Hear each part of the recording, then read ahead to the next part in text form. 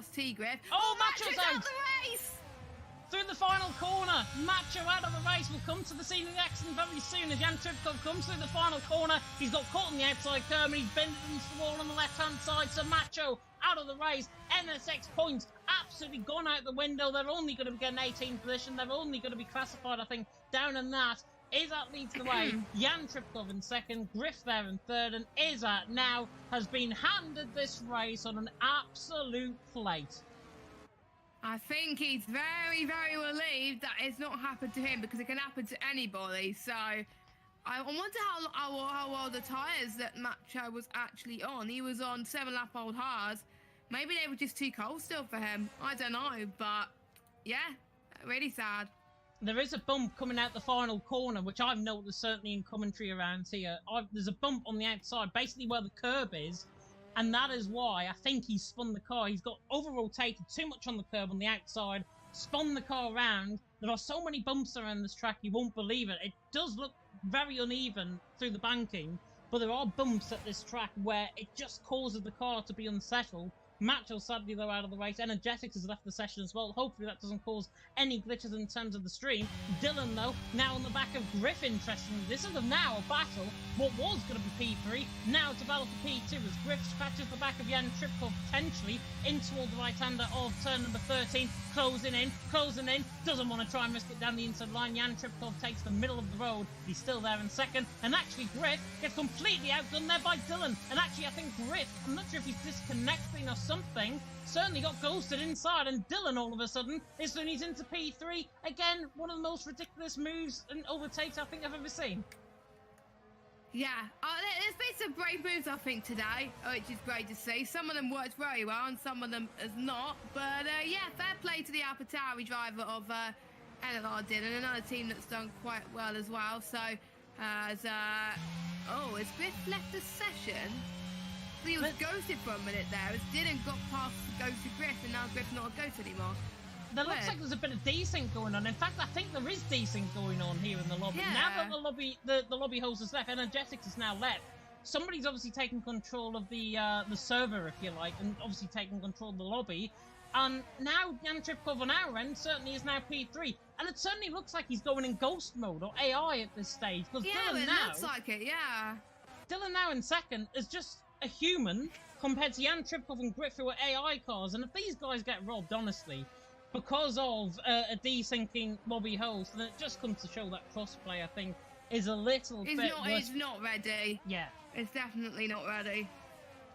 You put it like that, I was going to say it was a little bit worse for wear, but I think that's probably putting it right on the nail on the head, as Griff is on the back now of Jan Tripkov even, in toward the right-hand return 13.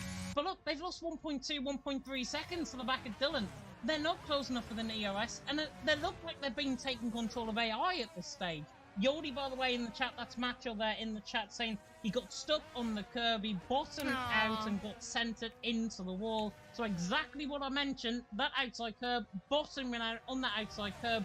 Unfortunate for him, now Macho out of the race, and NSX from hero to zero, sadly, in terms of their last two results.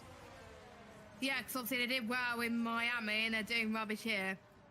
Yeah, they won actually in Australia last round as well with Montana. Slash saying, how hard is it to stay in the lobby? I agree. How hard is it to stay in a lobby on an F1 game? Yeah. Answers on post. The lobbies need to be done differently next game in terms of how they run. They do. Now, I've heard, don't quote me at this, I've heard apparently that they're going to be putting the Unity engine apparently in next year's game. Don't quote me on that. I've read rumours about it, potentially. So, might be getting a new game engine. I don't even know what that means, but... basically a new game engine, so it means everything will run probably a bit smoother. Oh, good. Hope so. I hope so. I hope so too. I don't even know. So... Yeah. Dylan still in second. Jan Tripkov and Griff, I can only assume... In fact, actually, I can only assume now that... I can't imagine that they've dropped off in pace. They cannot have dropped off in pace compared to Dylan, who's on, 2-lap older tyres. He absolutely sailed on by both of them. He's 2 seconds ahead of Jan Tripkov and Griff. and it still looks like they're losing around 5-6 tenths a lap. I don't get what's going on. Dylan there in second, doing a fantastic job, and Jan Tripkov and Griff. Oh, Baby is out the race, Baby's coming to the out. S section. I think he just went too flat out in that corner, and he lost the rear, and he's out of the race. So China has taken 4 victims today. Yeah, indeed, China there, 4 victims. Baby, 2 McLarens, Ivor Bryn Mike also included in that, so he is not the go-to commentator of tonight's lobby here in China. Matchell there, 18th as well. Energetics out the race early on, and Baby out of the race, the 4th, beginning to go. Dylan, apparently he's rapid, is what has been said by Hype, and Hype might be giving the hype to Dylan, certainly. Don't want to use that pun ever again. Dylan there, 13.2 seconds. 2-lap older hards, 2-lap older mediums, I should say, around about 8-10% in terms of tyre wear around here. Dylan is catching Izza. He's caught him by a second over the last 2 laps. Yeah, he has. He really has. He is smashing it at the moment, I have to say, with the likes of Dylan. And, I mean, well, we have to look at stops as well. That can make a difference. A lot of people are stretching it out for the soft compound tyres at the end, but they don't really want to go on the soft just yet because they will lose their optimum pace very quickly after lap 4 or 5. Yeah, plenty of chance for people still in this lobby to gain some decent points on their rivals that obviously have retired due to crashes. I think they're all been due to crashes. No retirements in pits, luckily, because if anyone retires in the pits in this lobby, I will have some words, because it's for charity. As Dylan is in, by the way, and so is Crazy Bird, so they're going in for their final stops, it looks like. Is this for a set of stops for Dylan? Yes, it is. Red wall tyre on. Dylan makes his second pit stop. He's going to be coming out the pit lane, probably ahead of Crazy Birds. It may be even behind Samba. Yeah, I think he's going to be around Felipe area.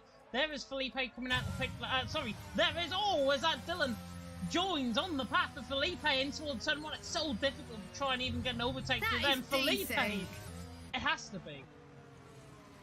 It has to be desync. Dylan there in 7th. He just ghosted through. Ghosted it. He didn't go through my end, but the way Felipe reacted there, it was not a question of he's just made a mistake sort of reaction. That was a reaction of an AI car. I'm convinced. Yeah, that looked like it, doesn't it? And Samba's disconnected as well. My end. Oh, there's a lot of people ghosted my end. Yeah, Samba That is odd. disconnecting. Just trying to see as well. I think everyone in the top 5 is fine. Izzat is going to be coming in the pit lane. One would imagine this lap around. No, he continues on at least another lap. So Izzat continues on at least one more lap. Jan Tripkov there in second has pulled away from Griff, to be fair. It's now 1.4 seconds. Hype saying, by the way, hats on PS? Maybe. Maybe. And actually, Jan Tripkov, according to my screen, is in the pit lane, even though he's just coming into the pit lane entry now, which is very strange. It is complete desync. Yeah, I think we're both suffering desync at the moment. He slowed down. Sorry, he slowed down. The pit lane, and now he's coming out the pit lane. What on earth? What the hell? What on earth are we seeing? What are we seeing in this China lobby? Oh my! What has caused this is the host to leave the lobby. Yeah. And I've got my head in my hands because I literally cannot explain what is going on. There is a yellow flag in sector 3. That is, I believe, A phantom yellow flag. Yeah, that's Real DC, if I'm not mistaken, down at the back of the field. Yeah. He's there in 16th. Izzat, by the way, is on the other side of the track, so obviously he's not desynced at all in this, and is pulling away from Griff. So I can only assume Izzat is going in human mode. That's what we're seeing. Griff there is in second. He's ghosted on your screen, certainly. And the rest of the field, it seems to me, might be ghosted completely. Jan ahead of Dylan. The only one that's ghosted is Samba. The only one that's ghosted is Samba for me. Yeah, Samba for me, yeah. Oh, I don't know Dylan has got past him. Yeah, Dylan threw and he's into 5th. Jan Tripkov, though, ahead of Dylan, which was the big thing there, because he was behind him, I believe, before the pit stop. Of course, with the desync that we experienced, I certainly saw the timing screen. In fact, actually, on my timing screen... Oh, no, he just came at the pit lane. Ignore me. last time around, I noticed the timing screen had changed by about 20 seconds or so. So we had a bit of desync. I think everything's fixed itself now, I hope. Is that though? Apparently Felipe's P4 on this screen. And he's P7 on ours. Yeah. Oh, I don't know what's going on anymore. Oh, God. Why do I always join a lobby that has issues? We've got a phantom yellow flag now in the middle sector, which has just gone back to green flag racing. And now we've got, who on earth is that coming out of the pit lane? Was that Griff? I think that was, I've just seen Griff being spawned completely out of his pit box. He's in the first sector now. He's coming, in fact, he's actually got Crazy Bird right behind him. Oh, it's desync. It's definitely desync. You can only but laugh at this point, I think. Oh, can they just red flag the race? Might have to. Might have to. We're still going to continue on, as regardless of what we're told. Certainly, I certainly have not checked Discord as to what is going on. It's still carrying on at the moment until they say otherwise. Still continuing on. Looks Another like phantom yellow flag. 2 phantom yellow flags. yeah. So there we go. The conversation's beginning in Discord. Felipe's P4. He's ahead of Dylan, behind Verstappen. He's not on our screen. He's P6. He's on a set of mediums, and he's getting overtaken. P7 on my screen. He's getting overtaken by Ginger on my screen. Same. And now this is for P6, P7. I don't get what's going on. No, it's P7 for me. P7, P8 is that the battle? Oh my. Yeah, it's different on your screen to mine. I'm seeing your stream. Ginger P6, Felipe P7. I can only commentate on what's in front of my screen, certainly. And Nathan's saying that... this is annoying. It is caused by the host leaving. Oh my god. At least one thing that we can say... The host. And that. And Real DC is definitely in 16th position. Just had it confirmed by Nathan. Definitely in there. Jan Tripkov and Dylan, by the way, in what is a phantom battle for P3. Dylan threw his into P3, and now Izas all of a sudden was 4 points. Jan Tripkov is P5 on my screen. Oh, he's P4 on my screen. What on earth is going on? I do not know. Oh god. You just... Honestly, if you're in my position and you're in Jess's position right now, you'd be banging your head off a wall. A right brick wall, I think, at this stage. Oh. Oh. So, I don't know what will be the actual results. I think, yeah, there's going to be some sort of discussion. I'm certainly going to stay live. I would have avoided this race, to be honest. Might have to be. Griff is 6th for us. Griff is 8th for me. Griff is 4th for me. He's 4th for you, he's 8th for me, and he's 6th for them. There's some way in between. Jan Tripkov now is fighting down the inside of Dylan. For P3. Not on my screen. What? Not on my screen. Oh my god. Is that leads the way by 13 seconds on my screen. Yeah, well, at least that's right. Verstappen's on a set of mediums, he's in 2nd on my screen. And I think that's where the differences may end. Yeah, I think the only thing that's right is the gaps between P1 and P2. Nathan and P3. Nathan now apparently saying, and I think he's probably heard this on stream, that Real DC apparently is now P1 for him. Yeah, you're not getting away with that. You're not getting away with that at all. Dylan now, by the way, is through into P2 on my end. There's another phantom yellow flag in the middle sector. Yeah, he's P2 on my end now. Dylan P2 on their end. Ben JS is saying in the Discord as well, commentators desync as Jack is having battles with people. Yes, he is. Oh, so the drivers are fine apparently. It's just us that are having a desync. Looks like it. Looks like it. But no, but if they've got different angles from us. Are they in the correct positions on their end? That's what we're going to have to figure out. I don't know. I literally don't know. Oh, what a way to end Gary to the rescue! Gary to the rescue. Here we go. Gary's messaging in Discord. We'll get the results from a few drivers and see if they match up and go from there. There we go. There's an official confirmation. Verstappen has been passed by Griff now. Griff's up to 3rd on my screen. No. The battle. Verstappen's Verstappen's P3 and he's 0.5 of a second ahead of Jen Tripkov in 4th. Oh god, trick off his P5. Felipe and Griff are having a good battle. A fake battle, we could only assume, for P7 and 8 at this stage. Oh. They ghosted, oh god. And actually, Griff is pulling away from Felipe down the straight as well. They're P7 and P8 on my screen, as I say. Sort of softs for Griff, set of mediums for Felipe. Another phantom yellow flag in the final sector this time. Izzat leads the way. 13.3 seconds. The one constant that has been, certainly on both of our screens, Izzat has maintained that gap to whoever behind him. 13.2 seconds. He has looked absolutely dominant since Macho's spin. Yeah, he has. To be honest, he's been leading since the very start for most of it, and he's doing a great job. He's got 1.5 laps to go. As long as he keeps it clean on those softs, he's on the freshest tyres as well. He should be all good. He should be all good indeed. Just been a message, by the way, put out on Discord as well. If you're the lobby host, please don't leave, even if you DNF after the race is over. That's what we find out, certainly here in China.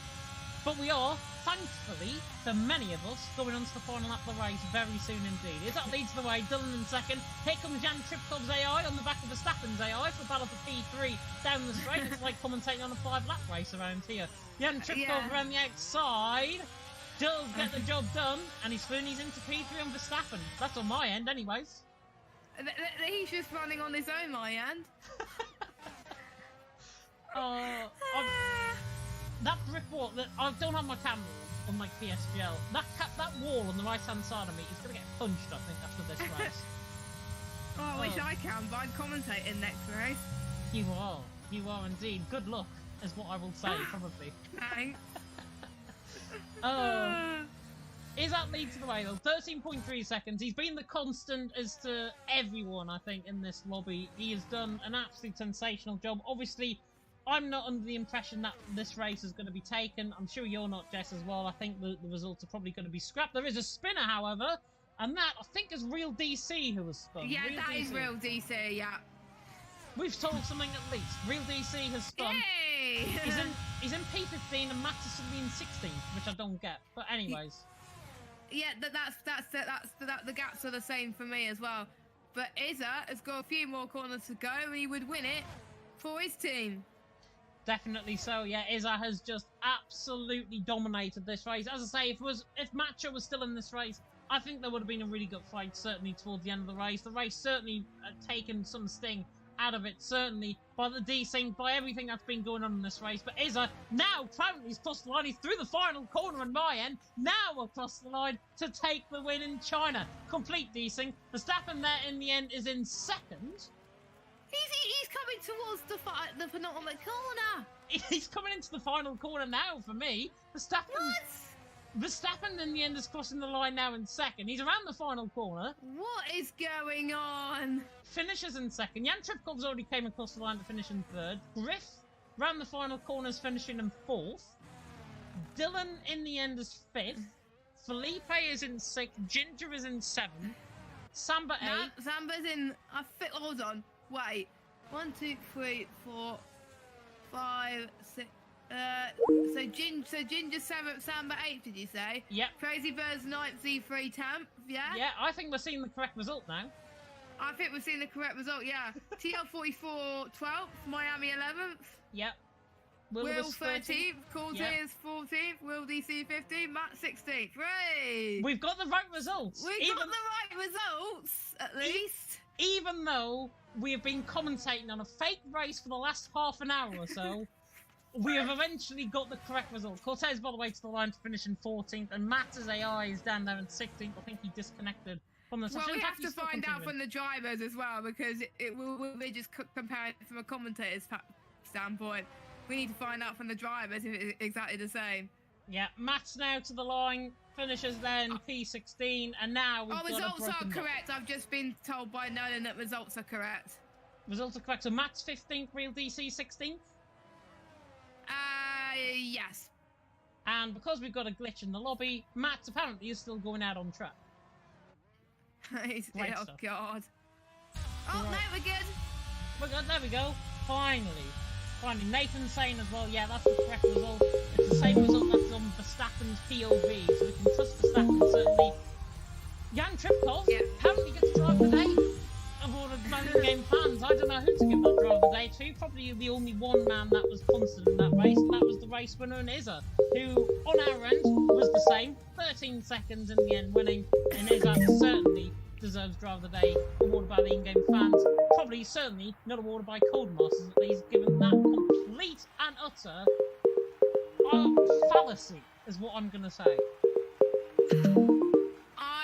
I'm a bit frustrated about what we witnessed. We didn't know what was going on. So, yeah, apologies of what you just witnessed, by the way, because that was absolutely...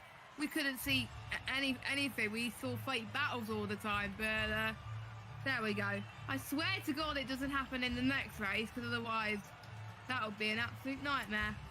It will be. All of that stress, I think, that's put us through, I hope is going to get us a few extra donations. Put it that way. Yes, please. That would be awesome if it did. However, the correct result is apparently as follows. If it is the correct result, is as follows. It is Izzat out on top, from Verstappen there in second. Jan Tripkov with the fastest lap of 1:33.6 there in third. Griff there in fourth, with Dylan there in fifth. Felipe in sixth. Ginger seventh. Nathan Samper in eighth. Crazy Birds there in 90th. Thrixa 4. Bottle Job Racing there down in P10. Miami in 11th, Tails in 12th, Will Lewis 13th, Cortez 14th. They are the ones that apparently finished and got classified, along with Reezy and Matcha a lap down. Baby there 17th, Matcha on 18th. Feel really sorry for Matcha, we didn't really deserve that. I've Bryn Mike down at 19th. And Energetics, unfortunately, picking up the wooden spoon down there in P20. My goodness me, that was chaos, hectic. And now we're going to do it all over again once again. And I, however, leaving the commentary box for the next race. Jess, you're going to be taking over, of course. Who are you commentating alongside? Is it Dan? Yes, it is Daniel Daku's joining back after an hour break. So, yeah, but I'm going to need a break after all of that, because I need to get a drink. Certainly so, certainly so. We're going to fling it then back to J. Cole, back, of course, to the live stream once again. I really hope you did enjoy that race. We'll run through the donations very quickly. I'm just going to get up the links very quickly indeed. Give me a second. I'm just trying to get this up on my end. Break after all of that, because I need to get a drink. Certainly so, certainly so. We're going to bring it then back to J. Cole, back and forth to the live stream once again. I really hope you did enjoy that race. We'll run through the donations very quickly. I'm just going to link very quickly indeed. Give me a second. I'm just trying to get this up on my end. And at the moment, we have got £590 rating. And also for brain tumour research as well. I'm just going to have a look and see if we've got any existing more donations for that. £229, so exactly the same as we started off, is exactly the same they are. And Funky Chicken, if you are watching this stream and we're still live on our end, no, I'm not going to be singing live on the stream, and I'm not going to be giving that for £2. Maybe tomorrow. Maybe I'm in a better mood tomorrow, but after that race, I don't think I'm going to sing. Yeah, so I think we better get going for. I think we definitely need a new lobby after that. If someone says no, then they're screwed. But yeah, we need a new lobby after this. So yeah, I'll let you round off this bit before we have our break. Yeah, definitely so. On the next round of the Singapore. It's Singapore. You're already on it. You're absolutely on it. Singapore. I have to do notes for this track. I'm aware of what's going on. Longest race in this event, certainly from our perspective as well. Of course, every single penny of that is given to both charities, of course, goes to both charities. And of course, we remember NSX Mads and Vadim Shrekov, of course, who sadly passed away as a result of heart attack and brain cancer. We've got a Stewards update. -3 points for Team Hamburger for reset to track for China. And that was caught on stream. So Team Hamburger, yes, it was. Team Hamburger were probably going to come for me in the final couple of races tomorrow, I think. Terrible. I'm going to escape before they try and get me before then, and I'm probably going to try and catch up on the Strictly final, which is, I don't know what's been happening there. I'm going to catch up on the Strictly final. We're going to fling it back over to J. Cole. However, a big thank you, of course, to Miss Jessica Ball for joining me in the commentary box. I am going to be back, of course, I believe for Spain for my first stint tomorrow, and then, of course, for the final 2 rounds in Saudi Arabia, and indeed in... Where's the final round again? Abu Dhabi. I should know because I'm racing in it. It's not Abu Dhabi. Bahrain. It's Bahrain. Goodness me, it's Bahrain. Saudi Arabia and Bahrain. Final 2 rounds of the 24 Hours of F1 event. Maybe by then we'll find our champion. Who knows? We're going to be back. I'm going to be back certainly tomorrow morning, fresh and early, hopefully bright-eyed as well. We're going to now fling it over to J. Cole before we get this next lobby up and running. So, Mr. J. Cole, over to you, my friend. Woo!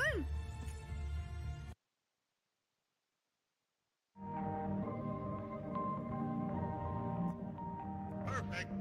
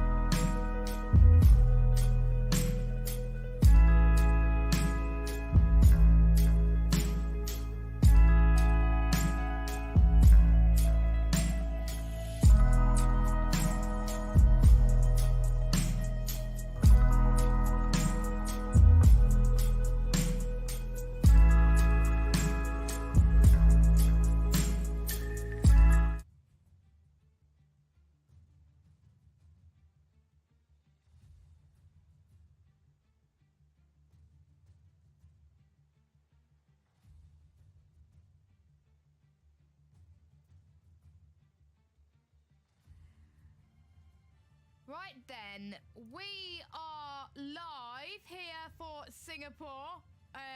Apologies for what you had to deal with for the past half an hour there, but we are back.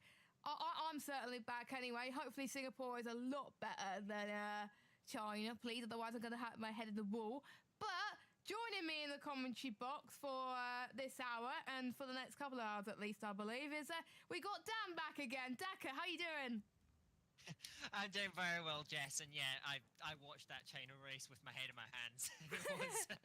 It was quite a mess.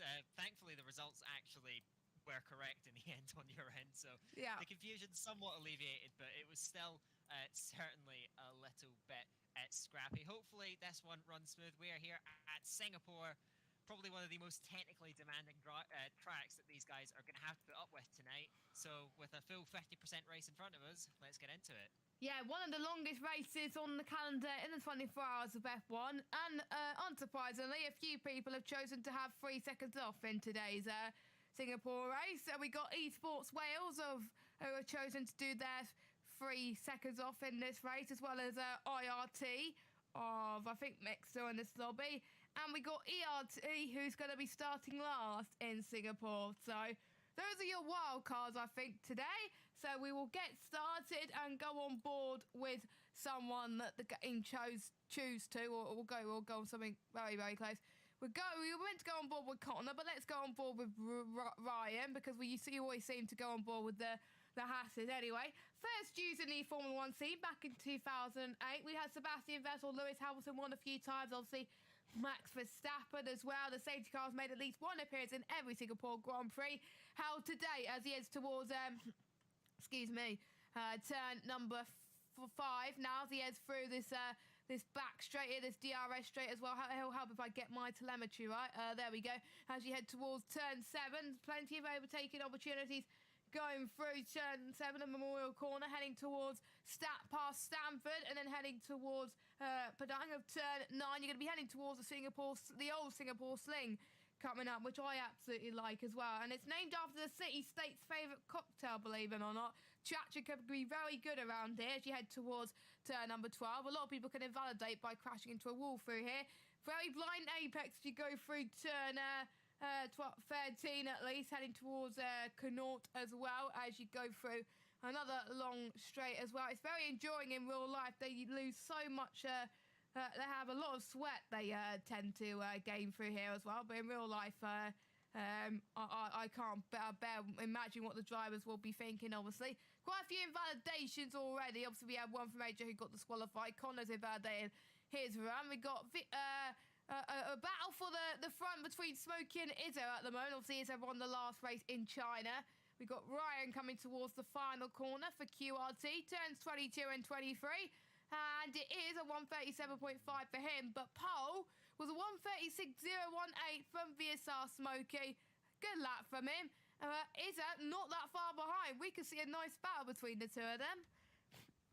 Yeah, that's a very encouraging, just a few hundredths of a second separating those two at the top, and certainly very competitive in behind as well. So hopefully we are going to be seeing a good fight up the front, and hopefully nice and clean as well. So we'll get the results to you in just a minute. Smokey it is on that pole position, and I'll tell you, having commentated on 2 races with him, and he could have easily won both of those races. Right up there is just behind in second place. Then we have Nico 3rd, Felix 1 and 4th from Blizzard. That is a high quality with Per Roger there. 4th end's covering the top 6, and that is, as I said, a high quality top 6. Then it's Benji S, Drofta, of course, with the 3 seconds off as well. So keep an eye out there. Ryan and Jerome round out the top 10. Then Paranoarg, Charlie Harris, Riskkeeper, I think. Riskkeeper. I don't know. Tiramisu, J. Cole, Mick, who's also got 3 seconds off. We saw Dylan, AJ Wuhan, and Connor invalidate or crash out their laps.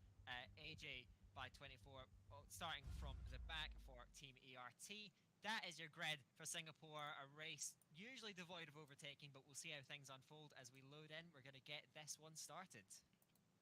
Yeah, we should be loading into it very shortly, as I was saying, but obviously since it is a long race, the tyre wear can be a massive factor around here.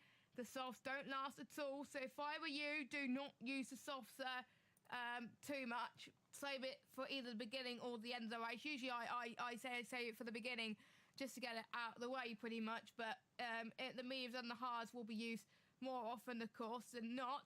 around about 9/10 difference between the softs and the mediums. The hard is 1.8, so not as much as the last game. I know the game says you can run it for 9 laps. Tire temperatures speak a different story. It only lasts like 3 or 4 laps, but again, obviously, we have to wait and see as we're about to go underway. No formation lap, of course, because otherwise we would be here for hours. So we are in a new lobby, which is great to see. So hopefully, touch wood, no desync, and hopefully the lobby host stays exactly where they are. So the 5 red lights will be coming on soon. Here we go, 5 red lights. Red Bull and Alfa Romeo on the front row. Who's going to get the best start? Well, it is lights out, and away we go. And it's a good start from the AlphaTauris at the back, but it's a good start from Smokey as he it stays ahead of it, heading towards turn 1. Nikostos has a good start as well. Quite a few mishaps in towards turn 2 and 3 as well, as they all go. The sweeping left-hander coming up now, heading towards turn number 4 now. We saw Felix 1 getting past Ben there up into P6 as well. Harry's had a good start as well for LOE. SF1L or Per Rogers had a good start as well, up into 8th place. AJ is up to 60th, but 50th. There's too many AJs in this lobby. A bit of a love tap from Jaco and Ryan, it looks like, but I think the main battles are happening in the background as well. Everyone else seems to be getting away scot-free. Speaking of tyres, though, out of the top 10 at least, only Blizzard has gone for the soft tyres. And Per Roger on the hards. They're the 2 outliers. Everyone else inside that top 10 going for the medium, which is probably what I would have went for. It's a safe bet. Blizzard in P4, though, that means that the overtakes are going to have to come early. You mentioned Jekyll and Ryan. Those 2 are fighting it out into the hairpin at turn 13, and through it goes Jekyll. Few swaps of places further down. I think Ridscaper's gone off. Dylan was off earlier on in the race as well. AJ Wuhan and Connor battling out. Connor, who was on for pole position, I think, before crashing out on his lap. Down the inside, gets in a 16th place. He's on softs. He's going to try and work his way through the order. So the tire strategies are going to play themselves out. As you'll so often see, it is Smokey leading. Izza, Nico P3, a bit of a gap opening up, and Blizzard, who we think is going to be the one to watch in these early laps. The soft tires, as you mentioned, go off quick, so if you're running them, you've got to make them work in these opening few laps. Yeah, definitely, and that's why I think Blizzard's got to get past Nikostos as soon as he can, and you can see the predicted pit stop strategy for the 2-stop medium soft is probably what a lot of drivers will be going through today. A few drivers have gone for first stops already. Connor and Riskkeeper having a bit of a mare at the moment. Connor's on a set of the soft tyres with Riskkeeper and the other Ferrari on the medium compound tyres. We'll watch Blizzard using his ERS, 46% at the moment. We'll see if he can get past the Haas, tip the car, or is he going to stay behind? He's staying behind at the moment. There's yellow flags happening everywhere. There is an Alpine that's gone off, which I believe was our teammate. Yes, it was our teammate that had a bit of a spin. So Riskkeeper is trying to catch up there as the top 5 go relatively unscathed. Blizzard has broken free from DRS from Felix, so at least he's able to battle in a very good battle between himself and Nikostos at the moment. Battle for the lead, though, is getting interesting. 5/10 of a second, now 3/10 of a second, separating the guys at Visual Esports and Isaac's Kush in P2. Now, both VSR and Isaac's team have won a race in this 24-hour. I think they're going to try and get one off. Excuse me, one off each other here. I've got a bad cough in this event. I do apologise. Yellow flag, that is QRT that has found a bit of a spin, Ryan. Yeah, QRT Ryan with a bit of a setback early on in this race. The battle up the front, though, is certainly one to keep your eye on. Felix 1 has managed to get himself back in de facto DRS range. It gets activated on this lap with Smokey leading the line. Few gaps opening up. Ben GS has been distanced. Drofta ripping back as well. Per Roger on the hards, trying to match it, and it hasn't done a bad job considering the hard tires will be hard to switch on, but eventually now they should be up to temperature and good to go. Nikostos is going to come under pressure, I think, from Blizzard, heading up towards Memorial Corner. There's no DRS for the man in P3 at the moment, and Blizzard's going to try and get a run, but there's a very short braking zone into turn 7, so you have to be pretty much up and alongside, and Blizzard unable to do so. So right now, the soft tires not quite working right now. The gap's still beginning to open up. Smokey, now that he's got clean air, pretty much for the first time in any of the races so far, leads away from Izzat. Both those guys with a good amount of battery, whereas the 2 two behind him, Nikosos and Blizzard, struggling relatively speaking, Jess. Those two have pretty much completely drained their battery. Those front two looking very confident and pacey up at the front. And I think all of this is allowing Felix to be in this train as well, which is not the good news if you're Blizzard or Nikosos at this moment in time. And we just had another incident. Team Humberger is not doing very well in the steward's office at the moment. They've got another penalty, -3 championship points for Jan Tripkov for incident with Nolan at China. So yeah, the only instance we had so far, and Team Humberger have lost 6 points due to it. So yeah, not ideal if you're that team. You got to bounce back if I were you. They may not agree with it, but they just have to forget about it, focus on the rest of the session, and yeah, I'm trying to find out which one. I think it's the team that Yax is racing in at the moment. So yeah, I wonder if the team will choose to feed the penalty in their ears at the moment. If I were them, I wouldn't, because it would let them distract, unfortunately. But yeah, there is some apologies in the chat. That's good. All good. We can forget about that incident and focus on the rest of the race. And I hope we don't get any more, because it's for charity, for goodness sake. Blizzard, by the way, you can see how the tyres are dropping off, by the way, on those softs. He's already losing time to Nikosos in P3. So yeah, he needs to get off those softs as quick as he can. He's already in danger of losing a potential position to Felix. Yeah, but of course, the DRS train is not going to be helping Felix at all. Blizzard still has DRS to defend, both him and Nikosos, though, as we mentioned, completely devoid of battery. Smokey, though, his pace looks exceptional. He's managed to distance Izzat by just over 1 second. Izzat is, well, slightly lower in terms of the battery as well, so we'll not get used to it. Just trying to deploy that down the straight, work back into that DRS and keep this fight for the front alive. But Smokey's pace up the front, phenomenal as it stands. You can see some gaps beginning to open up early doors here. Singapore, of course, such a long race. Already got the first penalty. That's for Skipper, who hasn't had an easy start, it must be said, to the Singapore Grand Prix, dropping back, and then a penalty to add to his troubles. Blizzard now beginning to slip from the Koso, so I think that first pit stop will be coming soon. We've already seen some early pit stops. Connor and Dylan further down the field. Don't expect it from the medium runners just yet, but I think Singapore, a track that's difficult to overtake, strategic pit stops could come in very early here, and Blizzard, predictably, is going to dive in. Yeah, not that surprising, to be honest. He was going to hope to get past Nikosos, but he did not. But at least it gets his first stop out of the way, and he can go on two mediums to the end. And that's one different tyre compound out of the way as well. He's going to be 15th for now, but don't forget, he was the one and only person out the front runners to make his first pit stop, and that's the danger of still being on the soft. So that's a bit worrying. If you want to do a medium soft strategy, you probably have to wait until lap 27, 28 to go into the pits, but at least they don't have to worry about any safety cars at this moment in time, as Rest Keeper has gone ahead of him, but surely Blizzard is going to get past him as well. Meanwhile, Jerome in the Aston Martin has got past Harry there, up to 8th place as well, but Harry could challenging at him as he heads towards sector 2 of turn 8 as well. Very technical part of the circuit. We're only on lap 5 as well, so it's very brave for these guys to be the second hardest race on the calendar, obviously, apart from the wet race in Portugal, is definitely Singapore. So the ones who have got this are definitely doing a solid job just to try and keep it on the walls. Not much battles happening up front, though, unless you're Drop Dust. I have to say, this is the best performance I've seen from Esports Wales in a while. It's about time to get some of their quick drivers in and try and get some solid points. Obviously, they did well in Australia as well with Colin, so they are backing it up here in Singapore, of course. Did not do well in China, but Droftas is looking to make sure Esports Wales gets some more points, and he's definitely doing it a good job up in P6 and chasing down Ben on pace for P5.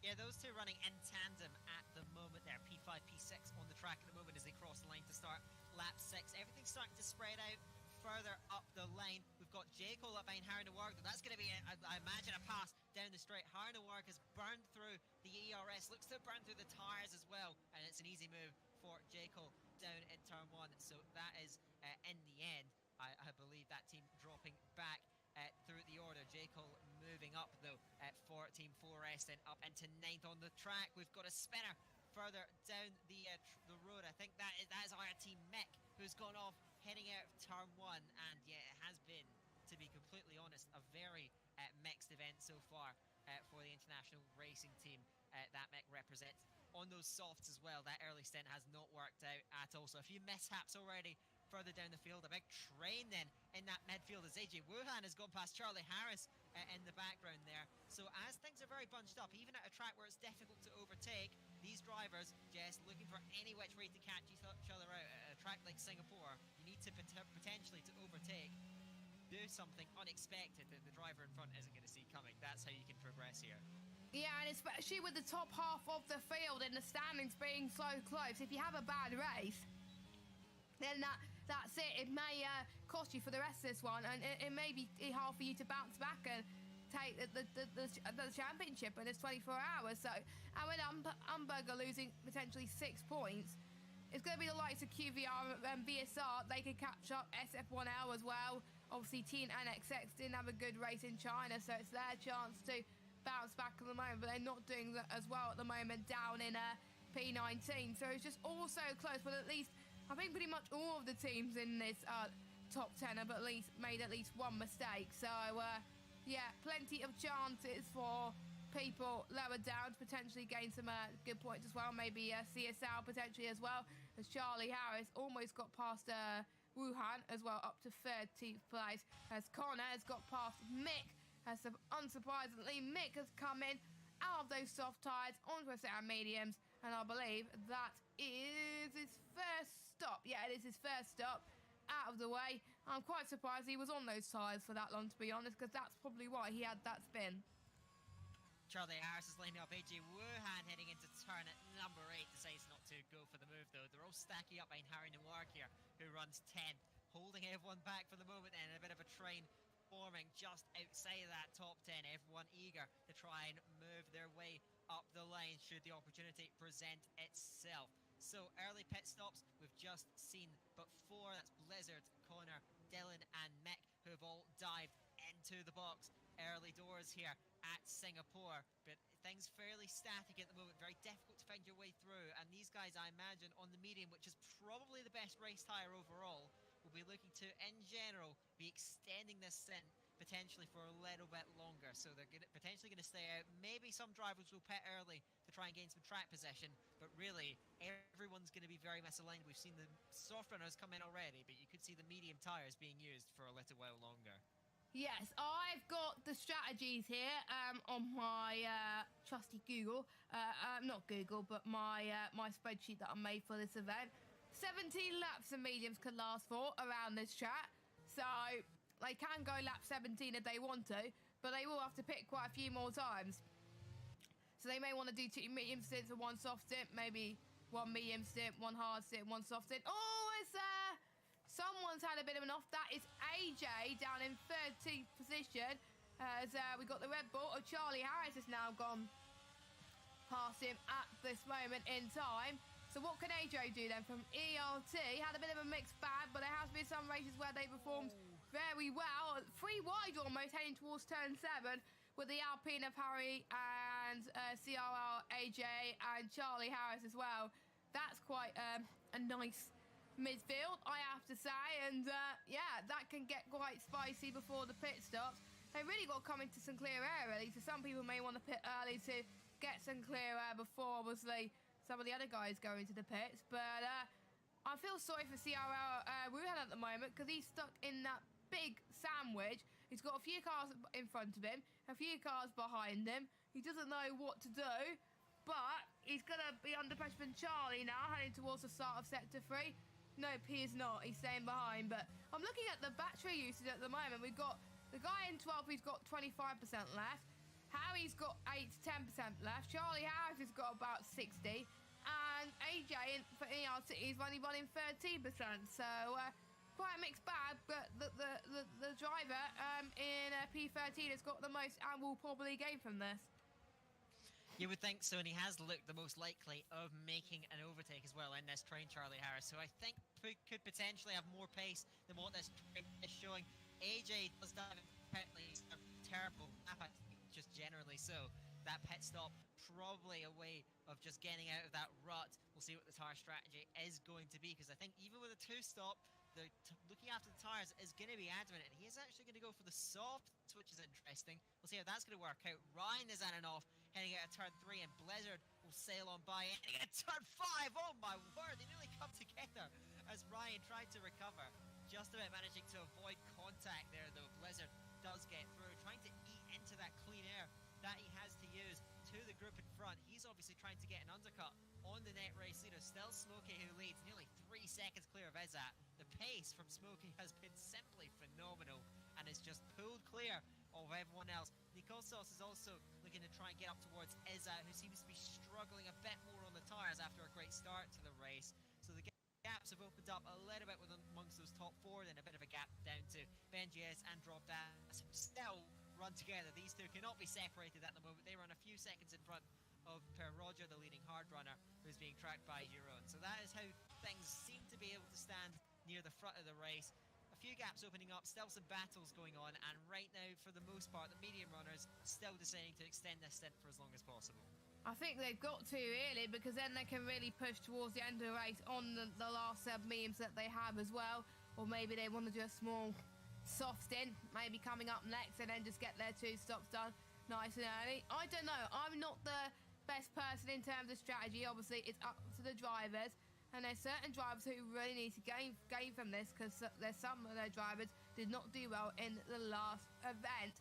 So if I was Smokey, what would you do? You got the least to lose at this point, because you got a 3.3 second gap. You could come in whenever you like, really, but there is a threat of losing to the undercut. But we don't know what is more powerful around it. It does depend on the guys around you if they do not get caught in traffic. And for those of you that are wondering how to donate, you could donate to the British Heart Foundation and or the Brain Tumor Research by clicking on the images on the left-hand side of the Twitch screen, and you can donate so far. So far, we're on £589.59 for British Heart Foundation. The Brain Tumor Research we're on £229.20. So we're around about £700, £800 though overall, which I have to say is very, very good indeed.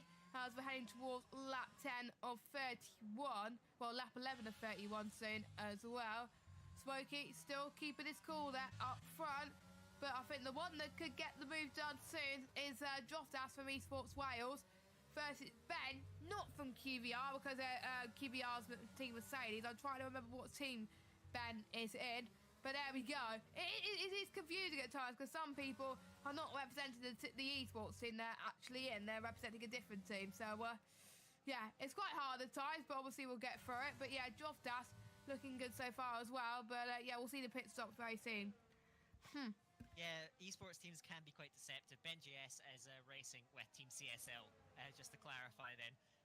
Leading from the Esports Wales driver of Dropdash, who has looked like making that move, but has that battery disadvantage, which makes the overtake so much more difficult to achieve. Charlie Harris's round out of the final corner, after we've kept saying looks likely to overtake. Izzat gets a penalty near the front of the race, which ultimately, right now, is dropping him all the way down to 4th. So, penalties, well, you won't generally see too many of them at Singapore. They can happen, and they can hinder you. So Izzat picking up 1 and 2 drivers in range, looking to try and benefit from that. So Izzat, after nearly getting pole, nearly getting the race lead off to start as well, just the pace hasn't quite came through. So I think if there's any driver out of the top 4 that's going to pit early, it will be Izzat, just to try and get a new stint going. But of course, you've got to be careful with your timing of your pit stop, because if you get out in traffic, working your way through that traffic is going to be very difficult to do.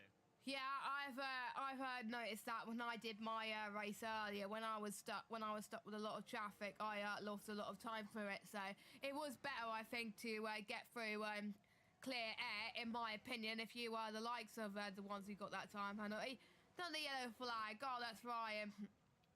That's how the moment again in turn number 6.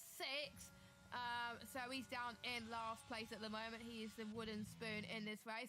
Meanwhile, Nikosos is in the pit lane. And that is its first stop? Yeah, it is his first stop. The first of the lead runners to come in. I didn't think he was going to be the one to come in first, but he wants to draw the straws first and trigger the pit stops. He's on to a set of the hard compounded tyres, so I'm guessing he doesn't want to touch those softs.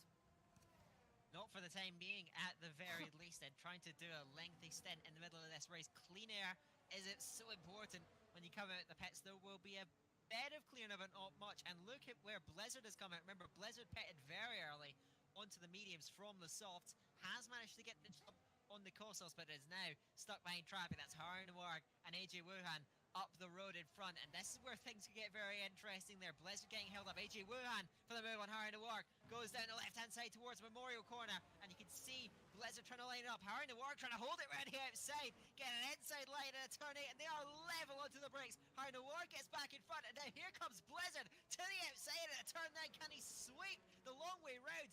Yes, he can with the extra grip. Blizzard gets moved on, and AJ Wuhan, after looking for the move, ends up losing a place in the end. And Blizzard looking to get very opportunistic up behind Harry Noir. Harry Noir has been holding up drivers all the way throughout this race and struggling on old tyres. Down the inside goes Blizzard.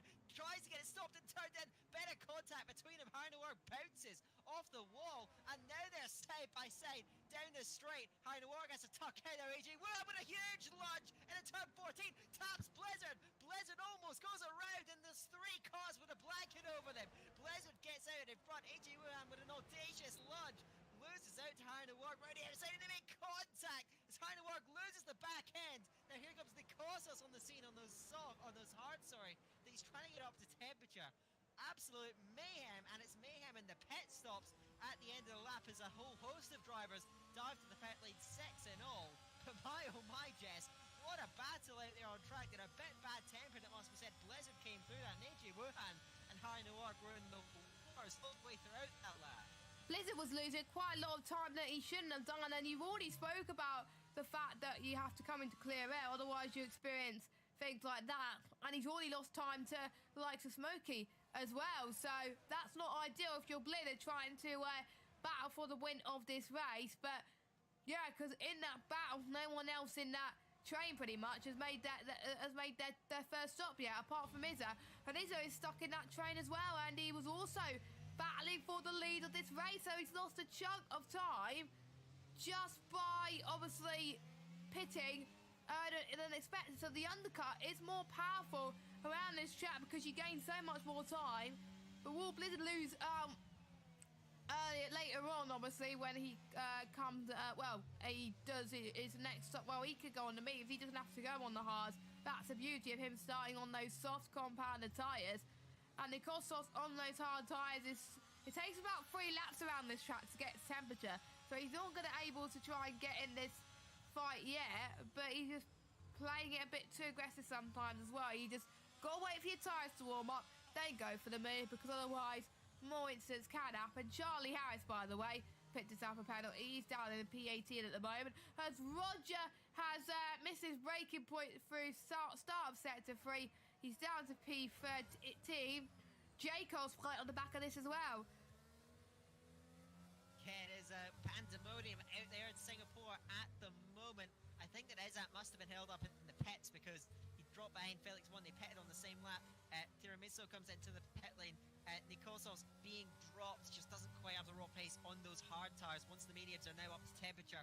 Blizzard jumped these guys, but you can see the lack of pace that he has with the tyre disadvantage, and Felix 1 will be fancying a chance of getting that move done and moving himself up the order further down the line. So watch out for the AlphaTauri man to get that way through and behind Blizzard. Smokey, though, has a monstrous advantage out in front now. That gap has continued to extend, and right now looks very dominant. Ryan's had another off. It has just turned into an absolute nightmare for QRT Ryan in the end. Per Roger and AJ are going at it further down the order then, and AJ trying to hold it running outside of 7.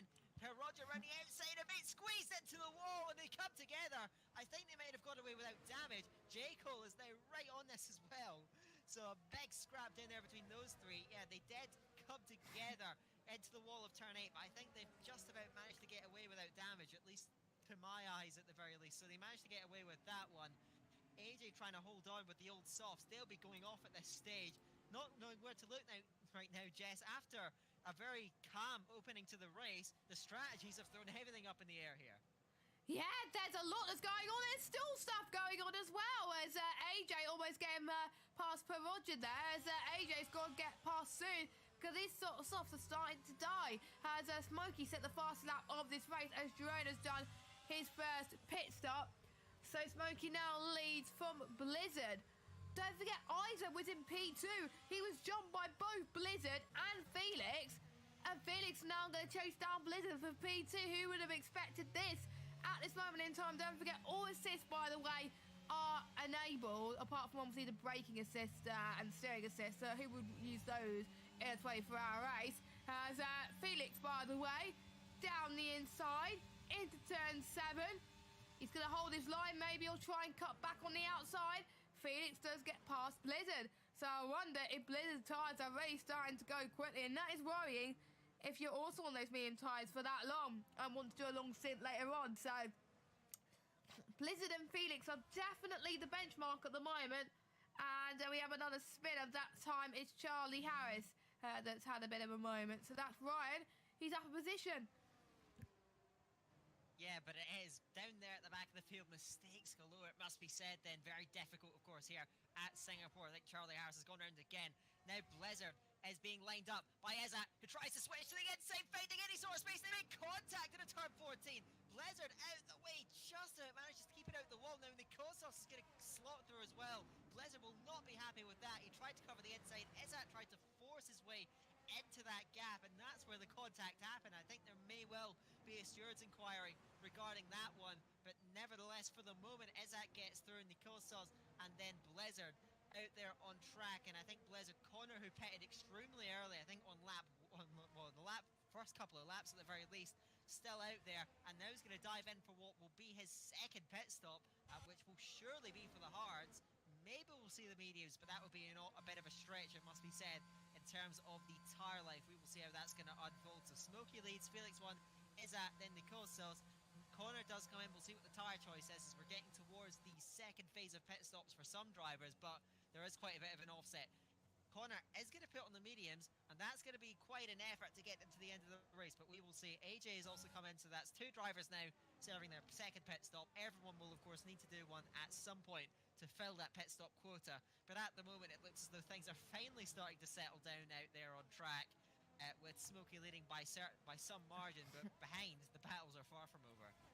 Well, I'm just worried that hopefully you haven't spoken too soon at the moment, as we got Connor and AJ having a bit of a moment, and Connor's broken his front wing. So yeah, that's a commentator's curse, saying that not much is going to happen at this point, and something has happened with Colin got 0 front wing and has to pit again. So there we go. As Ryan, unsurprisingly, has retired, but not in the pit lane. He's binned it. So that's not good news for your QRT, because they have missed a few races.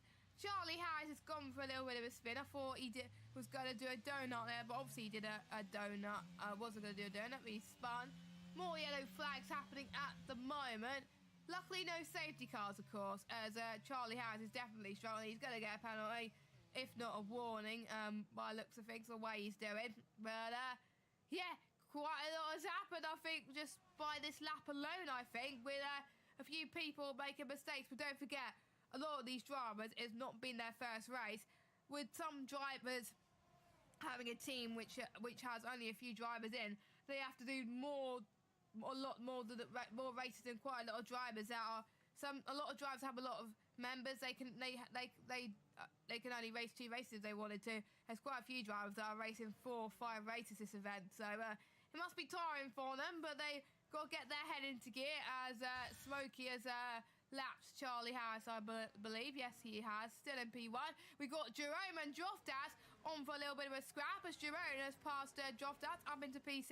The soft compound tyre advantage definitely going into Jerome's favour in that Aston Martin. But again, that will die around 2 laps, maybe lap 3 or lap 4. But yeah, good move there as well. Let's see if we can catch Ben for P6. Yeah, Jerome for the Humble squad, trying to make the most of this medal stint of the race. One of the only drivers that has opted for that soft compound tyres. As I mentioned, he is racing for the Humble squad, and I have to say, there is nothing more humble than calling yourself humble. Indeed. So, yeah, Jerome is going to try and go on the charge there. Ben GS next up the road has run a very quiet but solid race in P6 for the moment. I was going to say things are settling down, but yeah, I don't think I can bank on that at any point. We saw Connor and AJ Wuhan coming together. Both of those guys have had to go in for a set of the hard tyres.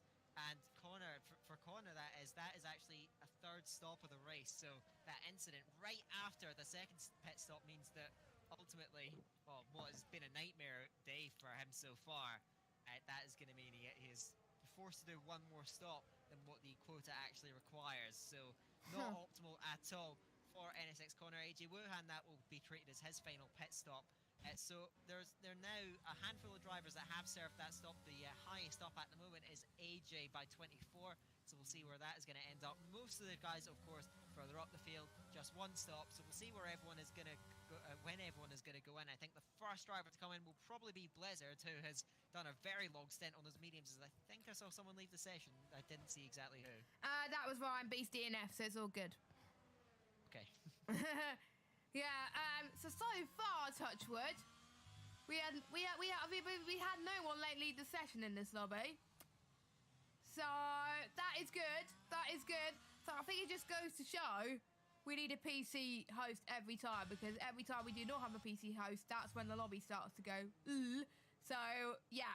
So that because it's been a bit more stable, Touchwood, at the moment. It's on lap 18 of 31, halfway through this race so far.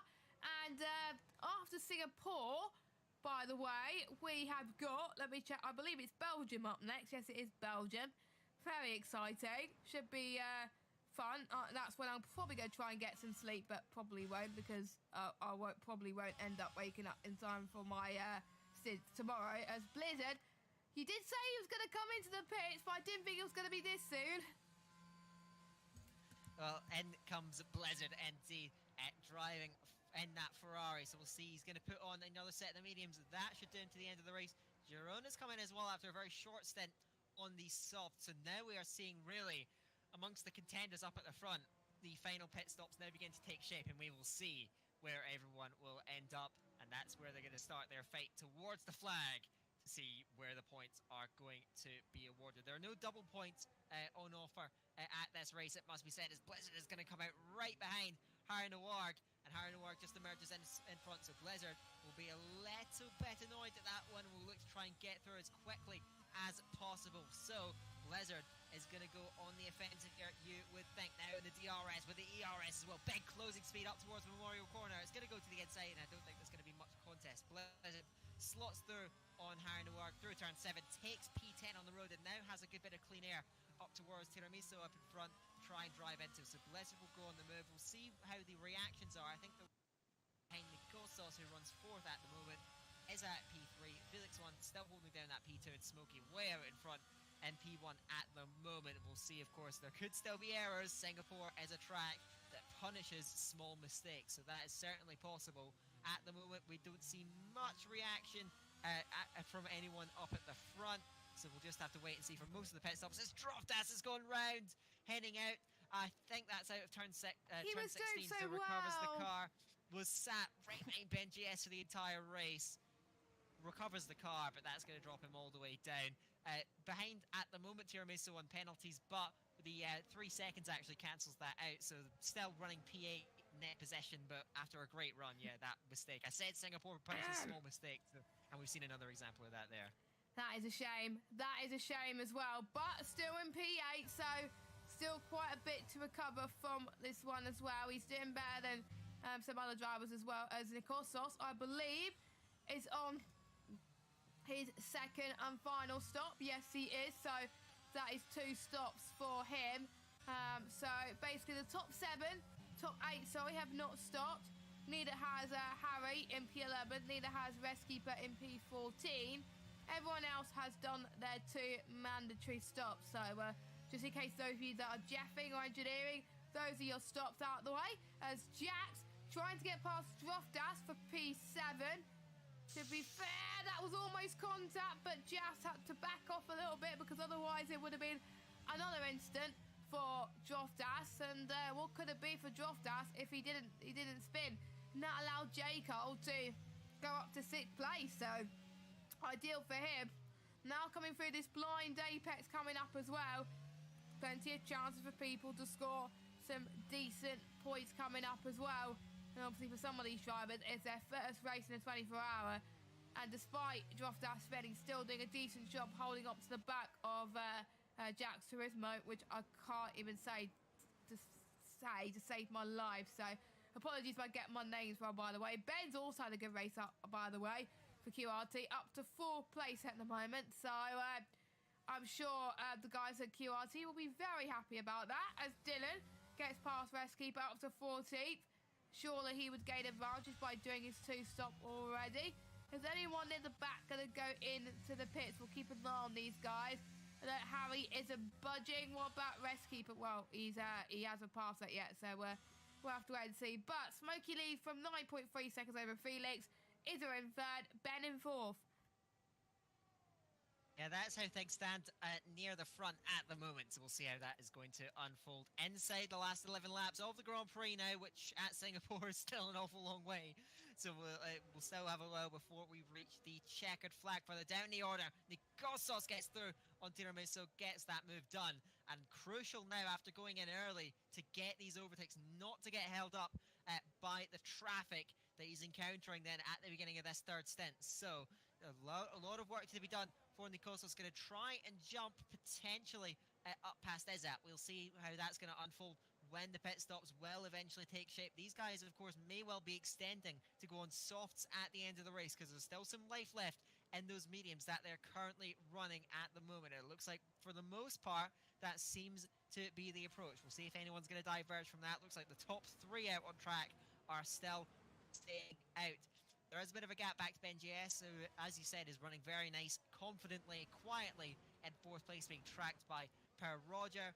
Then it's Jaco, who's kind of shadowing those guys. So that could still be a battle near the end of the race, and the certain strategies can certainly unfold in different ways. Droftas now trying to hold off Nicosos on the charge. Per Roger has gone in, so maybe that's not a driver that's going for a soft stint at the end of the race unless he wants to really stretch them. Nicosos now looking at Droftas, turns on the battery and uses that DRS and is going to cruise through towards turn 1, get the move done up in a 6th place, managing to try and alleviate that time loss then somewhat. Blizzard is now coming up behind that as Per Roger is going to emerge behind Harry Noir and also behind Jerome, and possibly even behind AJ. I think he'll just come out in front. So now we're seeing the permutations of these final pit stops, Jess, and you're going to have to time that pit stop not only for the fastest theoretical strategy, but ideally you want to come out in clean air as well.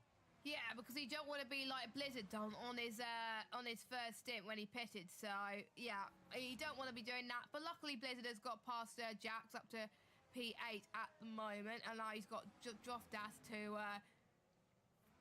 contend with as well. And to be fair, I have to say this race has definitely gone better than China. So thank you to all the drivers for keeping it clean in general and giving us a nice battle. So fair play, as Reskeeper is in for is definitely his 3rd stop, or it might be his 2nd. Don't know. I'm not entirely sure, but he stopped anyway. That's it's his 2nd stop. Okay, it's his 2nd stop. That explains it there. Per Roger is in as well. Jerome tries to get past Harry on the fresher rubber, which he does, up to 10th place for Jerome there, doing very well, keeping it humble in 10th place. Sorry, I don't want to use too many puns in one stream, but I just said it, okay? I'm sorry, but yeah, the ones that have stayed out on these meetings for a long time, they're going to stretch out for the sauce, but it's going to be around lap 27 before they do it, because otherwise they're going to be in exactly the same situation as Blizzard and lose out on a tire and temperature in the first opening lap. So we will see. Like we said, anything could happen in Formula 1, and it usually does. Blizzard now has caught up right to the back of Droftas. We'll see what he can do. Getting that DRS now, he's got a little bit of battery to use, and it's going to be, I imagine, a fairly simple move on the inside of turn number 6. Yes, it is. So, Blizzard moving his way up, P7 at the moment, tracking the Kosos up through the order, still the top 5, yet to dive to that pit lane. I'm still thinking they are all going for softs and try and blast that stint right at the end. They won't get many good laps out of them, but those laps that are good, they will be flying. A tyre differential at Singapore is always monstrous at one of the most demanding tracks on the calendar for the grip of the tyres. So we'll see if there's going to be any sort of stops at the moment as they head on to lap 24. Smokey still controlling this race, can pretty much cruise at the moment, doesn't have to push and the race went will still be his, granted any mistakes potentially being made. So we'll see how that is going to unfold at the moment. So we're waiting really now. This is a bit of a waiting game at this stage in the race, with the top 5 yet to dive to the pit lane. Benji S, Jekyll, the last of the cars in that order. There's still a big list of drivers though that are yet to make that second stop. Probably about half of the grid yet to come in for the second time. So we'll wait for that then until they all come in, and then we'll get a real picture as to where everyone stands. So still a bit of a loss of clarity. Nikosov is the top driver that has made both pit stops ahead of Blizzard, and of course those guys going for an undercut, so we'll see where they are relative to the other race leaders when they come in, I imagine, in just a couple of laps time. Yes, but obviously Smokey has got that huge gap, so that can mean a lot into the grand scheme of things, as Per Rogers got past Harry up to 11th place, so him pitting a few laps earlier has probably benefited at the moment for the Williams team. Obviously still some drivers still yet to pit anyway. I thought I saw someone spin there, but luckily no one was spinning. No retirement so far, so that is always good, with the likes of Charlie Harris still going despite being lapped, I believe, as Reskeeper is also still going, by the way. Always encourage to not give up and do not retire unless you can't control your retirement. I did see someone retire from the pits earlier, which is not good, because unless you have an emergency, there's not really much point. A lot of highlights in this race, and one other highlight is Felix doing so well. He's going into the pit. I assume you'll be going on to a Seb Softs, and Izza follows suit. So those two dive in, and the ones to watch here are Nikosos and Blizzard, I think, in terms of the pit exits. So Felix 1 ran in P2. We'll see if he's still going to be in P2 as he emerges from the pit lane. Benji S is going to go in. J. Cole is going to stay out, which could spice things up in terms of where he emerges then. Felix 1 is going to come out at the pit lane, almost side by side, just behind J. Cole, so that overtake is going to have to be done in the end. The Kossos did manage to get in front of Izzat on the undercut, but Izzat, of course, has a big tyre advantage. Izzat just in front of Blizzard then in that scrap, but they're all stacked up behind J. Cole as we've got down the field. Someone's gone off. I think that's Harry Warg, who has spun in a very familiar place at the final corner into the pit wall, and we'll try and recover that car. For very, very old friends of him, you will know that is not a new spin for the man. So J. Cole running in that P2. Smokey has a massive 35-second lead. Of course, he still has the pit, as does J. Cole, and that's going to free up Felix 1. But as he's sat up behind J. Cole without really being able to use those softs at the moment, it's keeping the Kossos close, and Felix 1 has to get this one done quickly to really get the most out of those tyres. He's got more battery to use, and I think he's going to deploy it, or is he going to? I think he's going to wait, actually, behind J. Cole. So losing time in this last sector, and I know that he's got a big tyre advantage over those behind, but really, when you've got fresh, soft tyres, it's going to be so frustrating being stuck behind a car. Is Smokey in from the lead? Yeah, Smokey in for his start, and to be honest, with the gap he has, he could have pitted any time and still come out in the race lead, but he's going on to Seb soft tyres anyway. I'm sure J. Cole would follow suit. Remember, you have to do your 2 stop.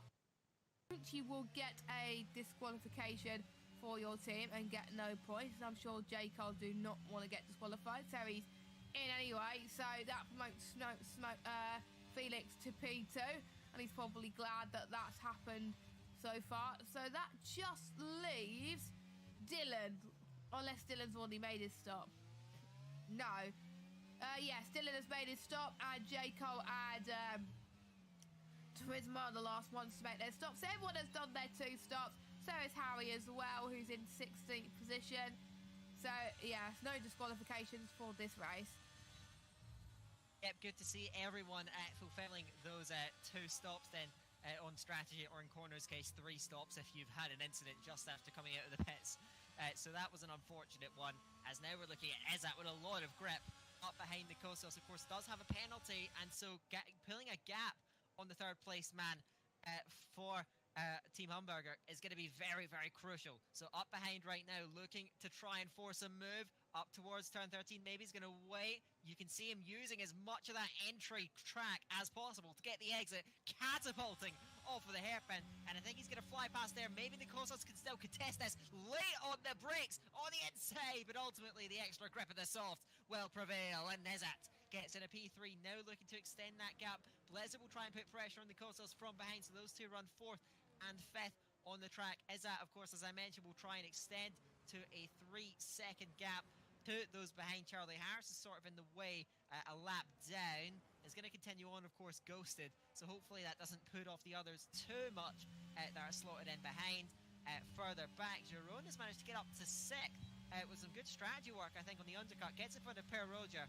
And Benji S and Jekyll, who stayed out longer for the softs, they're going to try and hunt them down. So that's another battle to look out for. So still plenty in play. Into the last 5 laps at Singapore. But don't forget, 5 laps at Singapore is still an awful long way. So we'll see how that's going to unfold in the dying stages of this race. The Singapore Grand Prix and the closing stages. At the moment, Smokey is clearing away at the front, but still much to be settled further back. Probably the longest 5 laps of Singapore in any race so far at the moment. Has a yellow flag. What's that? Hopefully it's not a phantom yellow flag.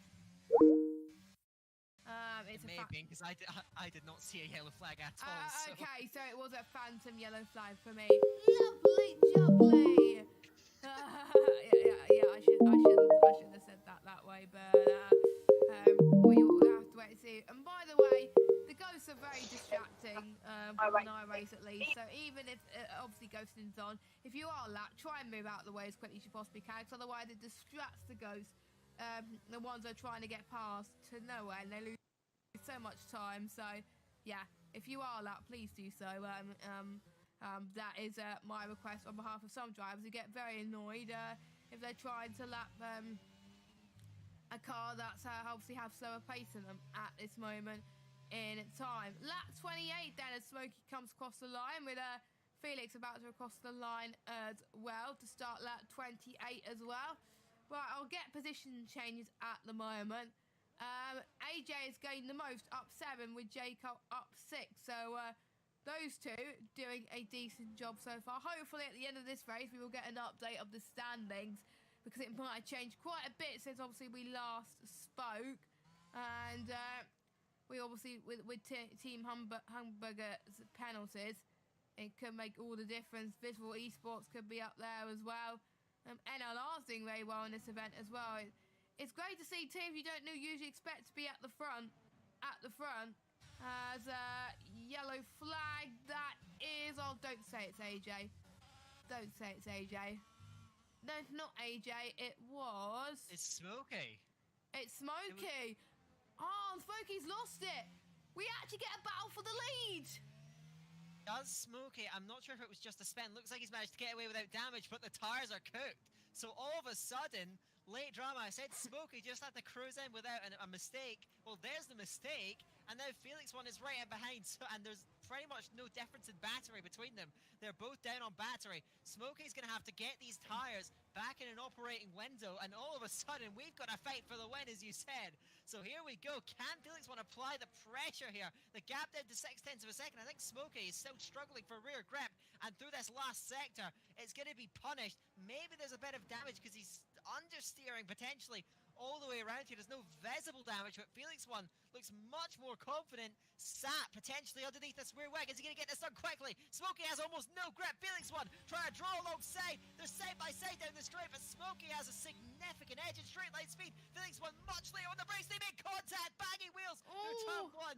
Felix one gives it up, but Smokey has nothing. You can see the car is washing out across the track surface. It's not turning in. So much understeer, probably oversteer as well. There's no grip. I think he must have damage. Either that or the tires are completely gone. But Felix one now, trying to line it up inside the last 3 laps. Smokey with such straight line speed is braking zone. He can't quite find the space to make the lunge. He's all over him though, and Izzat is closing in as well. So here we go, Smokey trying to recover, get back on pace. Felix one knows he needs to take advantage now, and he draws alongside out of turn 9 towards turn 10, trying to keep a nose alongside. He can't. Smokey straight line speed saves him again in a remarkable turn of events here. Can Felix one get it done? Up towards turn 13, bides his time, sets himself up, he'll have DRS, but as we mentioned, Smokey with so much straight line speed, and I think still it's going to be out of reach, but he's held them up so much that all of a sudden, Izzat, despite the penalties, in on this, so 2.5 laps to go, and it's still to play for. Oh my goodness, bring it on as Mercedes has gone off. That's J. Cole that's gone off in turn 7, it looks like. No, not turn 7, it's turn 9 and 10. Get your corners right, Jess. But yeah, J. Cole's lost it as well, down into 12th place. So that promotes a few other drivers up as well. But let's watch this battle for the lead for the last few laps. Apologies about the sniffles. I've got a really bad cold, which has come back. But Felix could get down the inside of Smokey, heading towards turn number 1. Let's see if they can leave enough space this time. They make a bit of contact. Look who also is in the fight. We got the Red Bull of Isaac Kush in 3rd place. I know he's got that penalty, but who cares right now? It's a freeway fight. Oh, it's free of race. Smokey's made a mistake there. Thank goodness he still kept the car on the road. Smokey and Izzy are going side by side right now. It's going to be free and pressed into turn 7. It's going to end horribly wrong for one of them. How did Smokey save that? I have to say fair play. And that's brought Nikossos into the picture. That's brought Blizzard back into the picture, to be honest. Bring it on. I am starting to lose my voice, but I don't care. And I've been told someone's been told in the chat, well, someone's told Felix in the chat to defend like a lion. I think he's definitely defending more like a lion at the moment. This is absolutely incredible. Well, Felix won't be a lion of Singapore, lap and a half to go there. Now Nikossos is lining up Smokey, and Blizzard is in the mix as well. Smokey's mistake after having a comfortable lead. Looks like he must have damage because the pace is completely gone after being in control of this race. Ultimately, it looks like it's not going to be. He might still be able to stay in range of Izzat's penalty, but at the moment there, that gap is opening up, and Nikossos and Blizzard will both look to try and capitalize here. So we're coming up to the final lap. Felix has the edge, and it looks like he's the odds-on favourite to win this one at the moment if he can just control that gap to Izzat in behind, who could have easily won this race as well. Nikossos now trying to pick up the run on Smokey, but we mentioned Smokey's straight line speed. Nikossos looking to the outside towards turn 1, sends it late on the brakes. Can he go all the way around the outside? They touch again, still trying to hold it alongside turn 3. They bang wheels again, and they're on the inside. Blizzard, they're going to be 3 abreast once again here with the AI in the middle as well. Through they go, and round goes Nikossos, pinched onto the apex by Smokey, who did everything he can to defend it, maybe went a step too far. Blizzard now on the inside, finds the speed outside in the Memorial Corner, onto the brakes, trying to swing all the way up on the outside, and they almost touch again. Turn 8 now, locked together. Eventually Blizzard gets tagged, but forges ahead in the end. What on earth has went on there? Smokey maybe went a step too far. I'm not sure. They were almost 3 abreast with Up to the stewards. Charlie's car. And Izzat, you say he's going to the stewards. What's going on there? No, it will be up to the stewards to what happened with Smokey, I think. Because it was a little bit too far in my opinion, but again, it's up to the stewards. But yeah, we still got a final sector to go, and winner is his penalty. Looks like Felix has got this in the bag, but we will see. We've seen Smokey bottle it from the lead, so anything could happen. But let's just hope that Felix does not do so, as he's driven pretty much an outstanding race. A driver that I was not expecting to win this race. Please don't weave now. You may lose the win from here. There we go. He's going across the final corner. Felix Brenner, NLR, wins in Singapore. And I have to say, my drive the day so far, he has driven superbly right now. As Izzat in 2nd place. Blizzard in 3rd. Smokey in 4th. Nikossos in 5th. Jerome up to the line in P6. Massive shame. We got about the Williams boys coming towards the line. We got Roger, who's gonna get it. It was Ben by 1/10 of a second. And then we got Droff Dassers. We're coming to P9, I have to say. That is very good points for Esports Wales, even though they would wanted more points for that. Now 10, because AJ from ERT has just picked it. J. Cole in 11th. And we're just waiting for like Connor, Mick, Jazz, Dylan, Harry and Wuhan to cross the line. Wow, was quite an ending. I thought the race was winding down, but Smokey, just one mistake off of turn 9, and that opened things up, and we had a 5-car fight for the lead, which in the end was won by Felix One, who in the end simply won the race by making the least mistakes, and that was how the win was made. He wins it for NLR Esports, and yeah, what a way to win that was, after looking, as you said, like an unlikely winner.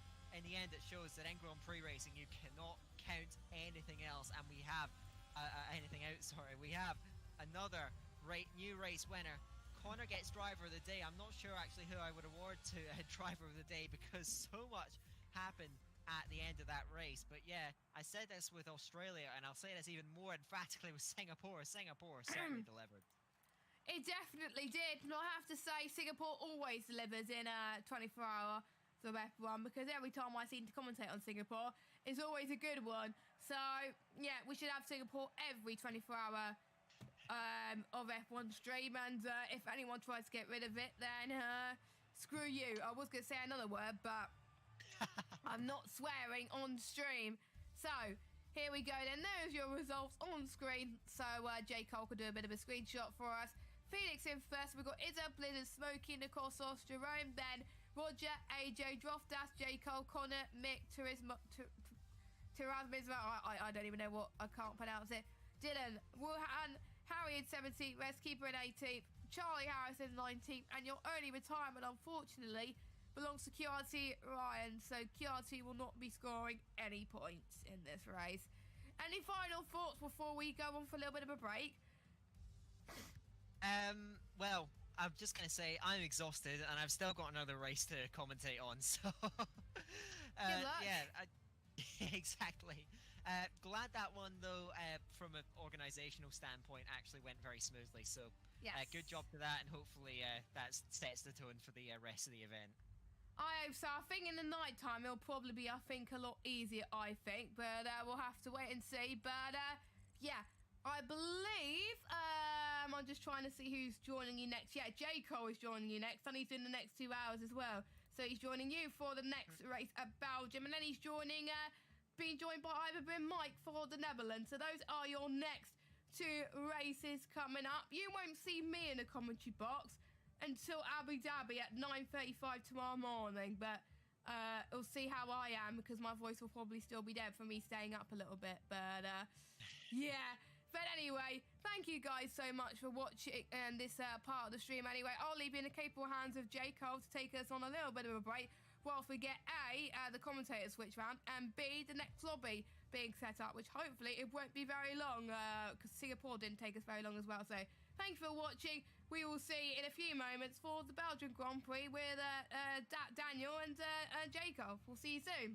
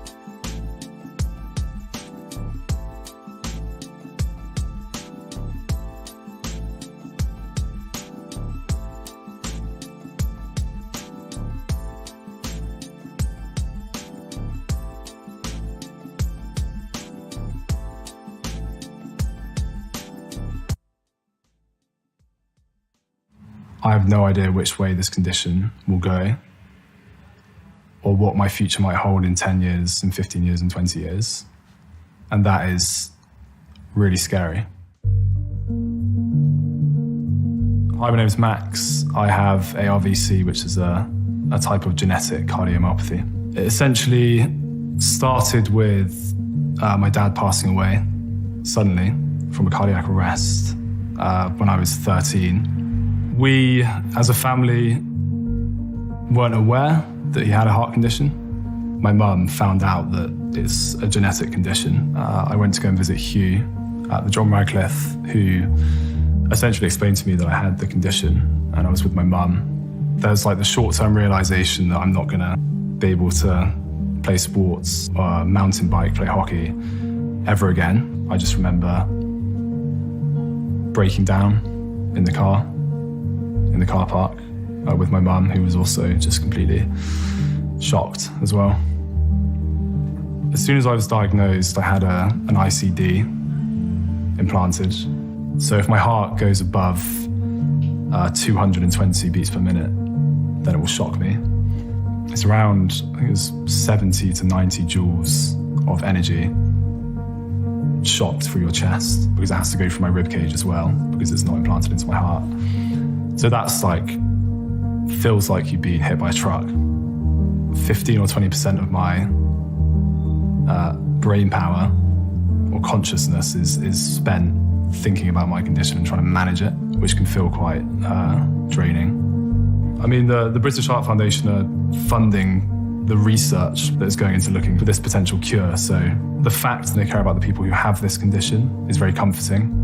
If I decide to have children, I'm potentially going to pass this on to them. So to have something on the horizon which could not only alleviate symptoms but potentially cure the condition is just like I can't describe what that's like, what that would be like. It would completely change my life and my outlook on life.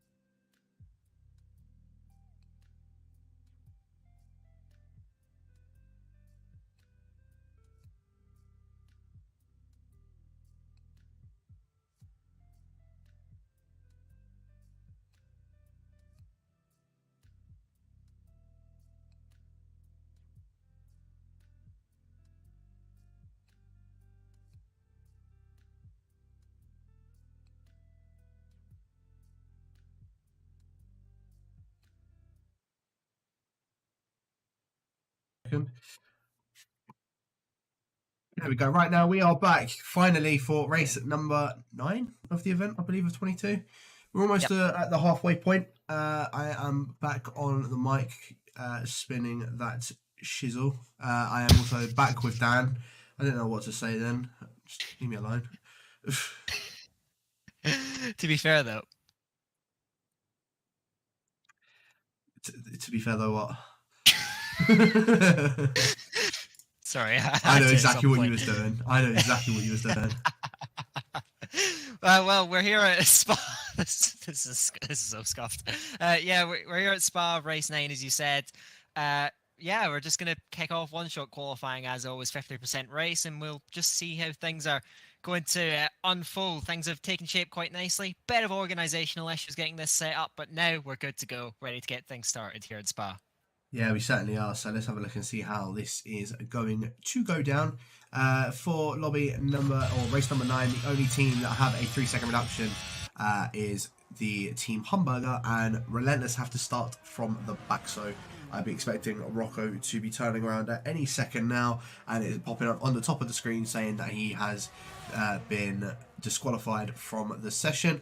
But yeah, as I said, Relentless have gotten that the start of the back, and Team Hamburger 3 seconds off of their time, so they're going to try and take use of that. There you go, Rocco has now been disqualified, so that's his thing all sorted out. Right on board with Marina Rat at the moment, funny enough, for the Team Hamburger squad.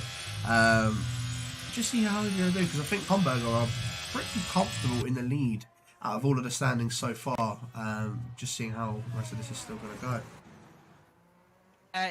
Yeah, I'm waiting to see the standings, including the last race at Singapore. But I'll tell you, after round 6, they did have a decent lead up at the top. That was, of course, 2 races ago. So eventually end up taking shape. When we actually get to the nitty-gritty of it, we can actually get some more updated standings, see where everyone stand. Round 1 shot, of course, everyone knows Spa, longest track on the calendar, one of the most iconic, most beloved circuits that F1 has to offer. And yeah, well, getting a good lap in here, very difficult stuff, very technical, very varied in terms of the types of corners here. So many iconic corners around this track, maybe more here than just about anywhere else on the calendar. So getting a lap down here, very difficult to achieve. We'll see, of course, where everyone is going to end up as they come to the line. It is NSX Montana who gets pulled, but only just from Shizuka Zezel. We saw a litany of disqualifications there, including, of course, Rocco starting from the back. Fairly spread out in general, but yeah, that top 2, Jack. Wow, look at that. Yeah, 0.02 of a second separating those top 2. Quite wild, I've got to admit. So, yeah, it's a lot closer than what I was going to be expecting that to be honest with you. Yeah, I think we're in for a good one here. Spa usually does provide some pretty good racing as well. I'm looking forward to seeing how this is going to go down. Because this all looks like he's going to be giving Montana a bit of a challenge. I mean, look at that. Sorry, 0.03 of a second. Like I said, it was 0.02 of a second, but it's 0.03 of a second that Montana beat out Kazizel by Sebi Alex in third with a 42.7. Packer in fourth. NLR Russell in fifth. QVR Killer in sixth for 4S.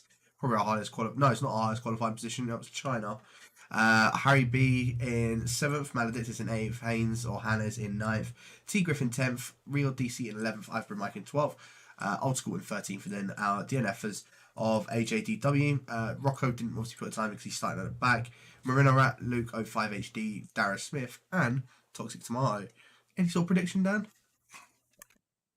I'm not very good at predictions, so I think I'll refrain. I think we can expect. We're gonna get at least one great drive from the back of the field, at least into the top 5. Okay, fair enough. That's what I like to hear. So we'll see if that is gonna go down. We're just waiting for all of the drivers to just sort out their strategies.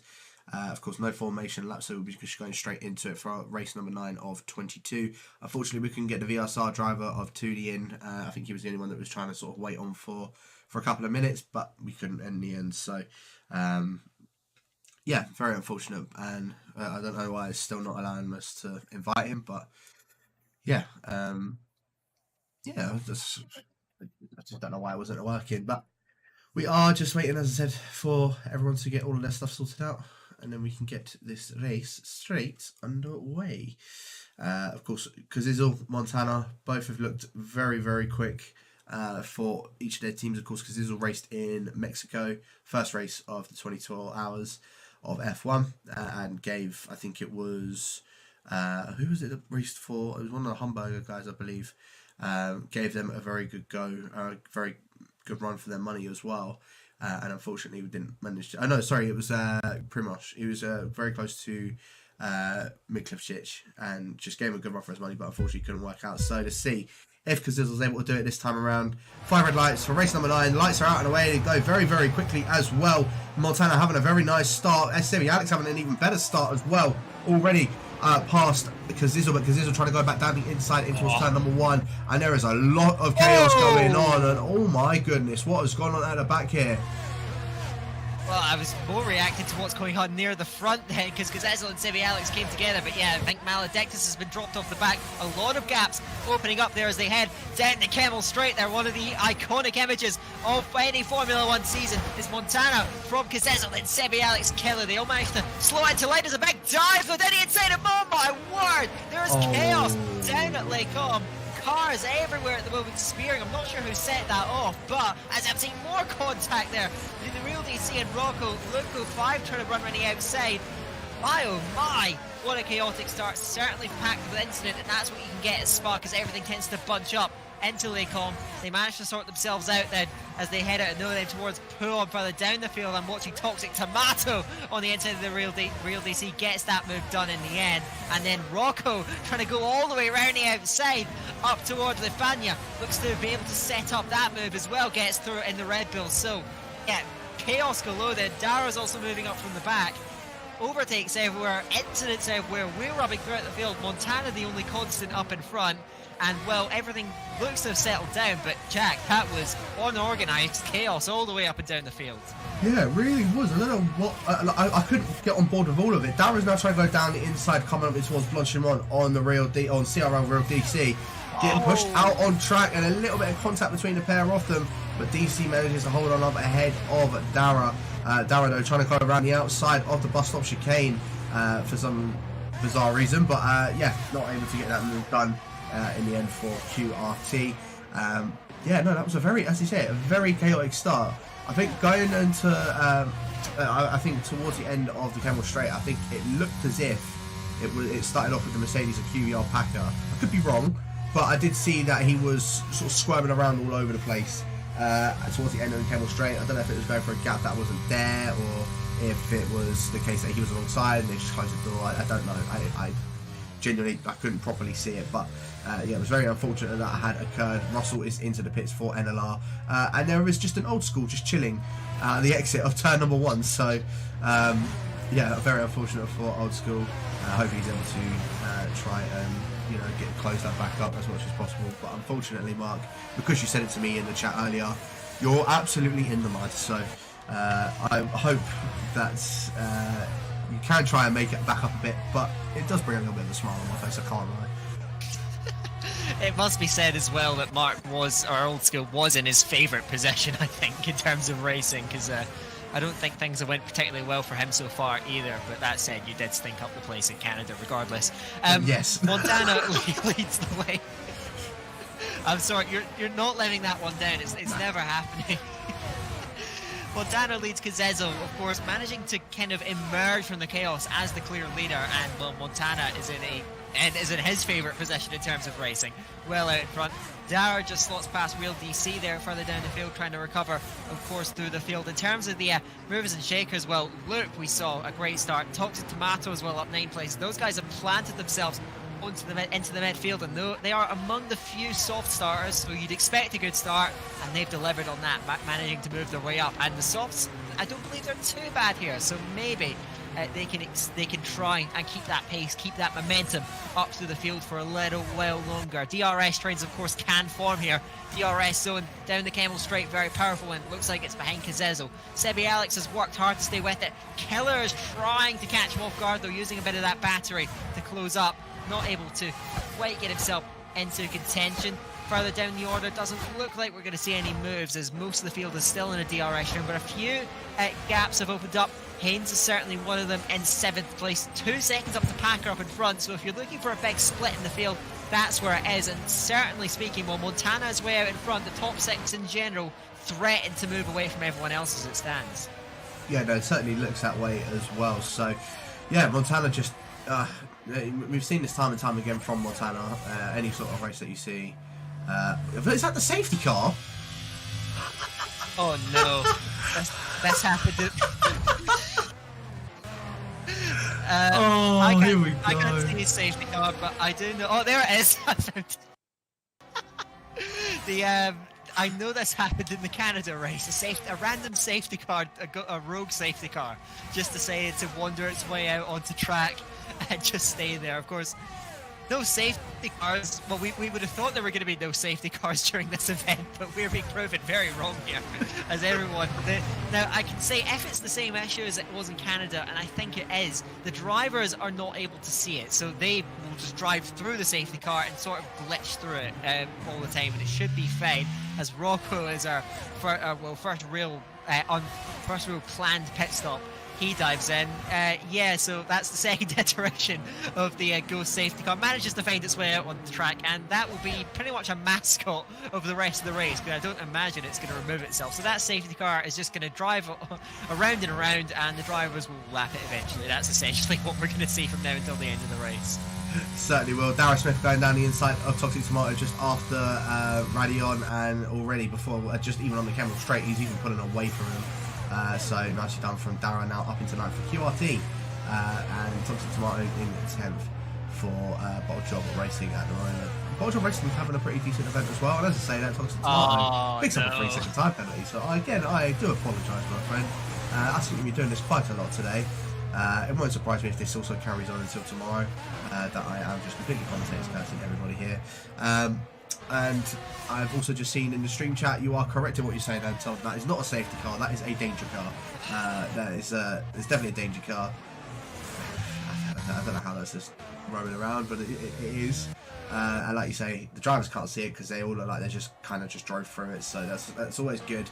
It won't be interrupting anything. It just makes it a bit funnier for us when you see someone driving through a safety car. Yeah, as well, penalties are already being racked up then.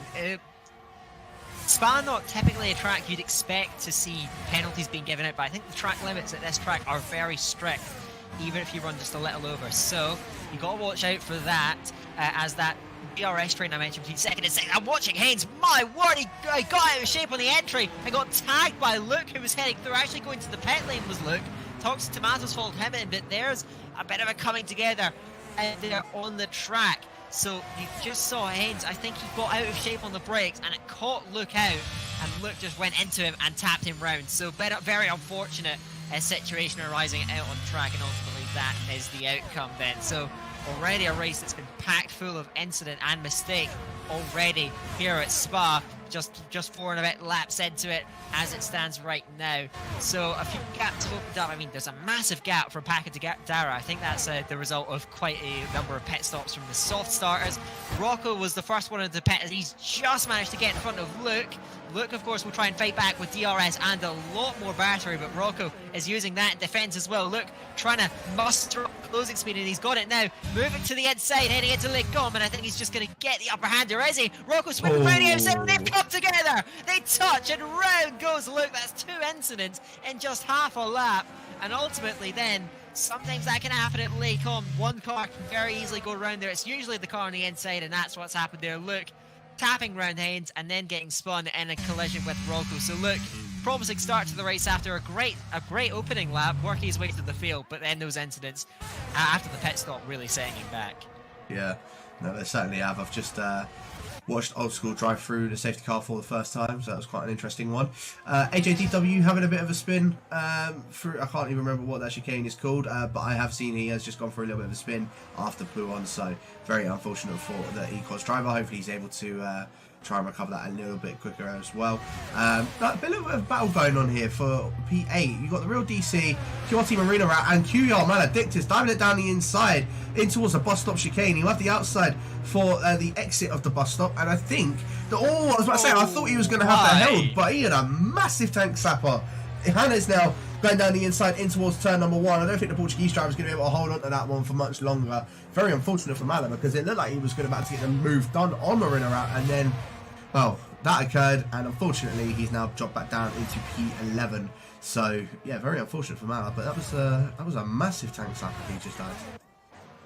Yeah, it looked like he had the move done, as he said, but yeah, just losing the rear end. Haynes now trying to line up on Marina Art himself. Looks like he's going to move to the inside, and Maledictus trying to follow through ambitiously at the height. There Laycom hits the back of Marina Art. So those two, again, in the wars as they fight their way out of Albany. Big moment from Marina Art, and this time that's going to give the initiative to Maledictus on the inside.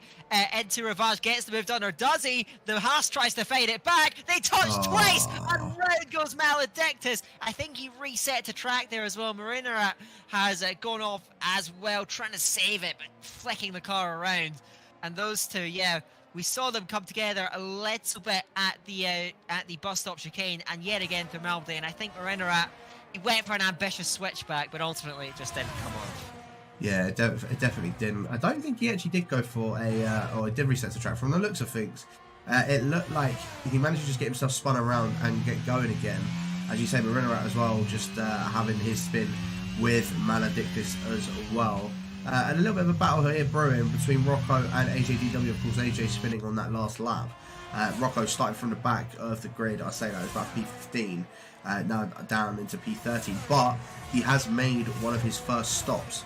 So that's a key thing that we need to keep our eye out on. Because if Rocco can try and catch up to that little group of Maledictus and T-Griff out in front, then Rocco could have an outside shot of maybe catching up to that top 5 group. There's a chance, but again, Rocco just needs to try and hope that he can get a few moves done, get the foot on the pedal for that as well. As my boy Killer up into 3rd position, up ahead of Sevi Alex after the Kemmel straight and through Malmedy as well. So nicely done for Killer. Up into 3rd, making 4S boys proud. I told him earlier that for last year he was the only one that brought a win home for us, and I feel like he might be the only one that can do that again for us tonight. So we'll see if he is able to. But yeah, I said a lot of things that are also going down. Rocco getting past AJ in the end, and Luke getting past Toxic Tomato as well. But oh no, Luke in fact actually has made his first pit stop as well as Toxic Tomato. So yeah, it's all to sort of play for between those two guys, and Tomato has a 3-second time penalty to his name as well. So the battle for position it's heating up now. It's definitely starting to feel like a bit more starting to go on now, Dan. And I think this is not the end of these two. I think we're going to see from fighting with each other. Certainly not at this stage, and I did just flick on the car. It looked like it was spinning, actually. I don't think it was. A bit of a false alarm there. Haynes trying to line up Real DC, heading towards Blanchimont, gets himself on towards that inside. They'll try and hold it. Montana pits from the lead, and I think we're going to see those medium runners begin to come in at this stage as they're going to go side by side through Blanchimont, managing to keep it nice and clean up towards the bus stop, and Haynes is going to clear Real DC in the end. So getting that move done. No pit stops from those guys. It was Montana and Sebi Alex who looked like his tires were going off quicker than those around him. So that makes sense for him to come in. Montana goes to the hards and it's gonna go for quite a long stint, it must be said. But and I was gonna say a long hard stint. I have said it now. So, we won't go there. Kazezel has managed to gap these guys very nicely. Montana, an interesting strategy going for the hards. I guess he thinks he's got that room to play with. In fact, he did that. He used the hards as well in the race in Australia. Going to be a bit of a warm-up period and try and get those in the operating window. Well, Kazezo runs comfortably out in front. Rocco and HUDW pick up penalties, so it's chaos in terms of, well, exceeding track limits out there. And we'll see most of the medium runners coming in the next couple of laps. But Kazezo looks to have the solid enough pace to hold off the others behind. It's just a shame that he got detached from Montana off the start. Yeah, I think that little bit of contact with Sebi Alex just did not help him whatsoever. But Sebi Alex now into the, as you say, he was already bit. He just had that little bit of a scrap with T-Griff as well, and he's now up into 9th position. Of course, all the other guys out in front have got those pit stops to still do, other than Montana, of course, out in front of him. Sebi Alex is about, what's that, 3.5 seconds behind, if I'm not mistaken. No, it's even further than that. Sorry, it's about 5 seconds behind Montana already, as Tomato picks up yet another 3-second time penalty. I'm really surprised. It's only lap 8, and we're seeing this many penalties around Spa. Usually, I never see barely any penalties around Spa, so it's quite boggling that we're seeing quite a few penalties go down as Killer, Kazizel and Harry B all into the pits. Packer didn't follow him in, I think only because with Killer being the teammate of Packer for this event, or the sister car, shall I say, sorry, is the reason why he didn't end up hitting with him. Killer putting on a fresh set of the soft compounded tyres, so he's going for something a bit different. I think he's going for medium, soft, medium, or could be doing medium, soft, soft. I don't think he could do 2 sets of softs to the end. I could be wrong, but I feel like it might be a little bit too challenging from here. But again, I've been proven wrong before, and I'm more than likely going to be proven wrong by my teammate after this anyway, so we'll wait and see. In terms of where everybody's sort of come out, Sebi Alex under a second behind Kazizel, and Killer 1.2 behind Sebi Alex. So, yeah, things are definitely going to be heating up. Maledict is still yet to make a pit stop. And yeah, Rocco, only 5 seconds now behind that top 5 group that I was saying. So, yeah, Rocco definitely within a decent shout. Just a shame about the penalty. Yeah, he's managed to recover well, as has Dara, who's also come in just on the last lap and is now right up behind with fresher tyres. Will look to get that move done, I imagine, close down the line.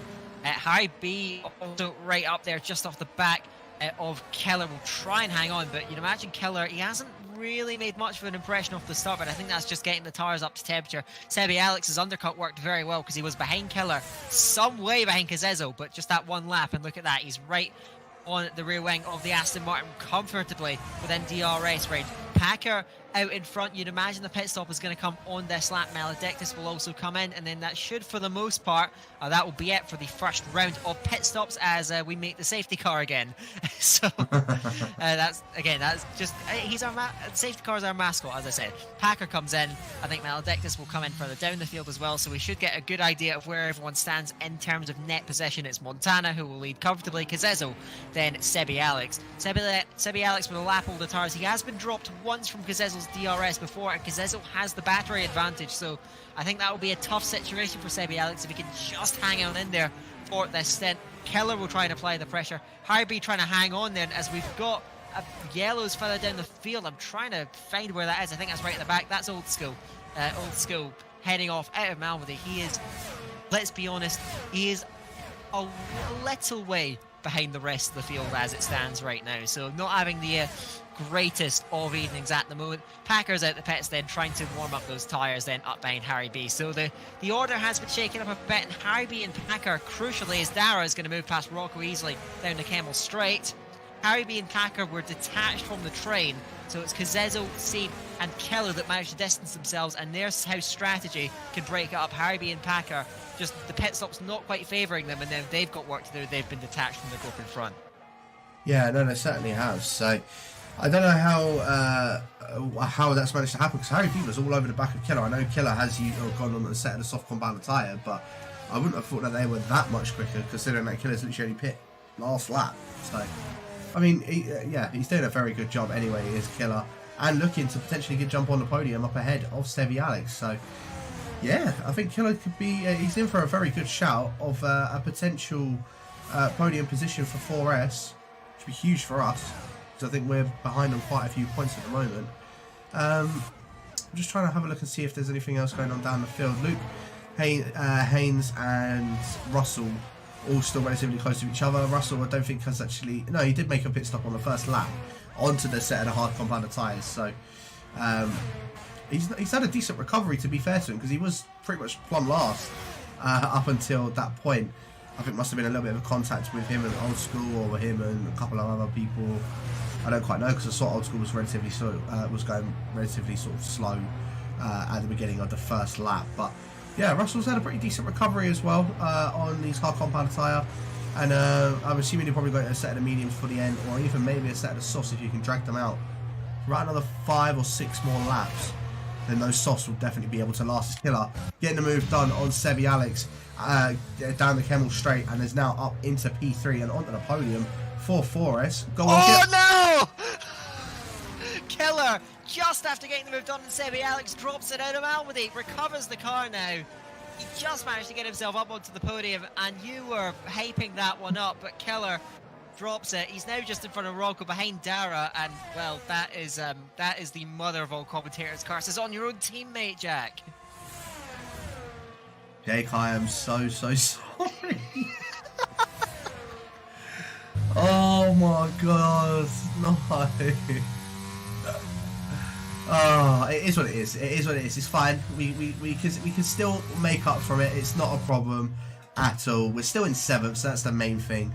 Another spinner towards the back. That is Esports Wales driver of Mr. Ivor Brumike, who I'll actually be joined by next race as well for race number 10. I think it's Zandvoort after this, if I'm not mistaken. I could be wrong. Let me double check very quickly.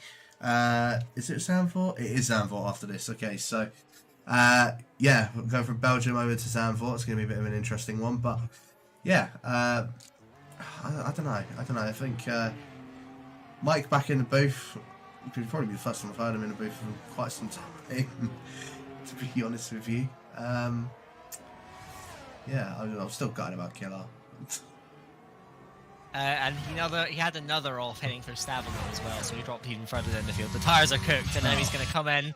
That soft scent is now ruined, and he's going to have to, I imagine, just stretch some hards all the way to the end of the race. So he's had to adjust that strategy. We'll see if he can get anything out of it. But yeah, to be completely honest, Jack, you should have kept your mouth shut. Oh, again, that's done twice in this race alone. Packer's just got in front of Harry B as well. Looking a little bit out of shape is the American out in front, but I think Packer's going to be able to hold on to that one just up ahead of Harry B for the time being. Yeah, there's still a few more battles that are going on down the field. Both Haynes and Russell got past Luke. I didn't even clock that. It must have happened quite a while ago because he's already dropped him by about 1.2 seconds. And even then, Russell's on the set of the hard compounder tyre. 10 lap old hards as well. So, yeah, that's quite surprising to see. Dr. Tomato has retired from the session. Oh, he's completely binned it. Out of, is that coming up towards no name corner? So, wow, okay. Very interesting. Yeah, there is Toxic Tomato. I think that's a very difficult traction to really test your patience, and I think that has just caught him out, unfortunately. So Toxic Tomato, after a very promising start to the race, ultimately has been set back in the end. Montana leads Kazezo. Kazezo has a penalty, but his pace on these mediums has been truly phenomenal. He's reined in Montana a little bit. That gap is just over 2 seconds. He has completely dropped Sebi Alex, Packer, Harry B behind as well. Rocco is in, so one of the first on the pit cycle. He's going to try and grab maybe an undercut on those in front of him. I've been keeping an eye on Dara, whose pace has also been phenomenal coming through the field and is actually shadowing Packer and Harry B, maybe even Sebi Alex as well, to get himself up there, because that race pace has been phenomenal as well. So yeah, that's how things stand at the moment. Montana can set Kazezo, Sebi Alex the top 3. Sebi Alex's pace though doesn't look too great. Packer and Harry B will try and get towards him, but right now everyone at the front, there seems to be the top 2 are possibly converging on each other, and below 3rd as well could possibly be coming together. So the race is in a bit of a transition period right now. We'll see how everything shapes up when we get towards the final step. I think it's after that second stop is where we're going to start to see stuff actually go down now as well. Yeah, I wonder what actually is going to be the case, because Harry B is pretty close to the back of Packer, but I don't think we're going to see the Red Bull get any sort of move done, to be honest with you. What else? I'm just trying to have a look at who else could be making any sort of movement. Maybe Marina Rat for P14 ahead of Luke, although Luke has just come out of the pit, as well as Rocco. I didn't even realise Rocco up into P13. As you say, one of the first ones to do at his second stop. The only other one, no, in fact, he is the first one that's made his second stop. Luke as well behind him, who's done his second stop. Killer has done his second stop, as well as Ivor and Mike. So the rest of the the rest of the stops are going to be taking place very soon. Old School's just made his second stop now as well, unfortunately being lapped in the process of that. But yeah, he's made his second stop regardless. I think his only goal is just to try and not get lapped within this race, and unfortunately he has been. But when they all make their second stop, then he should be back up ahead of those front runners. Yeah, so there's not really much else to it, to be honest with you. I think Old School's just he's doing justice by picking up just a few extra points he needs for the League of Europe, guys. That's all he really needs to do, and I think that's all he's planned to do, to be honest with you. As AJDW now in for his second stop. Yes, indeed. So he's going to emerge from the pit box eventually. So we're starting to get these second stops now ticked off in this middle phase of the race. Rocco is still the lead as Sebi Alex picks up a penalty, as does Dara. My word, you mentioned this earlier. The amount of penalties that are being picked up is very unusual here at Spa, and ultimately avoiding a penalty could serve you very well. Of course, it's worth mentioning again, Marinarat is using for Team Hamburger the E3 seconds off wildcard, so that will benefit him, especially because he's managed to pick up 2 penalties already. So certainly you do not want, certainly you want that to sort of counteract the penalties. Ideally you don't want to be getting any penalties at all, but ultimately for the majority of drivers now in this race, that just hasn't turned out to be the case. You mentioned this earlier, here at Spa, I think the track limits are very strict here, and it is showing because these track limits are catching these drivers out on a regular basis now. Yeah, no, they certainly are. And as you said, there's only what, 1, 2, 3, 4, 5, 6, 7. There's like 8 drivers that have yet to pick up the penalty so far in this race, which again is really sort of surprising to me. Both Packer and Harry B will have fighting for this P4 position, well, potential P3 actually, because Sebi Alex out in front with the penalty. So these guys fighting for P3. Yeah, both without a penalty to their name as of yet, and fingers crossed and touch wood, probably just absolutely jinxed them, but you never know, that they may or may not get a penalty. But yeah, no, Packer's running quite well at the moment in P4, and Harry as well for P5 for Hazard Punner's devoted disciples. I think this might be their best result of the race so far in the event. So yeah, could be a bit of an interesting one. QVR as well looking pretty good throughout this event. Of course, NSX, whenever they have Montana, you know it's just instantly that they're going to get a decent haul of points. I'm just trying to think who else potentially as well. It looks like Team Hamburger not really having the best of races in this one. Obviously, Marinarat down in 15th position with a penalty, and I believe still having to make his second stop, if I'm not mistaken. Yeah, he's only made the 1 stop so far, so Marinarat needs to make that second stop, and I'm assuming we'll probably see a lot of guys make their second stop probably within the next 2 laps, so they can take the softs to the end. Maybe 5 laps on those softs. Seems about right. I suppose we'll wait and see. Yeah, I think that's going to generally be the approach, because Ezel is completely out of VRS. It must have been a major effort to try and claw back some time on Montana, who just dives to the pit lane. So Montana, we'll see what the tyre strategy is going to be as we're coming round with 7 laps to go. I think Montana, it's possible to take the softs to the end from here. Whether it's better over the stint in the mediums, I'm not quite sure. Montana coming in quite early. Packer has managed to bridge across to Sebi Alex. He's dragged Harry B with him. Those two have made very good progress throughout this stint. Montana is medium, so he's played it very safe on strategy then. Just on tyres that he knows is not going to degrade, and just trying to maintain the pace as well as possible on those. He emerges a nice cleaner in 6th place. We'll see how Kazezo responds, but with a penalty, he does have to hope, of course, that Montana does get a penalty, which he doesn't pick up very often, it must be said. Further down the field, NLR Russell makes a move on Luke on completely fresh tyres, and both those guys have pitted for the last time and are going to the end of the race, so we might get a good battle between them. Real DC, they've just picked up, he's going into the pit lane as well. He goes softs to the end of the race, so that's quite an ambitious stint that he'll try and pull off. He'll come out right behind Killer and Marinarat. He'll actually be some way behind those guys. Killer, of course, all on his own, which could have potentially been a podium, but ultimately he's going to have to try and labour onto the end on those hard tyres. So the picture of the race now finally starting to take shape. I imagine, as you said, in the next couple of laps we'll see most of the stops, and we'll have our net picture for the race all set out, and it'll just be a fight to the flag. Yeah, certainly will, and it's looking like it's going to be these 3 that I'm kind of on board with Sebi Alex, Packer and Harry B for these podium spots. I think it's already pretty much, or for the final podium spot, shall I say. Of course, Sebi Alex having that 3-second time penalty to his name means that he, as well, unless Packer and Harry B both make mistakes, I think Sebi Alex, unfortunately, is going to be dropping off on the podium.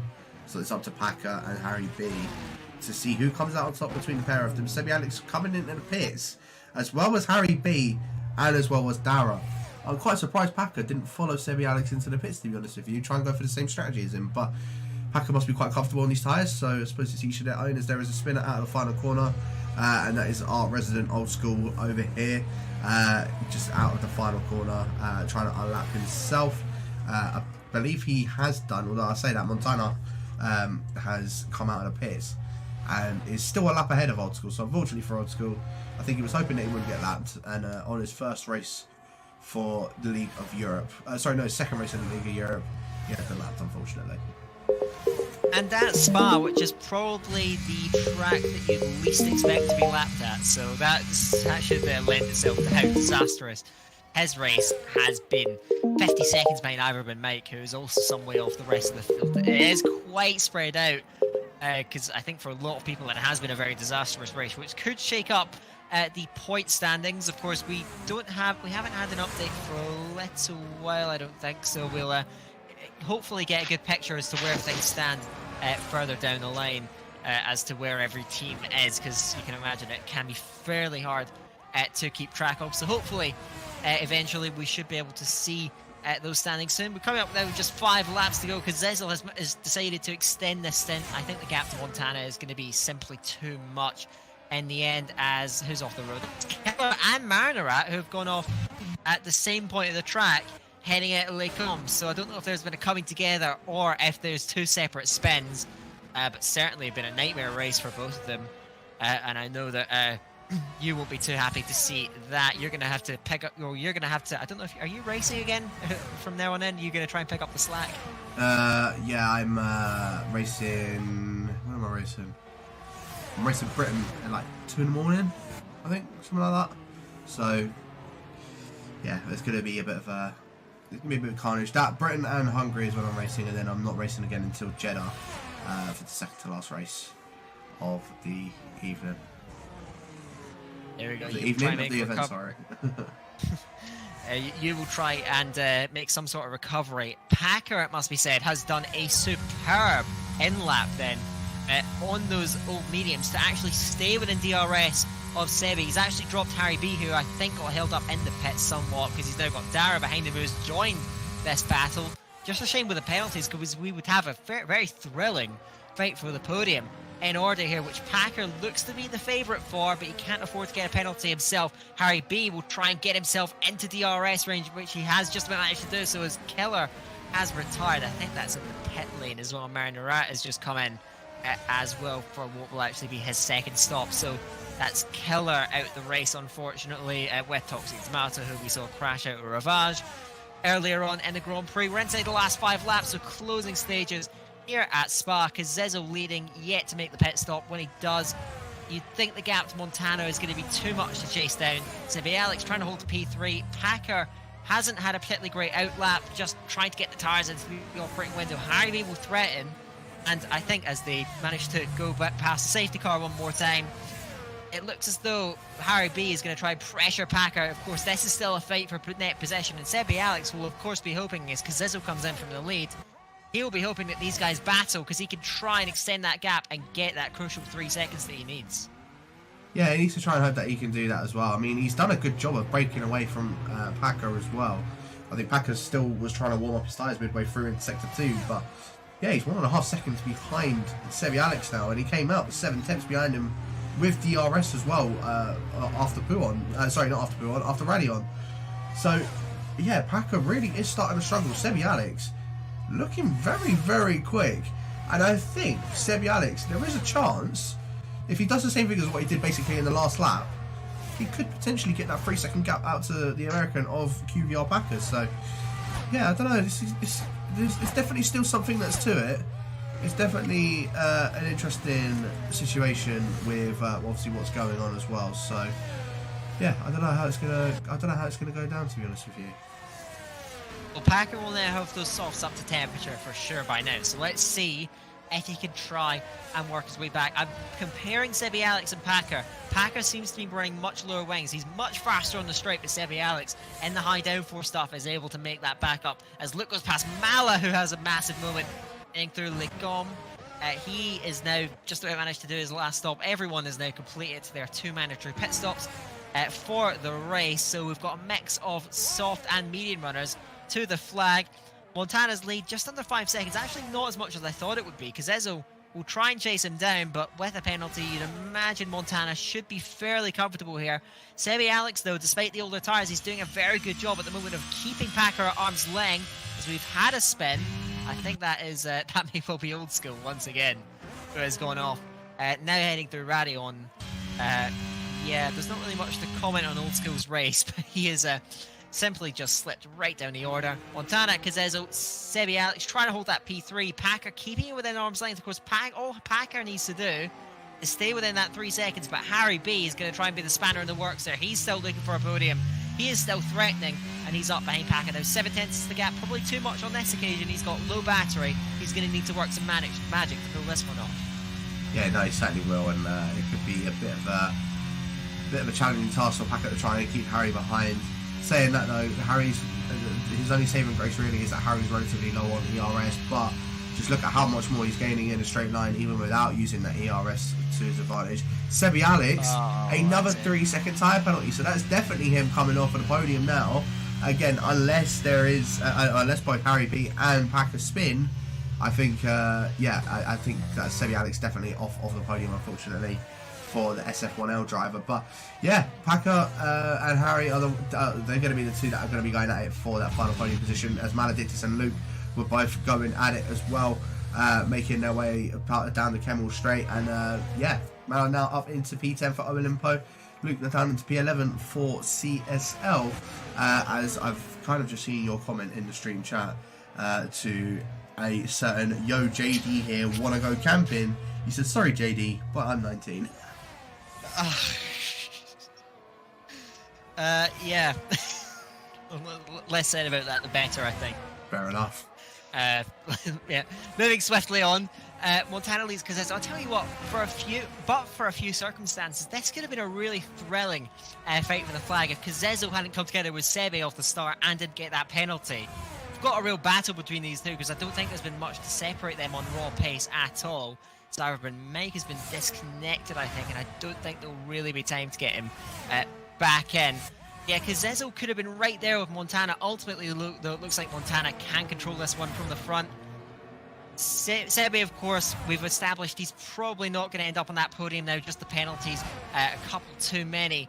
Packer will try and claw himself into DRS anyway. We've got more yellows in Sector 3. I think I know who that was. Yeah, I think, Jack, you have every right to hold this man accountable for his crimes against humanity in this race. It hasn't been a great showing, it must be said, in the final stages here. Packer, though, is bridging up towards Sebi. He might be able to get himself inside that DRS. He's got more battery, and I think that would make his hunt for the podium a lot less stressful, as he penetrates the safety car very nicely there. Russell has gone round further down the field, recovers the car, but he's going to lose out to Maledictus. And potentially, he will stay ahead of Luke, but the question is, does he have the tyres after spinning them up to be able to hold on to that 10th place, the final spot inside the top 10? Well, of course, heading up towards the final lap now, Montana is comfortable, Kazezo's second place. Packer has managed to break Harry B, and he's up towards Sebi, so I think now, as Haynes is now dropping off, so another mistake at the end of this race. Haynes looks to have let up the tyres himself. He's down in the P10 with that couple of penalties to his name. So, in fact, it's all kicking off near the end. We're on to the final lap of the race. It's been a mistake-ridden race for many drivers. Not for some of the guys at the front. Montana can control this, but behind Packer and his hunt for the podium, you have to say now, inside DRS of Sebi and he's broken Harry, if he can just avoid a penalty, he's done everything he needs to do. He certainly can, and I think also Harry needs to look on behind him, because Dara Smith is all over the back of him now, coming up a Radion. And on the final lap, you know Dara's going to be going for it. They're going to go around the outside onto the Kemmel straight. Darren Smith now up into 5th position. Harry B now down into 6th. We're going to go on board though with the P3 battle, but Packer not going to be close enough to getting a move done on Sebi Alex. So yeah, Packer keeping into P4, but of course with those, with Sebi Alex having a penalty out in front of him. In fact, I think Dara might also jump Sebi Alex because Sebi Alex has got 2 sets of penalties. I think Dara only has the 1. Oh, he has the 2 as well. Right, okay. So that's pretty much completely botched out from what I was just going to say then. But yeah, so yeah, Packer and Harry B going to jump at least Dara and jump ahead of Sebi Alex. Rocco not really under any sort of threat or anything. I think he had a spin on the last lap as well. I saw some yellow flags for the Red Bull driver. Probably just wanted to join someone because he's 13 seconds behind Harry B and 11 seconds up ahead of Maledictus. So Rocco's probably been absolutely bored, and I don't blame him. But at the same time, starting last and finishing in P7 for Relentless, I don't think they're going to be too disappointed with that at all. I think they're going to be quite happy with that, to say the least. But coming across the line now, Montana to take race number 9 of 22 for the 24 Hours of F1 2022. Shizuka Sizzle will finish in 2nd. Sebi Alex on track will finish in 3rd, but Packer will jump up ahead of him due to penalties. So Packer will finish 3rd, Harry will finish in 4th, Sebi Alex will end up finishing in 5th, Dara in 6th, Rocco will finish in 7th, Maledictus will finish in 8th, or will Russell go for an absolute audacious send in towards the bus stop chicane? I don't think we're going to see any sort of anything go down with that, although the NLR driver almost gotten out of shape himself going through the bus stop chicane. But yeah, no, Mala will finish in 8th, Russell will finish in 9th, Haynes will finish in 10th, but jumped by Luke, as Luke will finish in 10th, Haynes in 11th, T Griffin 12th, again jumped by AJTW jumping up into 12th. T Griffin 13th. Old School is just picking up penalties left, right and centre. I think he just completely cut across the last few corners just to get himself back onto the... just to cross the line at this point. I don't blame him. I think you're right. I think he did go right over the final chicane. We're just waiting for Mariner, who unfortunately the use of the 3 seconds off the race time simply hasn't worked because he's, well, nowhere near any other car in what has been a disastrous race for Team Hamburger. So in fact, this means that the figure in the championship could be very, very interesting. I'm not exactly sure of the exact permutations where everything stands, but hopefully those things are going to get calculated in due course. As we are now 9 races in, it's the Netherlands after this, which I won't be doing. I'm finally going to be able to give myself a bit of a rest from the from the commentary box itself. I'm not actually sure if you're in who's actually in the commentary box after this. I'm assuming you know, Jack. Myself and Mr. Ivor Brunt Mike for the Netherlands for lovely this one. So I've basically been going at it non-stop. As soon as Netherlands is done, though, I've got a nice little 2-race break of Monaco and France, and then back at it for Britain and Hungary, and then I can probably have a nice little sleep after that, because I will tell you right now, I am not staying up for 24 hours, especially with being ill. I'm not doing that this time. So yeah, I'm hoping to at least go to sleep after Hungary. So we'll see how that's going to go down, or whether I will be able to or not. But in terms of results for this race number 9 of 22, Montana, as I said, is the one that did come out on top, because this all ended up finishing in 2nd, Packer in 3rd, Harry B in 4th, with Sebi Alex in 5th, Darren Smith in 6th, Rocco in 7th, Maledictus in 8th, Russell in 9th, Luke on 5 round 9 top 10, Haynes in 11th, AJDW in 12th, T Griffin 13th, Real DC in 14th, Marina Rat in 15th, Mike in 16th, Old School in 17th. Don't even know if I should classify him at this point. Killer in 18th and Toxic Tomato in 19th. Both Killer and Toxic Tomato DNFing from their respective races as well. So, yeah, that's it for race number 9. Dan, go and have yourself a nice little rest. Yep. Because I think you're in... Is it quite early in the morning tomorrow? Is that right? Yes, Portugal, the wet race. If it is, it's very tight with scheduling. I might have to do an earlier race if we're running behind schedule, but I guess I'll just wake up and see where everything stands on that. Yeah, no, that is fine as well. So we'll be back very, very shortly, guys, for race number 10. I'm just going to pop on to the other lobby, and then hopefully we can get this one going straight away. I think we are starting to gain back time now I think we are starting to catch back up, which is good to see. Massive thank you to the SF1L boys, because they're working overtime on just making sure the lobbies are getting up before the actual races are finished and getting everyone in as quick as possible. So massive thank you to all those guys. But yeah, we're back very shortly. And yeah, as I said, for race number 10 around Zandvoort.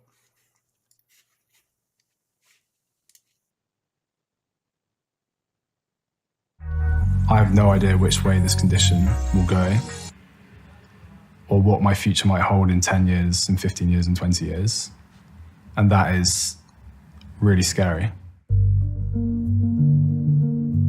Hi, my name's Max. I have ARVC, which is a type of genetic cardiomyopathy. It essentially started with my dad passing away suddenly from a cardiac arrest when I was 13. We, as a family, weren't aware that he had a heart condition. My mum found out that it's a genetic condition. I went to go and visit Hugh at the John Radcliffe, who essentially explained to me that I had the condition, and I was with my mum. There's like the short-term realization that I'm not gonna be able to play sports or mountain bike, play hockey ever again. I just remember breaking down in the car park with my mum, who was also just completely shocked as well. As soon as I was diagnosed, I had an ICD implanted. So if my heart goes above 220 beats per minute, then it will shock me. It's around, I think it was 70 to 90 joules of energy shot through your chest, because it has to go through my rib cage as well, because it's not implanted into my heart. So that's like, feels like you've been hit by a truck. 15 or 20% of my brain power or consciousness is spent thinking about my condition and trying to manage it, which can feel quite draining. I mean, the British Heart Foundation are funding the research that's going into looking for this potential cure. So the fact that they care about the people who have this condition is very comforting. If I decide to have children, I'm potentially going to pass this on to them. So to have something on the horizon which could not only alleviate symptoms but potentially cure the condition is just like, I can't describe what that's like, what that would be like. It would completely change my life and my outlook on life.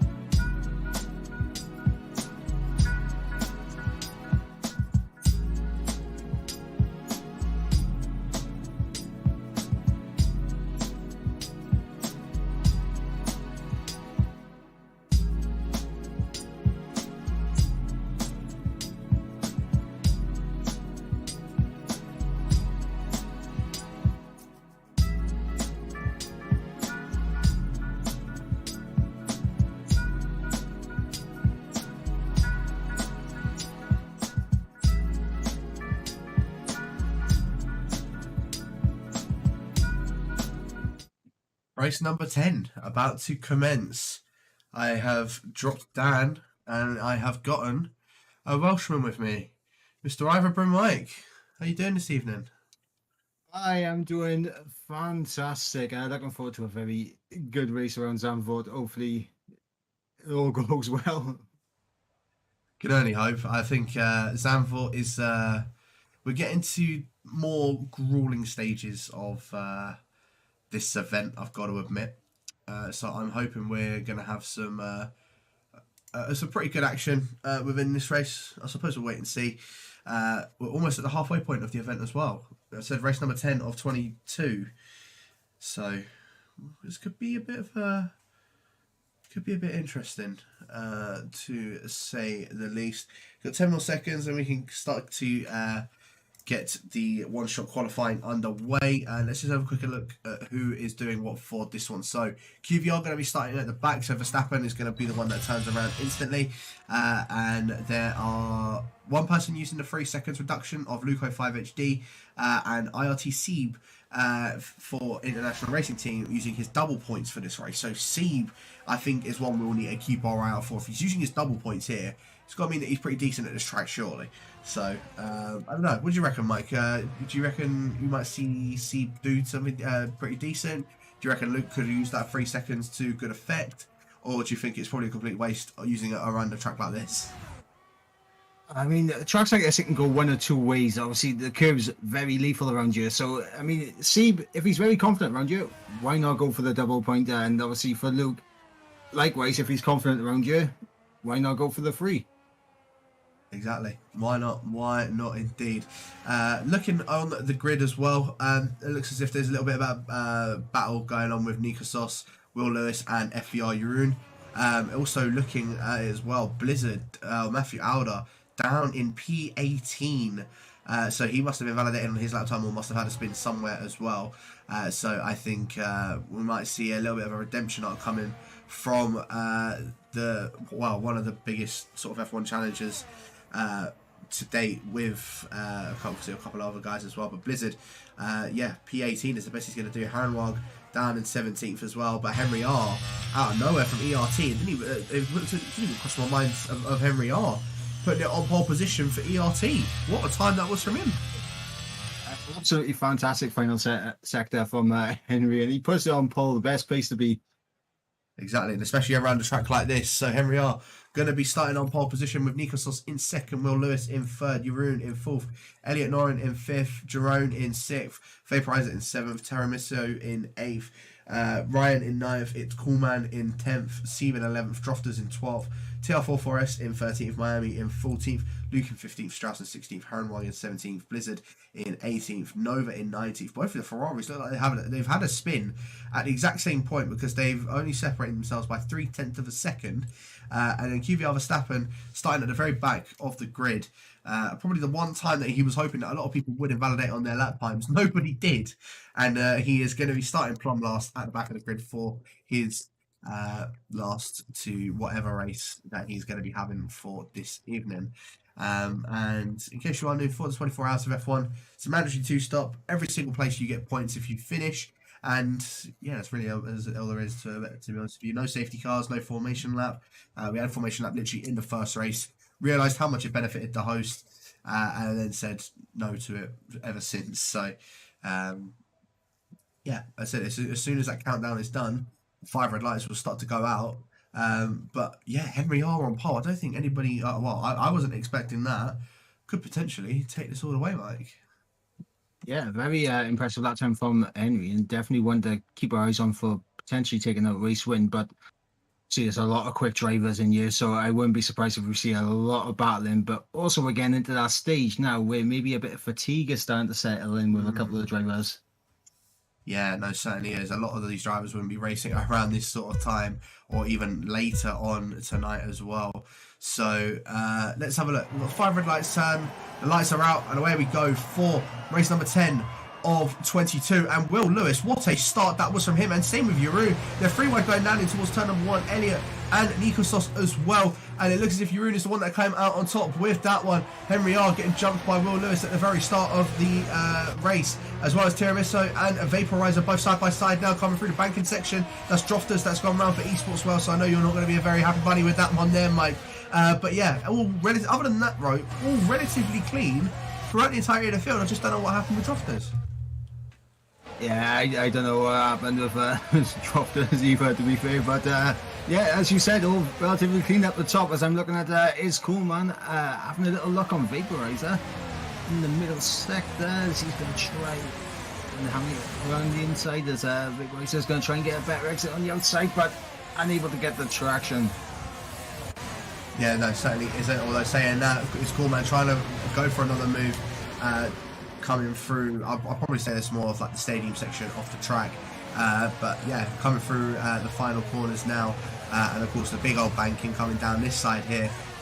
Yeah, Vaporizer managing to hold up ahead of It's Coolman, but it's a relatively tame first lap for Zandvoort. Tiramisu going for the move on Jeroen for P6 and gets that move done. Very nicely done. Vaporizer all over the back of Jeroen as well. The Humble Boys are starting to feel a little bit under pressure, it's got to be said. And I'll have a look at the tyres as to what everyone's gone on very quickly. And that kind of explains as to why Will Lewis had an incredible start, because he was started on a set of the soft compounded tyre where he got a massive jump on everybody else out in front of him. Julian Verstappen, interestingly, has made his first pit stop already. Honestly, not a bad shout. A bit of fresh air, and I tried to get a nice little undercut on people. And see, I believe the mediums, you can do mediums at the end anyway. So not a bad shout from Verstappen just to try and avoid traffic early on. Yeah, no, 100%. It's definitely Vaporizer around. Ooh. Vaporizer around. I think a little bit of contact there with USC, but QRT Ryan side by side through turn number 10, I think. For the second DR straight. Yeah, no, it was a bit of an interesting one. So, yeah, hopefully he'll be able to try and make up that positions as well. So, excuse me. I don't know. That was a bit of an interesting one. As yeah, Jeroen getting the move done on Henry R now, going down in towards turn number 1. The relentless driver now up into second position. Any other sort of battles that are looking to go down? I mean, obviously DRS is now going to be enabled. Jeroen is still in 7th on those hard compounded sides. Only one starting on the hards as well, with It's Coolman, Steve and Blizzard all on a set of the soft compounded tyre. I would say Jeroen's a sitting duck, but those softs do not last long on this track. Yeah, and obviously right now he's feeling the pain early on those hard tyres, but see, these softs, they will drop off, so as long as he can keep ahead of these guys in behind him, he should be decent come later into this race. Yeah, no, it certainly could. So let's have a look. DRS is now going to be wide open for It's Coolman to see if he can go for a move on Jeroen. I don't think we're going to see it on probably one of the shortest DRS straights on the entirety of the calendar. But probably after the banking is where we're going to see It's Coolman go for a move on Jeroen. It's just whoever's got the quickest straight line speed with these two. I think we'll see them come out on top. But let's have a look. DRS now going to be wide open for It's Coolman, and I think we're going to see the NLR driver go past the Humble Squad driver up into P7 for Blizzard as well. Yeah, Blizzard and Sieb as well. Blizzard trying to go around the outside of turn number 1 on the IRT driver, who's using his double points for this race as well. Sieb now down into 10th. Blizzard up into that position. And our pole sitter having a spin. I think he might have caught that inside curve at turn 2 and just lost it coming into turn 3. Very strange, very, very strange to say the least. I need to just quickly sort something out for just the next stream. Give me just 2 seconds, Mike. I don't know if you just want to sit on board with Blizzard and Jeroen, because that battle looks like that's going to start to get a little bit tasty very, very soon. Yeah, as all Blizzard has actually lost it. As QRT Ryan and Steve say thank you very much, and we'll just drive straight past you as they're side by side. Down in towards turn 11, Steve on the inside has to jump over the curves. That's opened the door up for Miami to have a little peek down the inside. Into turn 12, he's had to back out, and that has allowed Harry Nog to go around the outside, and he's up into P10. So Miami going for a move for P9 ends up costing him a place, and he's down in P11. I think that's going to last long though. He's going to try and go side by side with Harry now, down in towards turn number 1. I think Miami, he's got the inside line in comparison to League of Europe driver. Both, of course, driving for League of Europe as TL4 Forest out of the race. So no points for good old Hasbulla's devoted disciples. And he is now down into... Oh, well, he's out of the race. Luke's lost it! Luke's lost it, and he spun directly in front of Droftus. That could be wing damage for Droftus, side pod damage for Luke then, potentially. I don't think there will be. I think it's because it's on reduced damage. I think the only damage that you can get is wing damage, and that is exactly what Luke has got. Luke has actually got himself front left end plate damage. Doesn't look as if Droftus has any damage or any visible damage, but he definitely could have a yellow front wing. But yeah, I can't see any sort of visible damage from the Welshman from the looks of things. So I think he might have come away unscathed with that, or hopefully for yourself, he has come away unscathed. But yeah, I can't seem to see any sort of physical damage from Droftus' car. He might have just managed to get away with one right there. That would have been very fortunate for him. Up at the top, though, I mean, Will Lewis has absolutely bolted away. But at this point now, the medium should start to close himself back up to FVR Jerome in second place. And he's under a bit of pressure from SF1L Elliot in behind, and is Elliot going to be thinking about an overtake potentially soon? Good to see. We definitely could see Elliot go for a move. Jerome just, as I said, he just completely lost from Will Lewis, and of course Elliot, Nico Sos, Tiramisu, all over the back of the Relentless driver that is actually in FBR, but he is part of the Team Relentless, part of Team Relentless, sorry, for this event. And I'm sure if Nolan was here right now, he'd say he's always part of Relentless. He's never leaving. Despite having those 3 different little letters in his name, he is never leaving Relentless, that kind of thing. So, yeah, Jeroen still just holding up ahead of this little train so far. Elliot Noren just going to see if he can try and go for the move, maybe down in towards turn number 1. I think we could see this move go down, as DRS is now going to be wide open for the Williams. And I think this move is actually going to go down. No, Jeroen, sorry, is actually having, his straight line speed is ridiculous from the looks of things. As Herrenwag for League of Europe been overtaken by Strauss, and Henry are now going to try and go around the outside in towards turn number 1 as well. I think those soft compounded tyre are starting to die off ever so slightly. It just looks as if he's just sort of losing a lot more traction in comparison to the guys on the medium compounded tyre. Excuse me.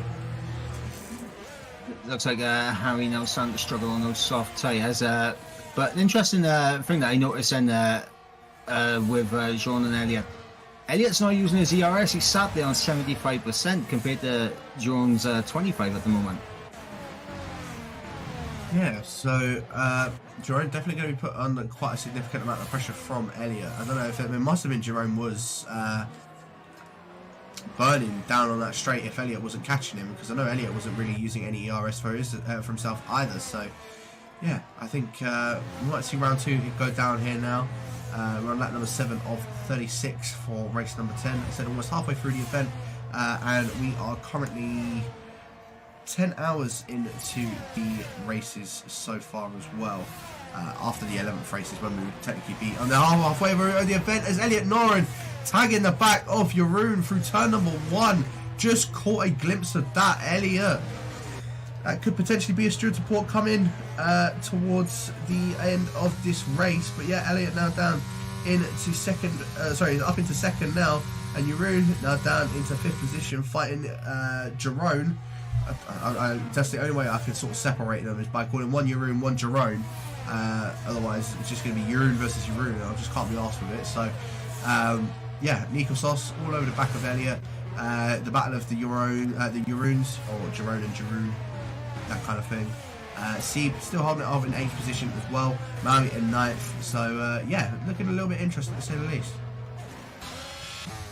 Definitely, and that potentially could be a very interesting steward support, and also at the same time potential reset the track there from the Relentless driver for this evening. Yeah, it definitely is. I reckon you could potentially report it, or I don't know if he really cares too much. You know, it's a charity event, so it's entirely up to him.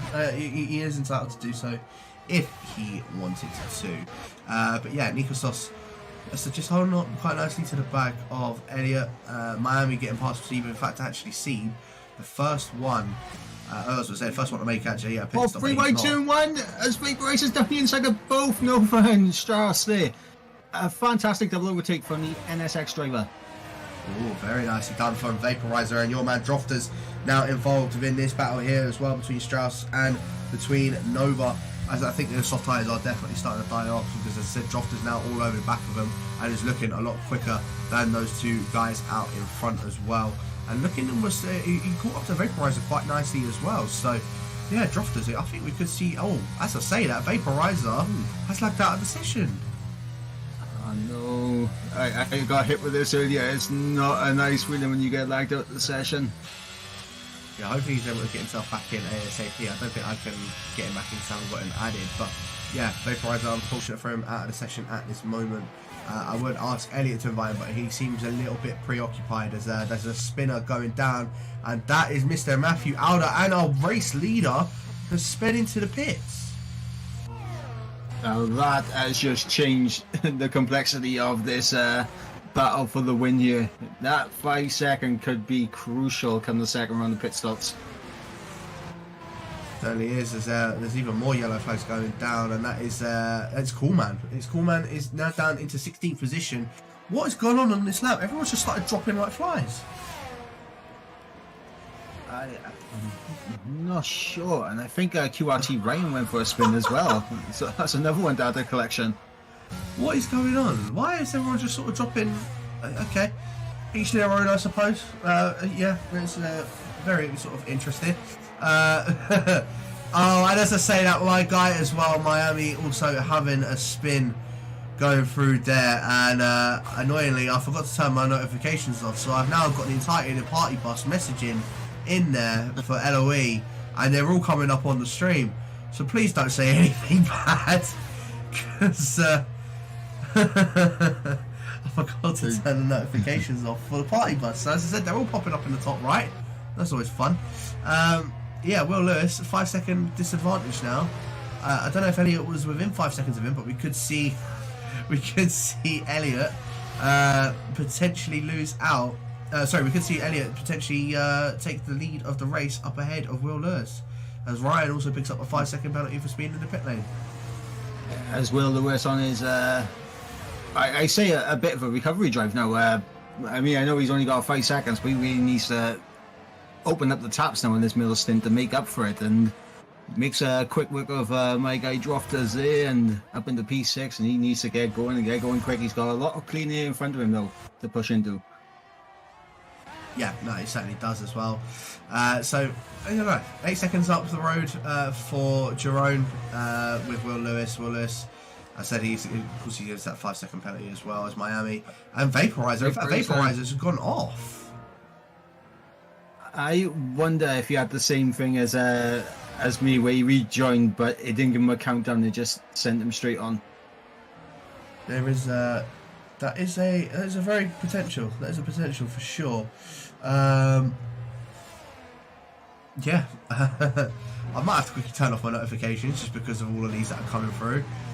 In fact, I'm actually going to do that very quickly. As Blizzard has also had yet another spin going through or going down the hill as well. Vaporizer's now back into the excuse me, Vaporizer now back into the session, so we'll see if he's able to maintain that P9 position. A few people in the party bus. Yeah, I'm going to turn the notifications off very quickly, just to stop all of these coming through. So now they know they're on stream, they're going to be saying hello. Yeah. Yeah. Yeah. Nothing what to say. There's just nothing else really, to be honest with you. But I'll tell you what, Verstappen, after making one early pit stop, he's in a pretty decent position. He's up into P11, all over the back of Seaver, because Seaver's on much fresher tyres. But Verstappen, from starting last, is now up into P11 after a lot of guys are also having their spins, and a few guys still haven't or a lot of guys still, sorry, haven't made their first pit stop. Verstappen in a pretty good position. Verstappen looking like he's got the jump on Miami Drofters. 10 potentially Giron as well. Sorry, it's Giron. So I'll separate them. I'll put the it's in front of it. Yeah. No, that's fine. That's fine. There's more yellow flags. Blizzard having another spin. I don't know what Blizzard's doing because he's spun in the exact same spot once again. Vaporizer's gone past Verstappen. Am I right in seeing that? I think you are. The AI's got some good straight line speed, I can say for that. Okay. That's a bit interesting, I've got to say. But, yeah. I don't know what to make out of that, to be honest with you. Vaporizer now back in the session, and that is really what Verstappen was not hoping was going to happen. He's now all over the back of Vaporizer, who has just joined into the session. He's got a hope that, Vaporizer's going to be able to get sort of back in his rhythm ASAP, and I think he has pretty much more or less. He's now driving back once again within the session. Elliot picking up a 3-second time penalty. It's Henry down the inside of Verstappen. A little bit of wheel-to-wheel contact there. As Henry having a little look down the inside again, and he's gone for it. Don't think he's going to be able to get the move done though. Is the ERT driver. I was saying that he held it around the outside, to be fair to him, and now coming through the penultimate in the final corner, Henry R gets the move done. Very nicely done from Henry. Our pole sitter manages to get past the QBR driver, although saying that Verstappen all over the back of Henry R now. Are we going to see a repeat? Henry R's going to go defensive in the inside for turn number 1. We're also going to see It's Cool Man look for an opportunistic move as well. QBR Verstappen going to hold it around the outside for turn 2, but has to back out of that one, and Henry gets the move done. Very good battling between the pair of them. A little bit of wheel banging, but after that it was very good battling with those two guys as well. And Harrenwag and QRT Ryan also both going at it for that P16 and P17 positions respectively for them as well. Yeah, as you got Elliot on the back of Drofters now, and Elliot is about 6 seconds off of Will, and I believe if I'm not mistaken, Elliot wasn't leading, if I remember correctly. I think Nikos was leading, wasn't he? No, Will Lewis was leading, and then it was Elliot in second. I think he was just within like 5 seconds of him. There was more yellow flags just going on just then. I don't know who it was that had those yellow flags, but yeah, Elliot just, I don't know, that 3-second time penalty is now basically confirmed to me that he's not going to be able to get a jump on Will Lewis, and well, he could even potentially get a jump by Nikos. So saying that, Nikos all over the back of him coming out of that pit lane, and yeah, not much that he's going to be able to do, to be honest with you. Cold tyres, I don't know if he's even going to be able to stay within 1 second of Elliot.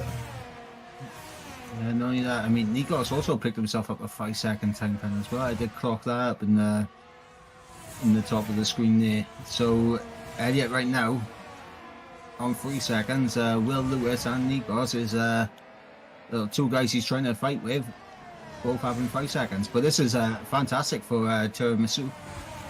Yeah, no, for sure as well. And also, not only that, there's also the fact that both Nikos and Will Lewis will both have to serve their 5 seconds on their next go round for the pit lanes. So it doesn't really matter that much. The thing that matters though is that Elliot has the 3-second time penalty that he can't actually get rid of, and gets added to the end of the race. Jeroen went for a fresh set of the softcore powder tyre, and we're going to see him go for this move on Tiramisu for P4. He has set the fastest lap of the race as well. The Relentless driver now up into P4, and yeah, very nicely done from him to get that move done as well. Very well done from Jeroen, made up into P4, and needs to use the soft tyres, but they still have life to try and close himself up to Elliot and Nikos. We'll see, he will be pitting, I presume, around the same time as Will, so if he can get in the mix, the Relentless driver could be looking at a podium here. Certainly could, certainly could. Well, things are a little bit dead at the moment. I will just want to say, if you are new to 24 Hours of F1, you are more than welcome to donate using one of the two logos down at the bottom of the page on this Twitch stream. Underneath the Twitch stream, you should be able to see there is one for the British Heart Foundation and one for Brain Tumour Research. You are, as I said, you're more than welcome to donate. You don't. It's not obligatory to donate, but you are more than welcome to go ahead and donate to two good causes as well. We're trying to raise as much money as possible for all of these as well. I think in total we're up to about £800, if I'm not mistaken, between the two of them. And let me just give it a quick refresh and see if there's anything else that we have received. I think it was Felix. I think James read this out on stream earlier, but saying great racing for great causes. Remembering our friend Mads, these 24 hours. This race goes to show the kindness of the F1 League racing community, which makes me proud. Good luck to all competing. So thank you very much for that one, Felix. And there's been nothing else that's been said with that. QRT Ryan having another spin though out of the final corner. Don't know how he's done it that late on in the corner, but yeah, unfortunate for QRT Ryan. Now down into P18. Yeah, and at the same time we had QVR Verstappen coming into the pits. He's chucked on a set of the hard compound tyres, so I mean he's made both of his stops now, so it's a question of how quickly can he get those tyres switched on to potentially get himself as high up the pecking order as possible after everyone else makes their pit stops. Yeah, no, that is true as well. And a bit of an interesting thing is that Vaporizer has still yet to make a pit stop, and he's got to make two.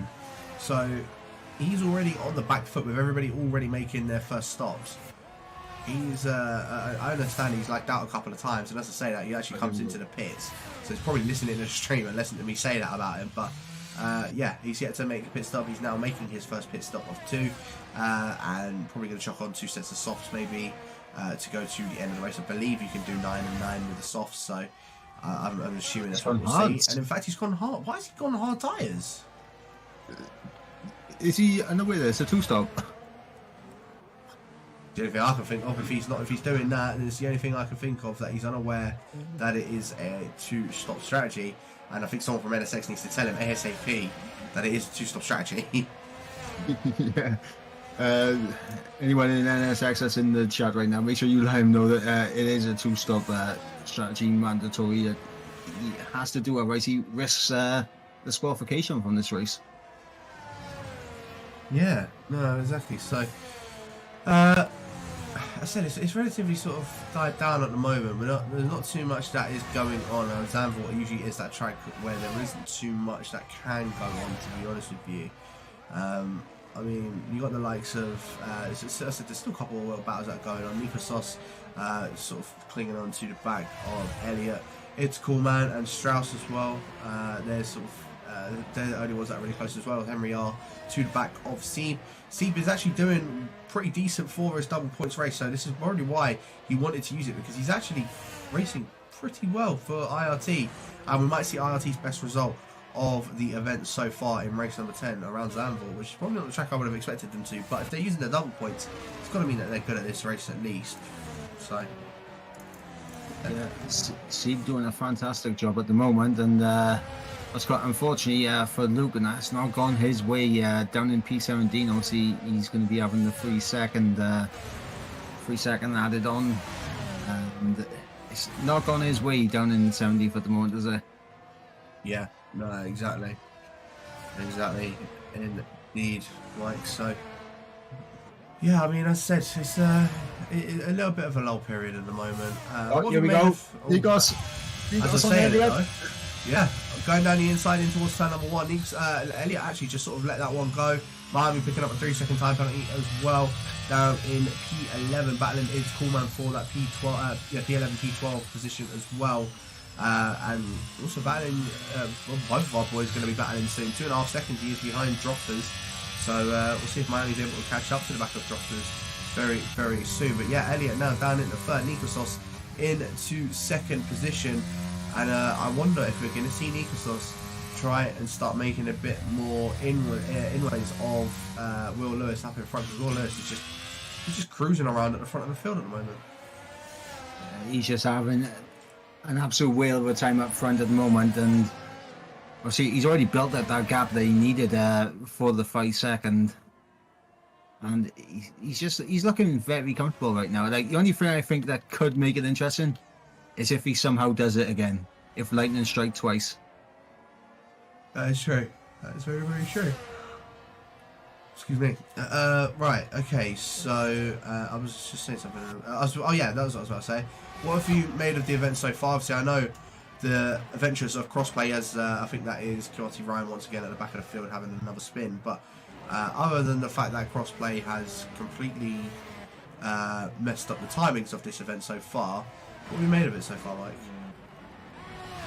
It's been some fantastic racing from racing when it's all been stable. It's when you get those little moments where the lobby just goes a bit unstable, that things get very messy. A lot of people get like little freezes here and there, and it really puts them off. But like apart from that, like the racing I've seen so far has been great, and obviously crossplay will only get better in time, and it may not be perfected right now, but we hope that by the time we do this again, it will be a lot more stable.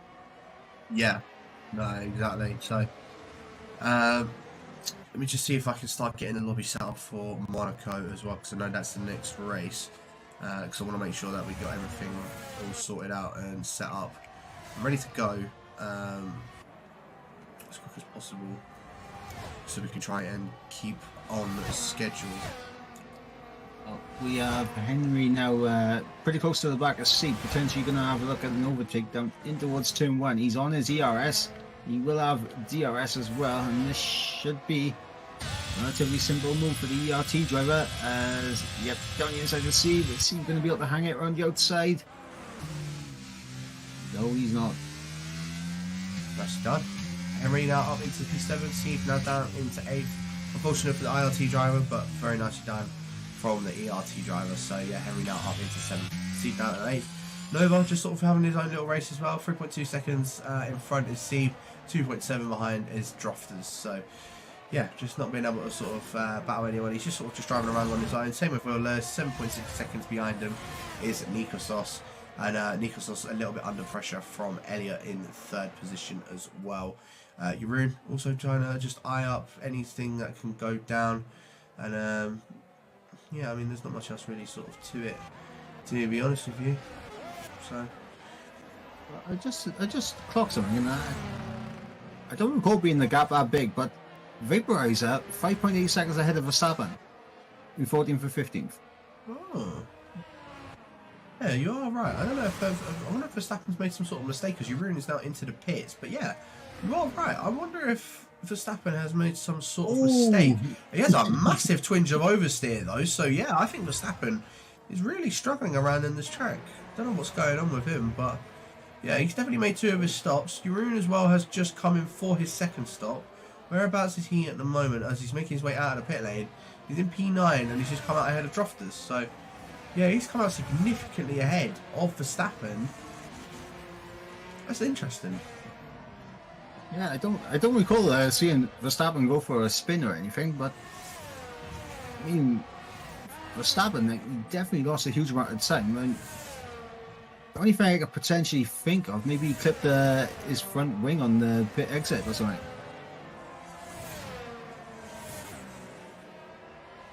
Right, I don't know. Very, yeah, I don't know what's going on with that, to be honest with you. So,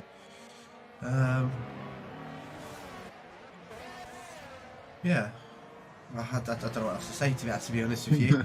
I know it's cool, man, just sort of still sticking on the back of Miami. Droft is still sticking on the back of Jeroen, and Elliot sticking onto the back of Nikosos. And as I said, it's just a bit of a bland race at the moment as well. So, yeah, as I said, there's not much really else to it. Steve coming in for his 2nd stop now.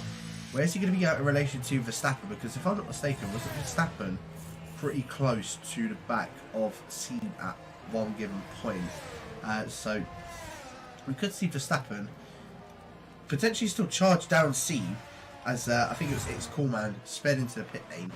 So he's now got a 5-second disadvantage, excuse me, to Verstappen out behind him.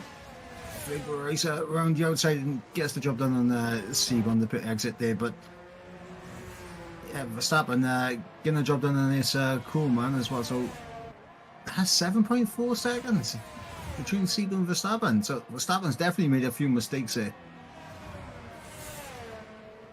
Yeah, and then I was, there's a bit of lag sort of going on with all of this, and Blizzard just sort of sitting in P18 at the moment, trying to unlock himself on, I believe that's, who's the other Alpine, that's Sieb, if I'm not mistaken, for 13th, so, yeah.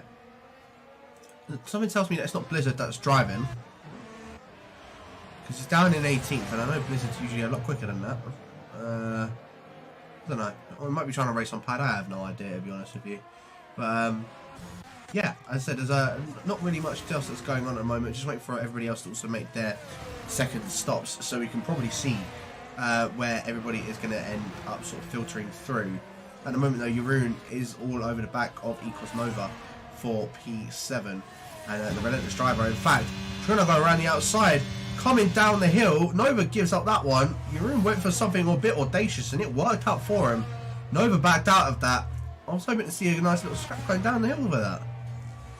Yeah, unfortunately, I don't think. I think Nova just realised that he's just not in the same race as John. But also, it's cool, man, getting past Verstappen down in towards turn 1.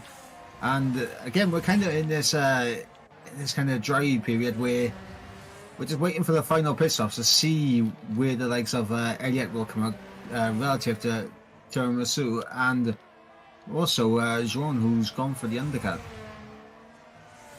Yeah, no, for sure. So I don't know. This is, as I said, it's just a dull period. Just a bit of a dull period. Jeroen set the fastest lap of the race so far. There's not really much else that's sort of going on at the moment. Everyone is very sort of spread out, and like you say, I think the fatigue is starting to kick in a bit more with a lot of other people, not with just drivers, but myself as well. I can't lie to you, but yeah, as I said, there's not much that's really sort of going down. We need to start having some more moments go down. Come on, start giving us a bit more of a show, guys. We need something on. I suppose Zandvoort's probably not the track for it, but we need a bit more of a show. Saying that though, after Zandvoort, we've got bloody Monaco. That is not one I would be looking forward to, I'm not gonna lie. Difficult to overtake, but potentially could throw up a big shock, and you never know. Monaco is always a driver's track. Mistakes are plenty. Yeah, no, I get that as well. And apparently QRT Ryan is sitting in AI. Oh yeah, no, his AI is sort of driving around the track. I think he just left the session, so he won't be classified as a finisher unless he gets. Well, no, he won't be classified as a finisher because he hasn't done 90% of the race anyway. So yeah, he definitely won't be. Blizzard is still in the race, if I'm not mistaken. I haven't seen him leave, and he's overtaking people as well in ghosting mode. So yeah, Blizzard, I know, is definitely still in the lobby. Yeah, everybody else still in. It's just QRT Ryan and TL44S who are looking. Yeah, I don't know. It's, I don't know what else really to say, to be honest with you, Mike, because it's just there's nothing else really happening. I was going to say this must be a bit painful for Henry right now, because obviously he did put it on pole position, and now he's a full pit stop behind the race leader. What could have been for this guy?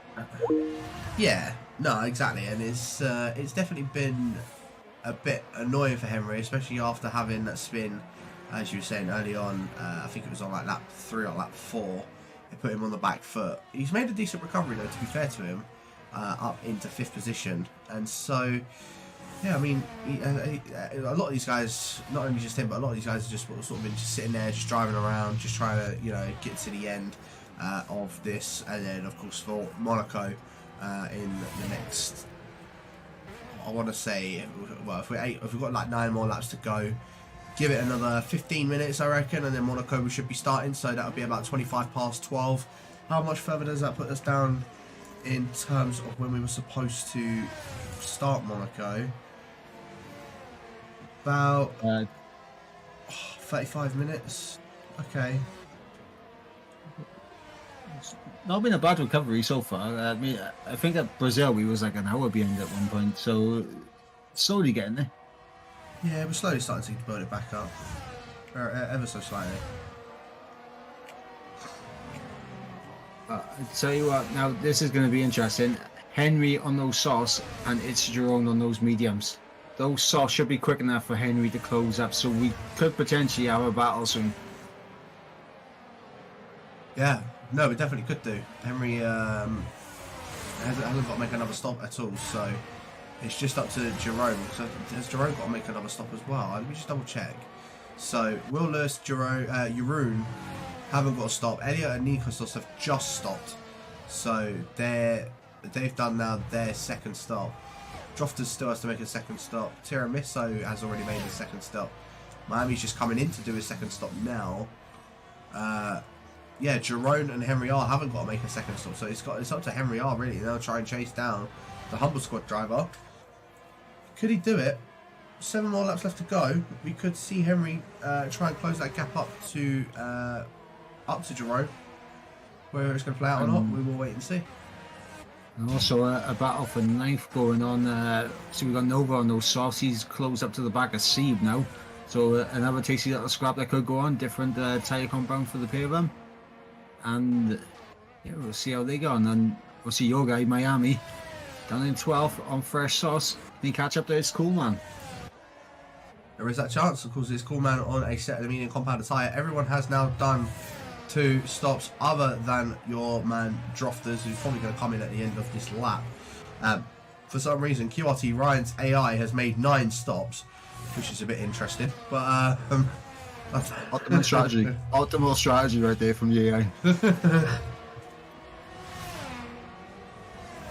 Drofters in, so that will release everyone now. And I'll be intrigued to see where Drofters will come out relative to It's Cool Man in Miami. So I think they were pretty close at one point.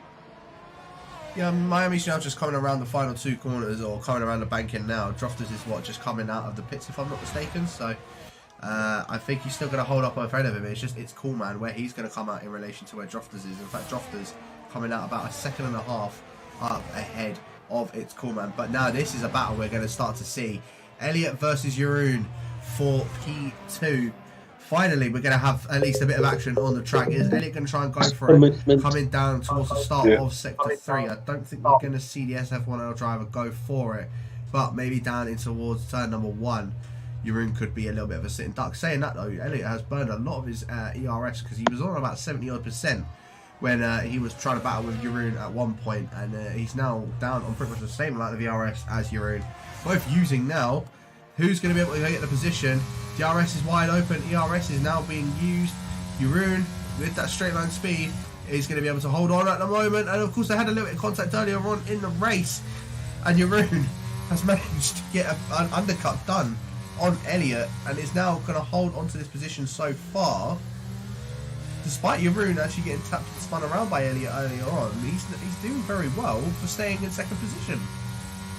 Yeah, and right now Elliot is going to be absolutely seething at this, because obviously with Jerome being able to defend it, Nikos will win that 3 seconds now.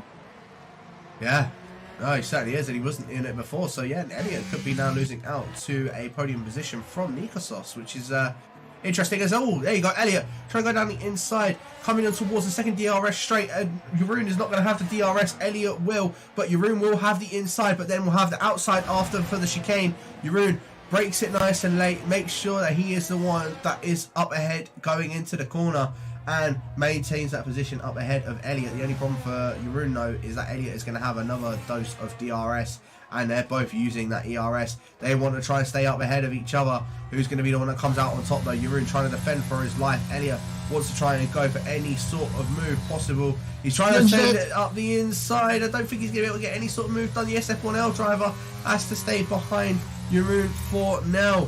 And Jeroen putting on a pretty decent, a pretty good defensive drive up ahead of the Williams driver. As I said, finally we're getting some sort of action. And Elliot, I think he's going to try and do what we saw Jeroen do to Nova earlier on in this race. Coming through, just coming down sort of the downhill section, where he went around the outside of the driver, but I don't think we're going to see anything go down at the moment.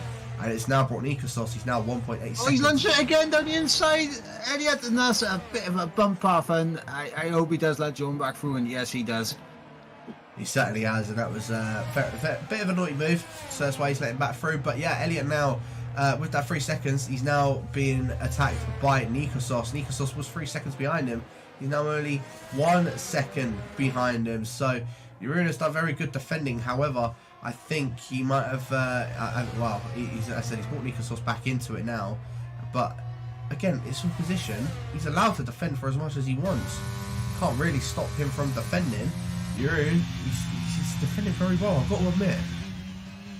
Oh, it's not only that. If Jeroen had just let him go straight away, potentially Elliot could have pulled that 3 seconds. So right now he's battling to make sure that Elliot can't pull that 3 second gap that Elliot needs. But also this is going to bring Nikos into it. And at what point does he get involved? Because obviously these soft tyres, right now they do have a bit more pace than the mediums, but for how much longer? And if Elliot loses DRS on Jeroen here in the latter stages, he's going to be under some serious pressure from Nikos. Yeah, no, it certainly is. So I don't know why I'm just right on board with Jeroen. I'm missing the action of Elliot maybe trying to attack on Jeroen here. So yeah, what Elliot needs to do really is just try and build up a bit more of his ERS, because he's using that ERS because he wants to try and get the move done on Jeroen ASAP. Understandably, because he's got that 3 second penalty, he doesn't want to get jumped by Nikosos and doesn't want to get jumped by Jeroen. But with Jeroen's straight line speed, and you can see it as well, it's just there's not much that Elliot can really do to get up ahead of Jeroen. And look, just him going through the banking, you can see it. He gains a bit of time up ahead of him, despite the ERS being activated, despite his ERS being put on. Jeroen having no ERS, he can't gain on him.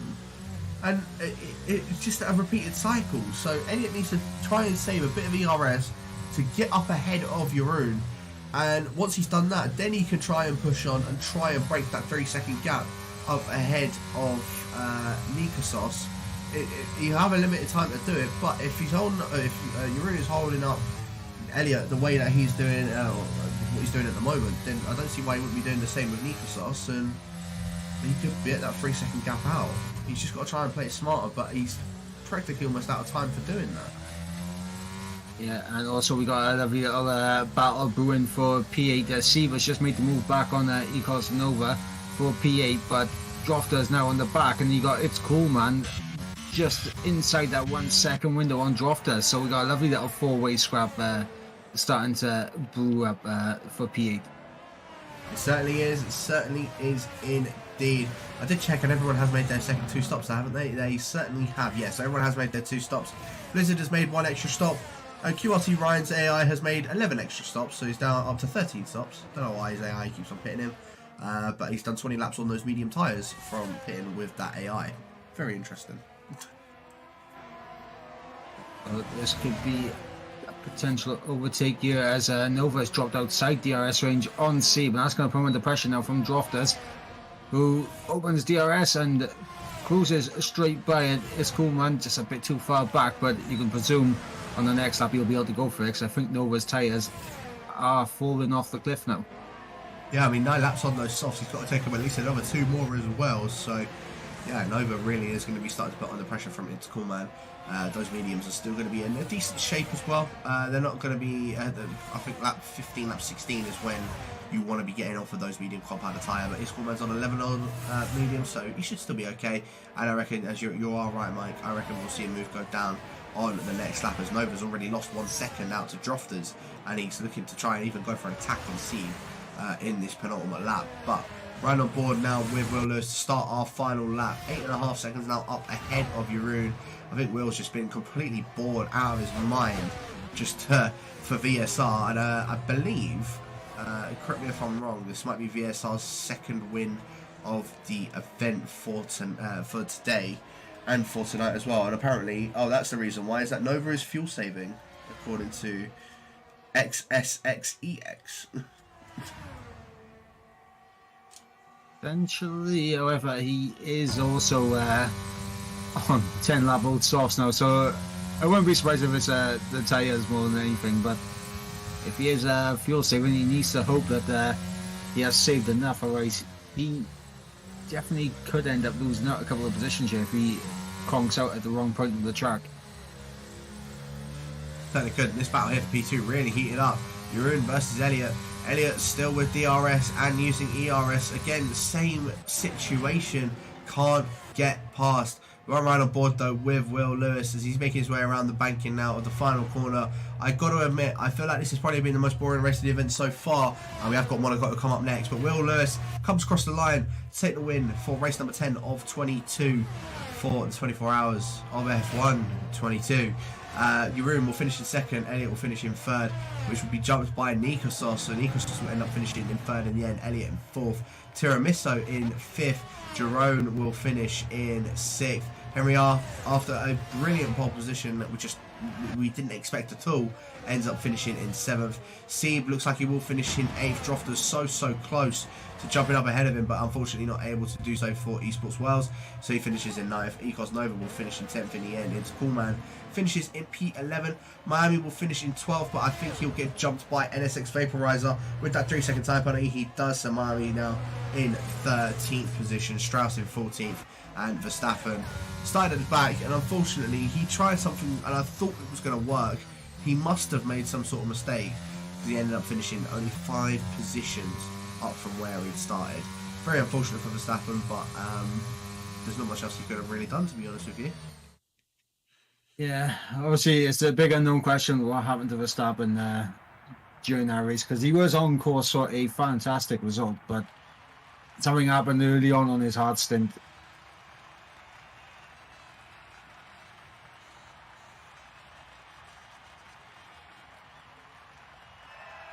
So it is. So like I say, very well done to Will Lewis for taking the win for, as I said, round number 10 of 22. Jeroen does finish in second, Nikos in third, Elliot in fourth, Tiramisu in fifth, Jeroen I'll get that right eventually, in sixth, Henry Art in seventh, Sieb in eighth, Drofters in ninth, Ecos Nova in 10th, it's Coolman in 11th, Vaporizer in 12th, Miami in 13th, Strauss in 14th, and when I can actually scroll down very quickly, Verstappen in 15th, Luco 5 HD in 16th, Herrenwag in 17th, Blizzard in 18th, QRT Ryan in 19th, and TL4 in 20th, and of course our DNFers for this evening as well. And yeah, I mean that's all she wrote really for race number 10 then, Mike. I said there wasn't really too much that went on. It was just quite a dull race. I've got to admit, it was quite a dull race. So, I mean, hopefully we'll be able to get something going for Monaco. Although it is Monaco, so this is going to be a bit of an interesting one. And again, I would like to profusely apologise to the CSL guys because unfortunately that's the race that they are going to be starting last at for this event. And yeah, there's not a worse track that you can start. Is Finley last still at. here? Can't Even see though him. Zandvoort is quite a bad track for QVR, I still think Monaco is an even worse track that you can start last at. So, yeah. Monaco, not the one for Monaco, not the one. I do feel bad for him though. You mentioned that. Yeah, no, without a doubt. So, yeah, well, we're just going to cut over to a quick break whilst we get the next stream set up as well. And it will be, I believe, QV Alpaca, and I think you're with him, Mike, if I'm not mistaken. Not for Monaco. I will be back for France, I believe. Bro, I think it's was it? I believe it's. Oh, Dylan. Right, Dylan, okay, yeah. got ya. Okay, no, that's fine, no worries. Okay, so, yeah, thanks to everyone that's tuned in, and I won't actually be doing any more comms until tomorrow. However, I will be racing at Britain and at Hungary at 2 and 3 o'clock in the morning, so make sure you tune in and watch me absolutely bottle both of those. But yeah, I will love you and leave you, and I will leave you in the capable hands of everybody else that is doing the streams.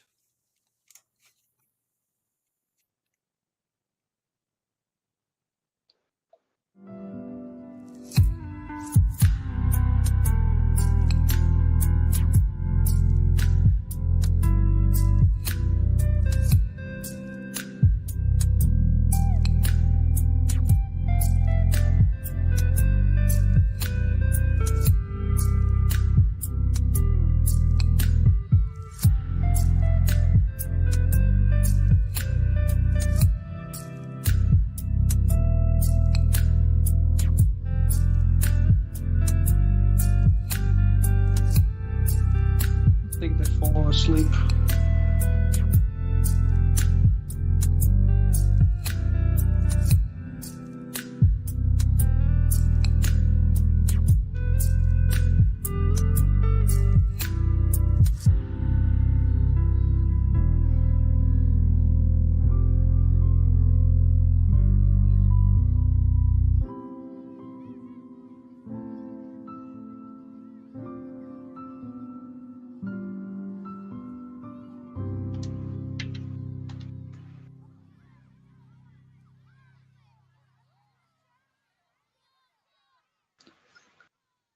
Kyle, do you have a setup now?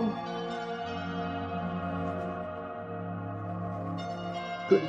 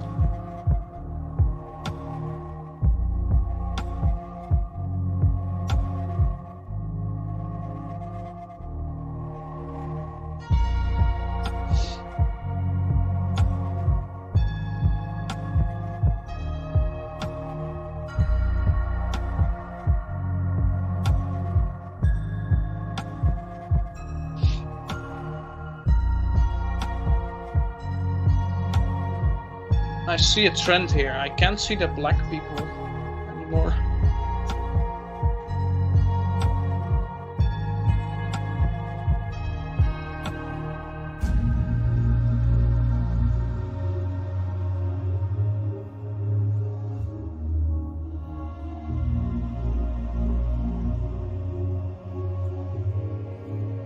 Miku, oh my god.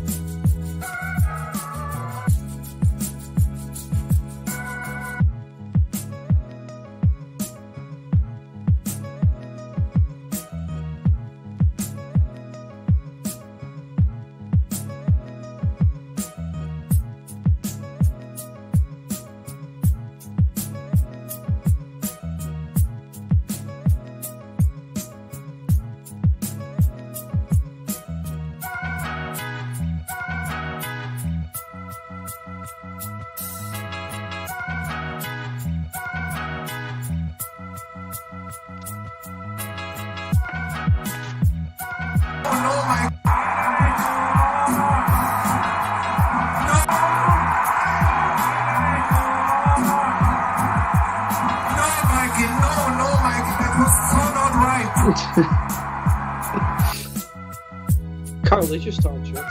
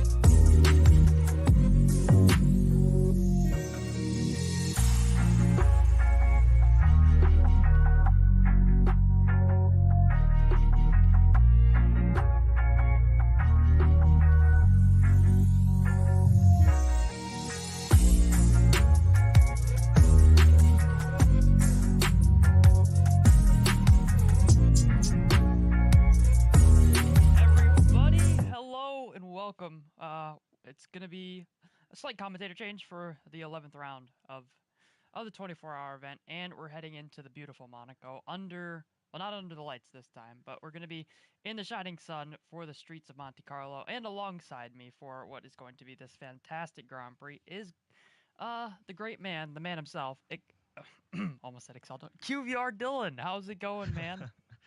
I'm doing all right. How are you today? I'm feeling absolutely fantastic. Got a good little result for QVR and help them hopefully win this event. But of course, we're all for the charity, and we're looking just to have a good time tonight. So we're also have quite the storyline coming into this one. We have 4 people using their -3 second, I don't want to say penalty, but I guess helping hand, really.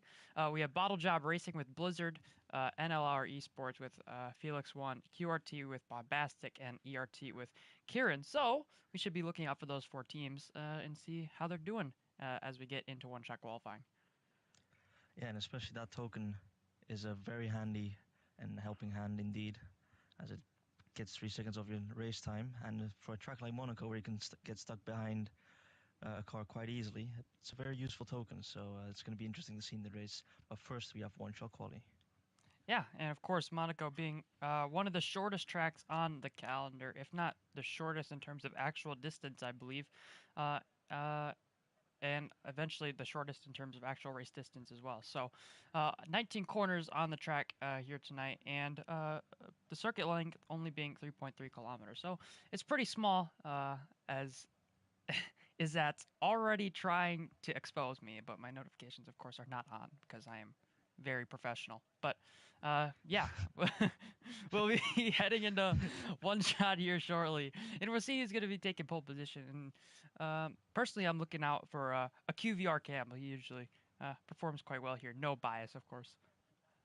Yeah, obviously has the pay-to-win device at his disposal, so he's definitely going to use that around this track here. So who are you on board with currently? I'm on board with Macho, so I guess we'll just ride on board with NSX Macho as we head up through Macedé and into turn 4 for Casino, as Funky Chicken has been disqualified. He's invalidated. Speed Gareth being the driver that's going to be, or Funky Chicken is actually the one who's starting from the back. He'll be starting 19th as it stands right now, but we're heading into turn 6, the lows, hairpin, and then into lower Mirabeau for turn 7 as we just wind through these right-handers, 3rd, 2nd, back into 3rd gear, short shifting as we get the exit out of turn 8, through Portiere, now through this long right-hander of turn 9, through the iconic tunnel here at Monaco, and now down the hill as the sun gets into your eyes. Turn 9 and 10, you feel she can cut over as much as you really want to. I was looking to the side.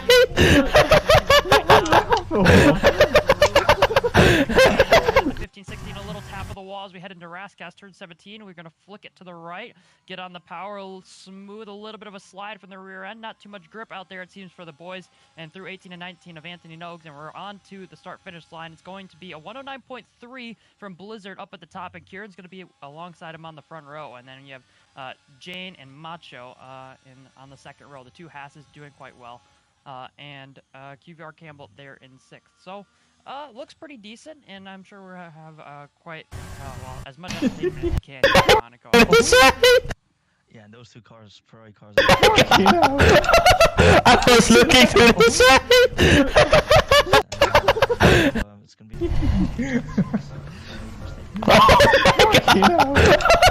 I was looking to the side. The front, with P6 to, or P3 to P6, only 2/10 between them, but yeah, big drop off in the field, and hopefully that will mean some good battling as well in the race. Yeah, it should be pretty interesting to see how the strategies work. Of course, mandatory 2-stop for every single race of the event. I'm not sure how Portugal's going to work with the wet race, but I guess we'll just have to wait and see as we get later on into this event and through the night. Of course, it's almost 1 in the morning for everybody out in the UK. Of course, me and Dylan being both in North America, so it's this is kind of weak for us, or well, week time anyways, 7 p.m. for me. So getting right into the swing of things, right into the middle of the event. So we'll have to wait and see.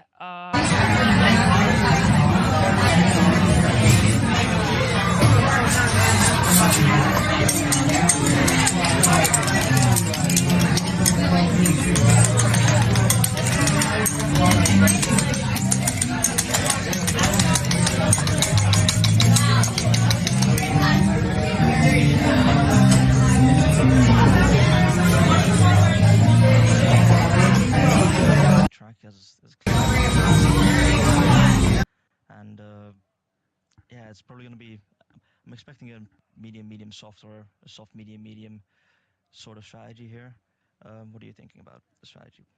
I think most people will end up starting on the softs and try and pit early, get a little bit of undercut, just try and stay away from the traffic, because that's really what you want to do here in Monaco. The less traffic, the better, as the 5 lights are already on, and Kieran has gotten a drive-through there from second on the grid, so he's going to have to serve that within the first 3 laps of the race. Blizzard is just going to slot into second place, but eventually that'll turn into P1. We have some wing damage down at the back. I didn't quite catch anyone in the incidents, but it's really P10 down as everybody's trying to find their way through this first sector for the first time of 39 times. And we have someone sideways, that's Iron T Bumpier, I believe, down in P20. He's already going to be out of the race, and we have a McLaren down there at the back. That's Hooky. Macho, of course, from the second row of the grid as well. He's down into 18, so he must have had a spin in the first few corners. But up at the front, it's going to be Kieran leading from Blizzard and Jane, and then QVR Campbell up 2 positions already to P4. And then we have the McLaren of I'm not gonna say that. We have Smith in P5, Per Roger P6, Felix 1 in P7, as we have QVR Killer making a move on the Ecos man in the Ferrari there. He's also lost another position to Ashbest in P12. So already the Ferrari's not, well, one of the Ferraris not doing too well, but the other one is looking at a net P1 right now. But yeah, we'll just keep on going. Of course, Kieran with that drive-through penalty, he's not going to serve it right away. So we'll just, let me find the tires. Yeah, he's not going to serve it right away, but he's absolutely flying up at the front of the field, leading by 2.6 seconds already to Blizzard. We already have a few people in the pit lane, and we have someone backwards at the penultimate corner. That's Speed Gareth in the Red Bull. He's going to be into the pit lane. He must have damage as well because he's pitting for mediums. Hooky is pitting. Farrell, Rescapure, Kyle, Funky Chicken, Macho, Felix 1, all in the pit lane. So P12 down is now into the pit lane, and they're going to be looking for some clean air to start off this race. And we're also going to be expecting Kieran into the pit lane pretty soon as well to serve that drive-through penalty. That's going to be absolutely devastating for him. But it looks like he's already pulling away and has the pace over Blizzard, who is 4 seconds already behind our on-track race leader. Jane is in third by just a little bit behind Blizzard as QVR Campbell right on the rear wing of that Haas. And then we have Smith at P5 on the softs, the highest soft runner as it stands right now. Let's just keep on running aboard. We'll see if Kieran will serve his drive-through. He's purple in the middle sector, has a slight lockup going into Rascas there. He's going to do one more lap. He's going to try and get the most out of these tires, use as much ERS as he can, as we're going to get everything turned on. And as you can see, he's already used all of that ERS. Blizzard not even being below 100% as Jane is burning. And we have Per Roger into the pit lane. That has to be for damage. No? Yeah, that's a front wing for the Williams driver. He's going to be onto the hards as well, as Ishida is also pitting for a new front wing. He started on the mediums. He's going to be going for another set of those, as Old School into the pit lane as well for front wing damage. I'm sure we're going to be seeing quite a bit of that as we go further on into this race. Yeah, and definitely in Monaco, the walls are very close to you, so it's obviously going to be very subject, or not, it's always going to be close to the wall, so you're very likely to hit the wall at some point during this race, as a lot of people in this race already have done that, unfortunately for them. But yeah, there's a massive field spread already, so that's what these top 2 guys will probably look out for just a nice little slot to pit into and get that clean air, fresh air, and have no car in front of you, so you can just pull away that gap a little bit. Yeah, it'll be pretty crucial for most of these guys to just settle in early on, get into your groove with no cars around, you find some clean air, and just build up your pace from there. Because if you can build confidence around Monaco, you're going to be going pretty quick. As soon as you get into that midpoint of the race, when you get fresh tires on, you pit that first time, or maybe even second time, go on your final stint, and you're going to be looking pretty good. As Kieran serves his drive-through penalty, so he's going to be dropping down to P5 in his Alfa Romeo, just in front of Killer, and about 3.2 seconds behind CRL AJ Wuhan. So he's in a pretty decent spot here, and I'm sure he's going to be looking to gain some positions, but he's going to have to make some overtakes in the very near future, of course, if he's going to keep up that pace, that he was up the front. So now Blizzard will assume the lead. Jane and Smith will both be behind him as well. I'm going to have to figure out how to pronounce that dude's name. We also had another pit stop. That was QVR Campbell. He's going to be stopping onto the mediums. Let me pull up the pit stops. Yeah, so everybody from P8 down has stopped now. Kieran coming to the pit lane, obviously, the drive-through, being the reason for that stop. A lot of drivers are spread out now as we have quite a few pit stops in these first 3 and a bit laps.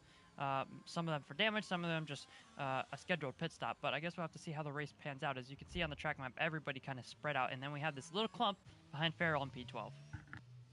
Yeah, and QVR Campbell definitely pitted for strategy-wise, because he's didn't change his wing for damage, and he was getting stuck behind Jane and Blizzard. So I think he's just opted for a strategy call here. Pit early, get that clean air, try and create a gap to cars that were that are in front of him, get the undercut, and just be in free air. As there's a lot of field spread right now. The only people that are close currently are Jane and Dara Smith at the top of the field. Yeah, Blizzard just lost 2 positions there out of turn 1. Not entirely sure how he did that. When I switched to him coming out of turn 1, he was ghosted, and Dara Smith and Jane were both, well, inside of him. So yeah, heading up the hill now. Dara Smith has gotten himself into clean air. He's gotten himself into the lead a little bit deep there into the Nouvelle chicane, but he's on those soft tires, and those tires are going to be, I'd imagine, they should last a decent amount around here in Monaco. Obviously, there's not a lot of grip, so there's going to be quite a bit of tire sliding, but depending on how they work their pressures and their setup and how their driving style is, those tires should last for quite a while longer if you're just going to drive around on them, as Jane is into the pit lane as well as Blizzard. So interesting to see the 2 guys out of the top 3 that were on the mediums pit before the guy that was on the softs, as Blizzard for a new front wing and Jane scheduled stop for the Haas. Yeah, looks like a scheduled stop for the Haas. He's just going to go on the hard tires, interestingly enough. Go on those hard tires and probably go on those tires for a long time in the race. So it's going to be interesting to see, as Campbell has indeed undercut Jane and Blizzard, so that's very good for him. He's currently in the net need of the race of the guys who have stopped during the race. Kieran has obviously started the race on pole, had a drive-through, still is yet to pit, and is very close to the back of AJ Wuhan in front of him. AJ Wuhan is using that ERS just nudge out a little bit in front of the Alfa Romeo man, but Kieran has to stay behind for now. Gets really close on the braking in the Nouvelle chicane, but has to stick behind now through the swimming pool section and to back. Yeah, this third sector, it's almost impossible to overtake anybody. It's really difficult to overtake anywhere around Monaco, as the walls are so close, and there's not really too many heavy braking zones to send one up the inside. The only really opportunities, as there's more contact between the Aston Martin and the Alfa Romeo, but now they're going to be going side by side, sort of, as they drag race across the start-finish line. And I think AJ Wuhan is just going to let Kieran have that one. I guess that's one way to make an overtake, technically, but now TBS 年末の風物 5.5 seconds behind Dara Smith, which is quite impressive considering that drive-through. But also Dara Smith was in a train with a few guys, and one of the guys that was leading that is QVR Campbell, who is now right up the back of the other Alfa Romeo out on track in Ashbest and P4, and he's going to let Jane start to close up to him as QVR Killer has retired from the session out of the swimming pool chicane. How has he lost both wheels? Never mind. Well, I guess it doesn't really matter, but yeah, that's going to be one more retirement for the 4S guys in the Mercedes there. Heartbreaking to see. But we'll just have to look for a different battle right now. There's no one too close except for Ashbest, who is yet to pit in this race, holding up QVR Campbell and letting Jane get within DRS range. Not that it really matters too much having the DRS, as there's only the one DRS zone. It's very short, as QVR Campbell has burned all of his ERS. Ashbest still has half a tank left in his batteries, so looking pretty good to hold on to this one so far. But QVR Campbell, I think he's done the best thing possible, was get in front of Jane and get in front of Blizzard. Yeah, he got that track position, but he wants to get past Ashbest as soon as he can, and there's a little bit of contact there in Rascasse, unfortunately for him. And now Sir Anthony knows up into the start-finish straight, Campbell just isn't close enough and doesn't have that ERS to get close enough to Ashbash, unfortunately for him. But he has been looking a lot quicker than Ashbash. Gets good exit here out of turn 1, and now up the hill they go as Ashbash just uses that ERS very nicely, just to nudge out in front of the Mercedes man in QVR Campbell, and Campbell has to stick behind, but he gets a decent exit out of the Casino Square, goes for it down the inside on Mirabeau. A little bit of contact there, but Campbell, that's as clean as you can make a move down in Monaco, and that's a good move from Campbell, and he has gone past Ashbash, and now he can get that. He has 13 seconds of clean air, and he can go up to the front and create that gap. Yeah, Camo putting a really good move there on Ashbash. Now Jane is going to have to try and pull out the same thing on a harder compound, but slightly fresher tires than Campbell had to make this move, and also has quite a bit more ERS than Campbell has as well, 25% compared to 5% for the Mercedes. But as Darrell Smith will pit, seeing that Campbell got past Ashbash, he's going to pull into the pit lane off his soft tires and put on a fresh set of mediums, and I think he's going to be in the lead of the race. He was the lead out on track, and I think he's going to take that net lead. He's going to just take the track position, really. Even if he wanted to go a little bit longer, I'm sure he's going to be happy with this. Go 15-15 on mediums, and he's going to be fine and dandy to the end of this race, because QVR Campbell, as you can see, quite a while behind him there. If I could get my interval gap. There we go, 1.2 seconds, and I think Darrell Smith has really played that to perfection. QVR Campbell just getting a little bit unlucky with some traffic. As you can see, he's already almost 3 seconds in front of the Alfa Romeo, but now here comes Jane into Mirabeau, trying to pull off the same move, but is Ashbash going to get done by 2 laps in a row? He's keeping it around the outside this time. He's going to be up the inside of the Lowe's hairpin. He's going to break early, and he's just going to give the Haas the position. He knows all he's trying to do right now is just hold up people for Kieran. Well, that would be one of the things on his mind. Sure, as he gets hit by Blizzard up the back, so he's not going to have the greatest of exits through the tunnel. Blizzard is right on the Alfa Romeo's gearbox. He's going to be looking up the inside into the Neufeld chicane. No, Ashbash covers the inside, and Blizzard's going to be looking to the outside. Unable to get a move done, though, and there's the best defending that you can possibly do there for Ashbash. He tried to get to the inside for Mirabeau, but Jane already had that line, and there was really nothing that Ashbash could do from that point onwards, besides just keep Blizzard, keep Felix on behind him up until we get back to Mirabeau or turn 1, depending on what type of exit Blizzard is going to get out of Anthony Nose, as AJ Wuhan is pit for the first time in this race, and a little bit of pushing there from Blizzard, and I think he's going to have that position done and dusted. He's up to P5. Yeah, good move from Blizzard there, just seeing that Ashbash was going to go deep, and went down with the switchback down the inside. So good move from Blizzard. He has the chance now to catch back up to Jane, who's already gone 2.5 seconds clear of him in just a lap's time. So he has some work to do. But he definitely has the pace for it, as we all know during this event. Yeah, Blizzard, known for being one of the faster guys when it comes to the 24-hour events. He's been here in the past, and he's showing what he could do on the big stage once again. Felix Owen trying to keep with him, but I don't think he doesn't quite have the pace that Blizzard will have. He also has twice the laps older tires, so being in P6, I'm sure he's going to be just keeping on going with this one. And Blizzard also has something to fight for here. He does have that -3 seconds, so currently he's in net P4 right behind Jane, but everybody still has at least one more pit stop to go, being besides Kieran and Ashbash, the 2 Alfa Romeos, the only drivers in this race yet to stop. And then you have Kyle and Restkeeper down at the back, already making their mandatory 2 stops, as Ashbash is into the pit lane. So it's going to be interesting to see what he decides to go on to. It looks like he's also going to get a new front wing and a new fresh set of mediums to go further along into this one.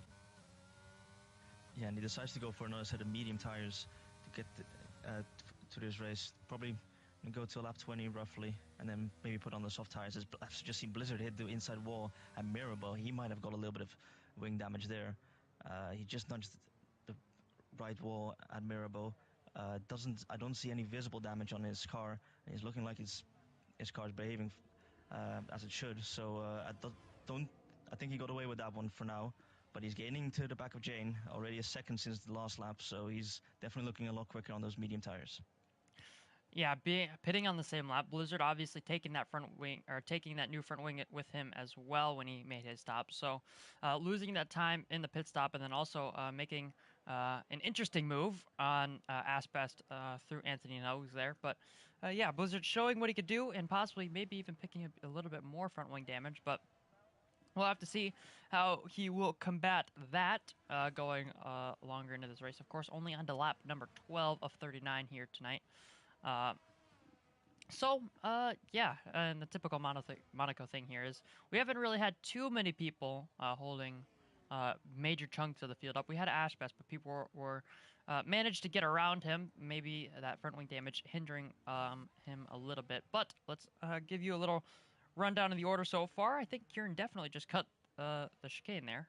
But yeah, Kieran is pushing as hard as he can. He has a 15-second, well, 14.5-second lead to Dara Smith, who's in P2 right now, our net race leader. QVR Campbell in P3, followed by Jane and Blizzard, your 4th and 5th position out on track right now. Felix Zone has been absolutely dropped by Blizzard after making his way past Ashbest. Speaking of an Alfa Romeo, Kieran is into the pit lane now. After serving that drive-through, where is he going to come out after his pit stop? No front wing this time for the Alfa Romeo crew. Just another new fresh set of mediums that I'd imagine it'll either be hards. It'll probably be hards. I don't know how long he's going to take those mediums for, but if he's what it's looking right now, he's going to go 13, 13, 13. So yeah, maybe looking for a set of hards or possibly just stretching a set of softs. But he's out into P3 on track, and he's going to have a major tire advantage over Campbell and over Dara Smith once he gets those tires warmed up and onto the back of those two named drivers. And Jane just missing out a little bit, only a second back from the Alfa Romeo, but I'm sure he might just be able to find his way onto that gearbox or rear wing, and maybe a few corners time. But it looks like Kieran has it all under control. Yeah, definitely has he has good pace, as we saw, of course, after that getting that drive through. He's stretched out his lead masterfully, and now he's back into the opposing position, and he has the freshest tires out of anyone, as you mentioned before. So let's see if he can gain a little bit of time into QVR Campbell and Dara Smith up ahead. It's always easy to gain time or to the back of someone in Monaco. Oh, Ashbest is dead. Yeah, caught that one on stream. I just flicked to his name, saw he was the 10th behind Farrell, and I watched him drive straight into the wall at Casino Square. That is horrible there from Ashbest, but catches you out. That's just going to be Monaco as well, unfortunately. Yeah, definitely. I've raced around Monaco obviously a couple of times before. Had a race win obviously, so I know what I'm doing here as a pad driver. But I've also had races where I've crashed into the wall in Monaco and I just had a terrible race dribbling around the back. So it can always all happen at any point in Monaco. That's what makes it always so interesting and intense. As you never know. You always have to stay alert. And there's another retiree, AJ Wuhan, down in Saint-Devote. Yeah, AJ Wuhan was putting a little nice race together for himself as well. He was up in the top 6 before he pit, and he put onto a set of softs, and he's looking pretty decent. But yeah, that's going to be his race over. As you can see in the wall there at Saint-Devote on the outside of turn 1, so many people have done that before. Just maybe not retiring, just losing a front wing or an M plate or something like that. But that's going to be his race over. He's going to be, well, him and CRL are going to be looking forward to the next race, which I believe is France, and looking to bounce back from that one. Let's look for some close gaps. We have a Blizzard on the back of Jane. Is he going to be able to pull off the same move that he did on Ashbest? No, he's not close enough through Anthony Nogues as Jane is derating down the pit straight here. Blizzard using everything, even though he's not close at all, so doesn't make sense. I'm also going to absolutely berate Blizzard because of previous events. No hate here as he's looking up the inside in to the Casino Square through the left-hander. He's got it almost done. He's around the outside of Casino there as we head down towards Mirbeau, and that's a fantastic move there from Blizzard. No hate can be given to that one as he just outmaneuvered the Haas of Jane, and he's going to be up into P4 now and going to be looking to find his way up to the back of QVR Campbell, who a few laps ago was overtaken by ERT Kieran, who also has a -3-second token used on this race. As we mentioned right at the top of this of the race, that 4 different teams have used it, being Felix Zone, who's currently in P6, Kieran, who's currently in P2, Blizzard currently in P4, and Bombastic, who is... Where's Bombastic? Bombastic's not racing. Oh, well then whoever's racing for ERT... Wait. I'm not sure either. Sorry. Wait, no. QRT. Whoever's racing for QRT.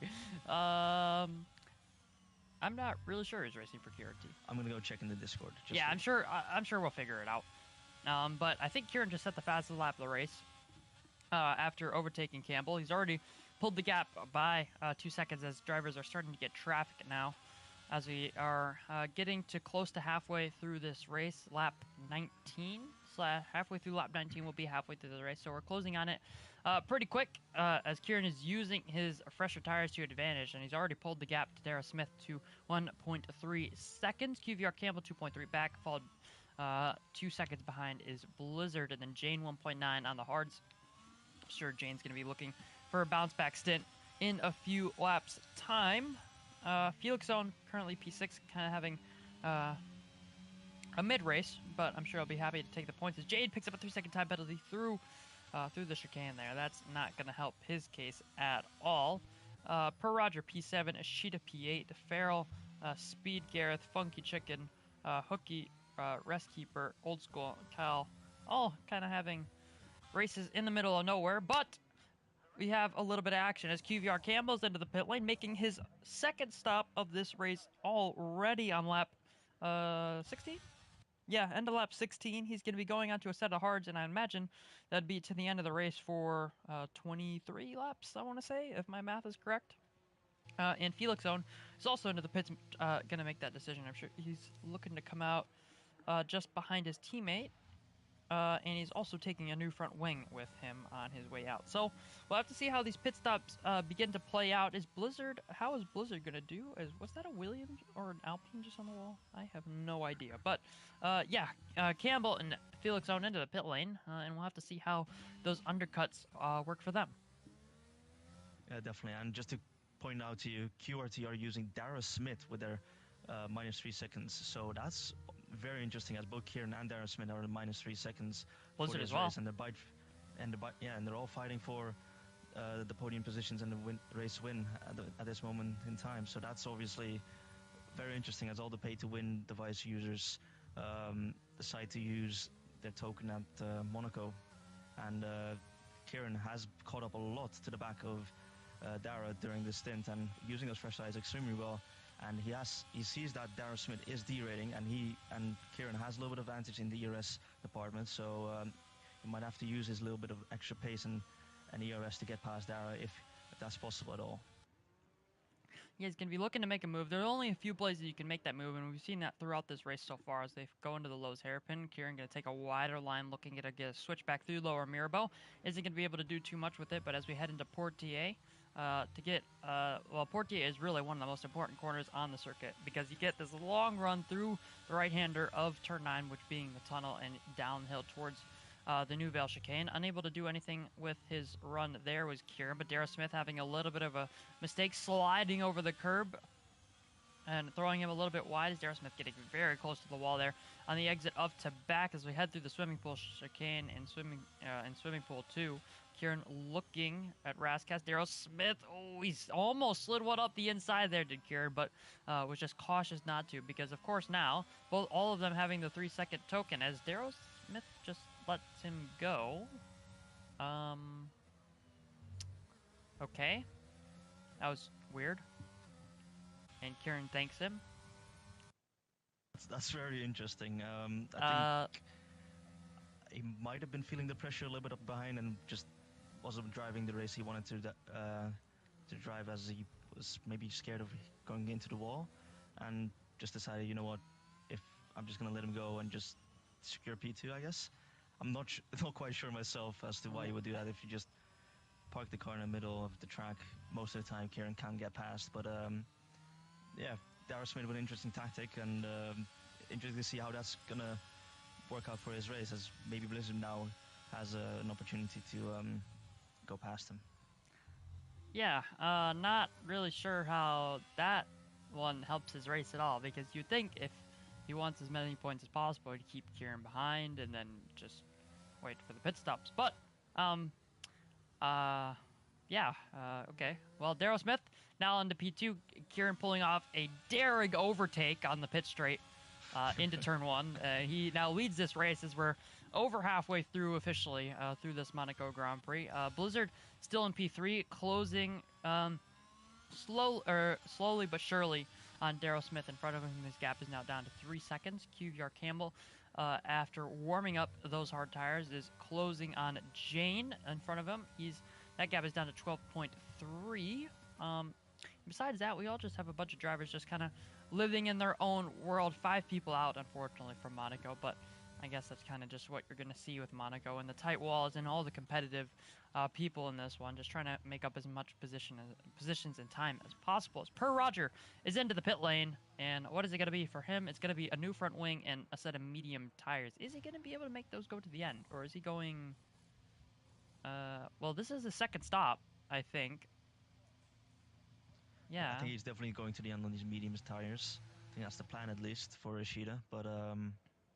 Oh, yeah. Yeah, that's 20 laps on these tires. It's going to be a long stretch, and these tires do feel quite terrible after a couple of laps, as we've seen during this race, that a lot of people just decided to switch off those medium tires quite quickly, as a lot of people opted to go for the hard tires. And interesting thing that I'm going to note is that Campbell is currently, looking at the leader delta, he's 22 and a half seconds behind Kieran, and I'm not sure if you know how long a pit stop delta is around Monaco, but that could be quite close between those two once Kieran decides to stop. Yeah, I think it's roughly around 20 seconds, I want to say. So, yeah, Campbell's getting pretty close. If he can keep up this pace, he's going to be looking pretty good. So, yeah, Campbell's looking to be in a pretty good position. As long as Kieran and Darrell Smith don't realize it, he'll be looking pretty good, and possibly be finding himself into the net lead of this race. As Per Roger, didn't he just pit? He pits again for a new front wing and some medium tires. Also, I want to note that 2 Red Bulls definitely double stacked because Farrell had to change his front wing. Double stacked because Farrell had to change his front wing as well. So that was something that I just found interesting. Yeah, good question. Yes, we do. They fucked up making the lobbies. As Darrell Smith, speaking of the devil, is into the pit lane and he's putting on a set of medium tires to go to the end. Of course, starting on the softs, medium. Kind of what I was expecting to see from this track in terms of strategy, but just confirming that there, we've seen quite a few hard tires already in this one. Seems like they just. I think people just. Seems like they just prefer the harder tires, simply because they are more consistent than the soft tires. So I think that's the reason why most people are going on to tires that are just basically a quality tire at this point. So it's definitely interesting as Darrow just comes out ahead of Campbell, unfortunately for Campbell, and that was a good call from Darrell Smith to just pit, and Kieran picks up a 3-second time penalty. That negates his minus 3-second token he has for this race, as Darrell Smith makes a mistake and Campbell just goes through in the tunnel. The boat using side by side and they're going into the wall. Side pod glitch, and Darrell Smith is out of the race, unfortunately for him. Campbell has wing damage, and that is a massive crash in this race, and very, very unfortunate for the both of them. Yeah, that's a very important crash if you're looking at the standings. I haven't seen the standings in a few rounds, so if I could take a very quick look if I knew where they are in the first place. But anyways, yeah, so QRT driver with the minus 3-second token as well, out of this race, just came out of the pits, made that costly error, and going through the tunnel at Monaco, going side by side anywhere at Monaco, you're not going to be having too much fun. But that means Campbell, did he for sure pick up wing damage? Or are we not sure? Because I don't see anything. He did go into the wall, so I expect he might have wing damage, but yeah, I don't see any visual damage either. Yeah, so Campbell may be having damage right now. Not entirely sure. As it stands right now, I don't think he'll be...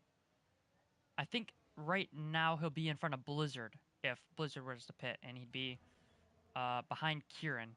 So Campbell's still looking to pick up a possible podium in this race. Of course, Blizzard and Kieran both having their minus 3 seconds, as well as I think Felixone as well, having their minus 3-second token. Felixone being 25 seconds behind Campbell, so he's not going to be really too bothered about that. And Felixone also 16 seconds in front of the next person.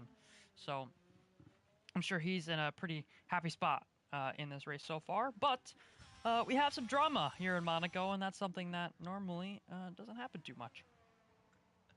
Well, not in real life, but in league racing, there's always drama around Monaco, as there's always a lot of strategy and incidents that can always happen. So yeah, league racing Monaco is always, it can be very boring, but this race it's been quite action-packed. We've seen some beautiful overtakes, for example, from Blizzard on Jane, and a lot of incidents as well, unfortunately, and a lot of retirees, as 6 people have retired from this race so far. And yeah, it's been interesting, and we have a massive field spread, unfortunately, so there's no real action going on in terms of overtakes, which is obviously a shame. But Monaco has its own challenges, so to speak. Yeah, it does have. Most people are a lot closer to crash. At most tracks, obviously, you have, for example, you have the Eau Rouge, you have...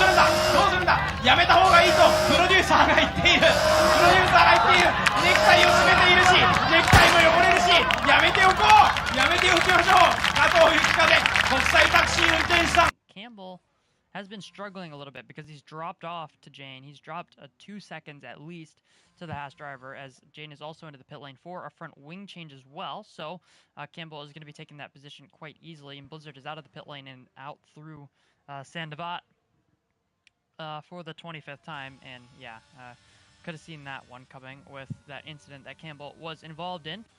So Blizzard will be basically confirming P2 here, depending on how Kieran's pit stop goes. If anything, right now, if I'm Kieran, I'm just pitting right now just to negate that undercut as much as possible. Right on board with No, Jan you are and not. see what he's going to be doing about the pit stops from Blizzard and Jane. As you can see, he's